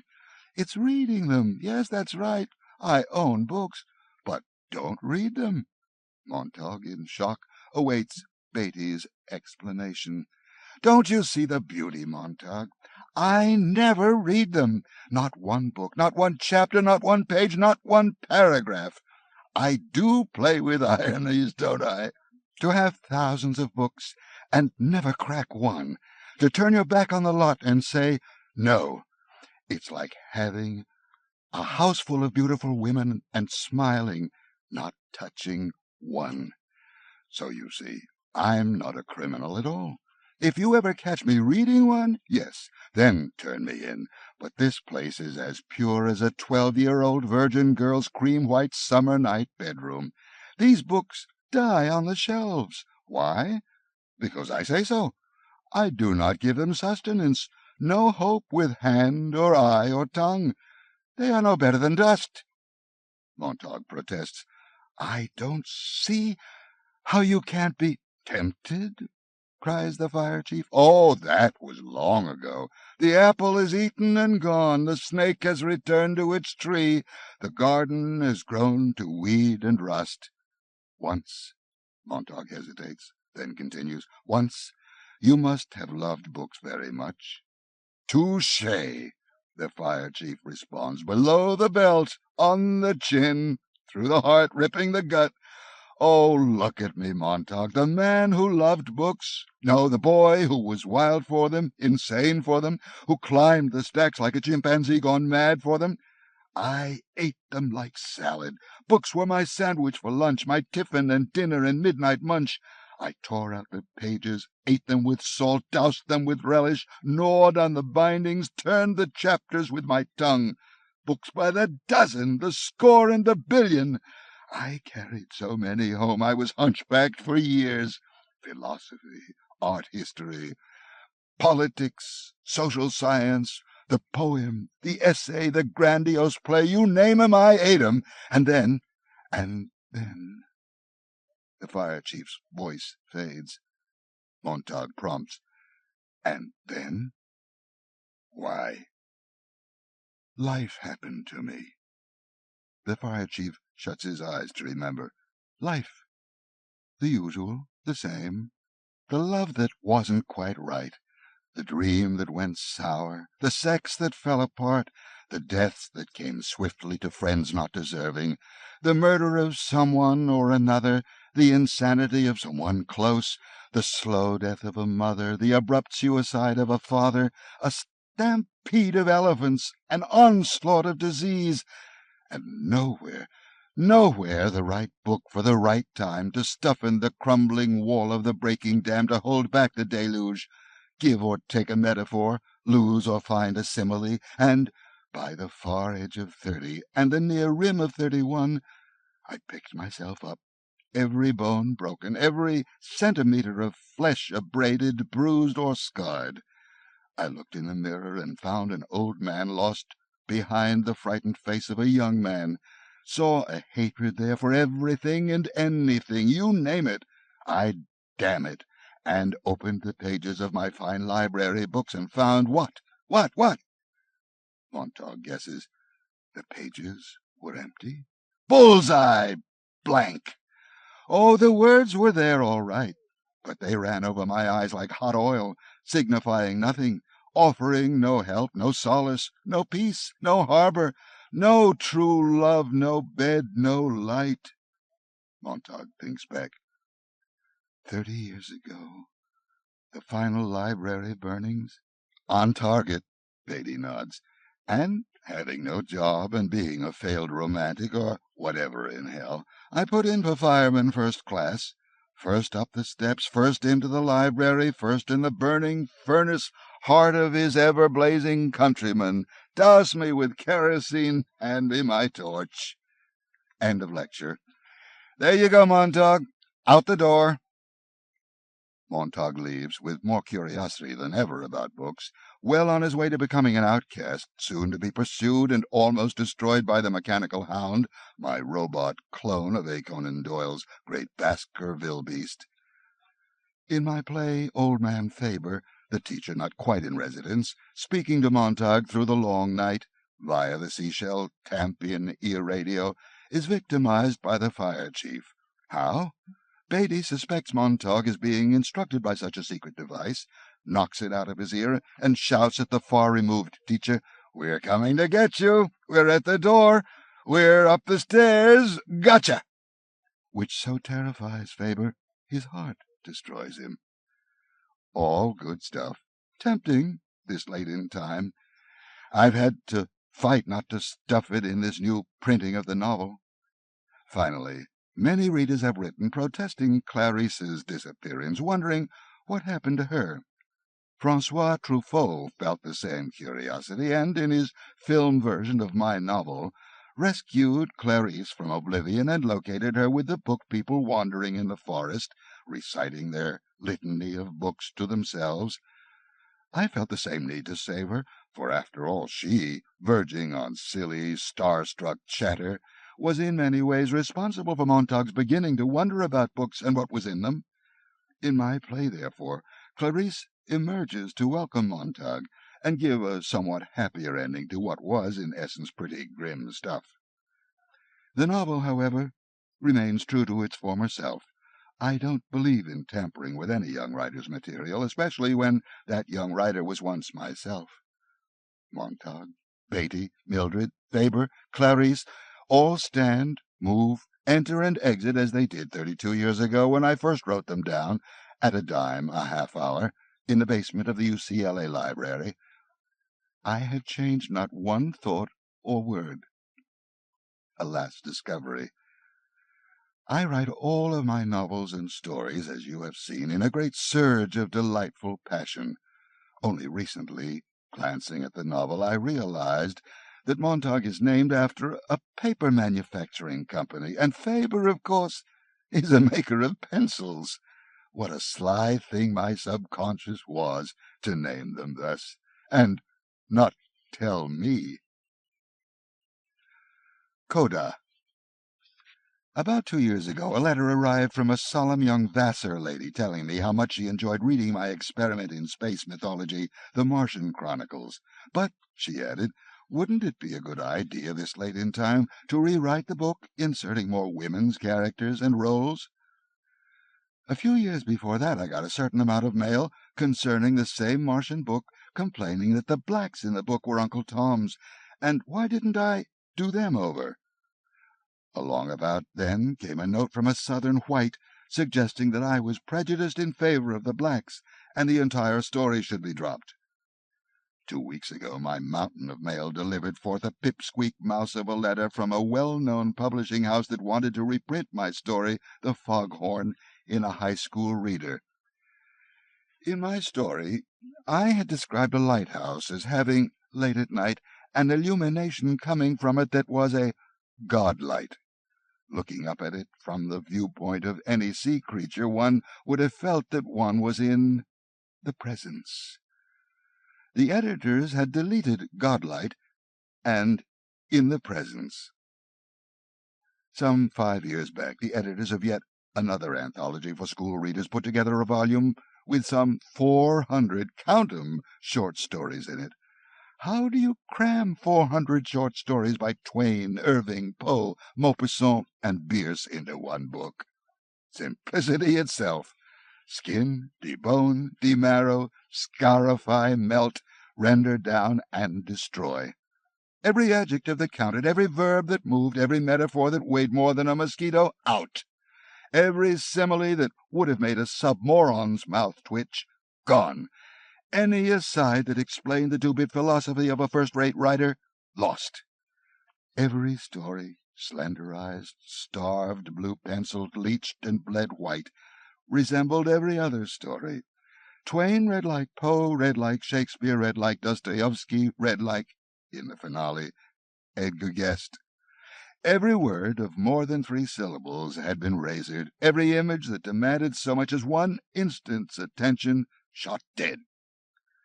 Do you begin to get the damned and incredible picture? How did I react to all of the above? By firing the whole lot, by sending rejection slips to each and every one, by ticketing the assembly of idiots to the far reaches of hell. The point is obvious. There is more than one way to burn a book, And the world is full of people running about with lit matches. Every minority, be it Baptist, Unitarian, Irish, Italian, octogenarian, Zen, Buddhist, Zionist, Seventh-day Adventist, Women's Lib, Republican, Mattachine, Foursquare, Gospel, feels it has the will, the right, the duty to douse the kerosene, light the fuse. Every dim-wit editor who sees himself as the source of all dreary blancmange, plain porridge, unleavened literature, licks his guillotine, and eyes the neck of any author who dares to speak above a whisper or write above a nursery rhyme. Fire Captain Beatty, in my novel Fahrenheit 451, described how the books were burned first by minorities, each ripping a page or a paragraph from this book, then that, until the day came when the books were empty and the minds shut and the libraries closed forever. Shut the door, they're coming through the window. Shut the window, they're coming through the door. Other words to an old song. They fit my lifestyle with newly arriving butcher censors every month. Only 6 weeks ago I discovered that, over the years, some cubbyhole editors at Ballantine Books, fearful of contaminating the young, had, bit by bit, censored some 75 separate sections from the novel. Students reading the novel, which, after all, deals with censorship and book burning in the future, wrote to tell me of this exquisite irony. Judy Lynn Del Rey, one of the new Ballantine editors, is having the entire book reset and republished this summer with all the damns and hells back in place. A final test for old Job II here. I sent a play, Leviathan 99, off to a university theater a month ago. My play is based on the Moby Dick mythology, dedicated to Melville, and concerns a rocket crew and a blind space captain who venture forth to encounter a great white comet and destroy the destroyer. My drama premieres as an opera in Paris this autumn, but for now the university wrote back that they hardly dared do my play. It had no women in it, and the ERA ladies on campus would descend with ball bats if the drama department even tried. Grinding my bicuspids into powder, I suggested that would mean from now on no more productions of Boys in the Band, no women, or The Women, no men, or Counting Heads, male and female, a good lot of Shakespeare that would never be seen again, especially if you count lines and find that all the good stuff went to the males. I wrote back maybe they should do my play 1 week and The Women the next. They probably thought I was joking, and I'm not sure that I wasn't.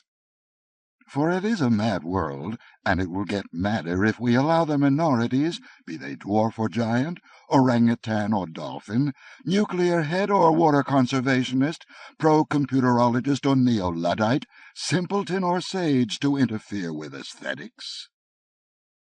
The real world is the playing ground for each and every group to make or unmake laws, but the tip of the nose of my book or stories or poems is where their rights end, and my territorial imperatives begin, run, and rule. If Mormons do not like my plays, let them write their own. If the Irish hate my Dublin stories, let them rent typewriters. If teachers and grammar school editors find my jawbreaker sentences shatter their mush-milk teeth, let them eat stale cake dunked in weak tea of their own ungodly manufacture. If the Chicano intellectuals wish to recut my wonderful ice cream suit so it shapes zoot, may the belt unravel and the pants fall. For let's face it, digression is the soul of wit. Take philosophic asides away from Dante, Milton, or Hamlet's father's ghost, and what stays is dry bones. Lawrence Stern said it once. Digressions incontestably are the sunshine, the life, the soul of reading. Take them out, and one cold eternal winter would reign in every page. Restore them to the writer. He steps forth like a bridegroom, bids them all hail, brings in variety, and forbids the appetite to fail. In sum, do not insult me with the beheadings, finger-choppings, or the lung deflations you plan for my works. I need my head to shake or nod, my hand to wave or make into a fist, my lungs to shout or whisper with. I will not go gently onto a shelf de-gutted to become a non-book. All you umpires, back to the bleachers. Referees, hit the showers. It's my game. I pitch, I hit, I catch, I run the bases. At sunset, I've won or lost. At sunrise, I'm out again giving it the old try. And no one can help me, not even you. End of Fahrenheit 451 by Ray Bradbury. Narrated by Jeff Halberstadt in the studios of North Texas Taping and Radio for the Blind for the Library of Congress, April 1992. For special distribution as authorized by Act of Congress under Public Law 89-522, with the permission of the copyright holder and the publisher, Ballantine Books, New York. End of book.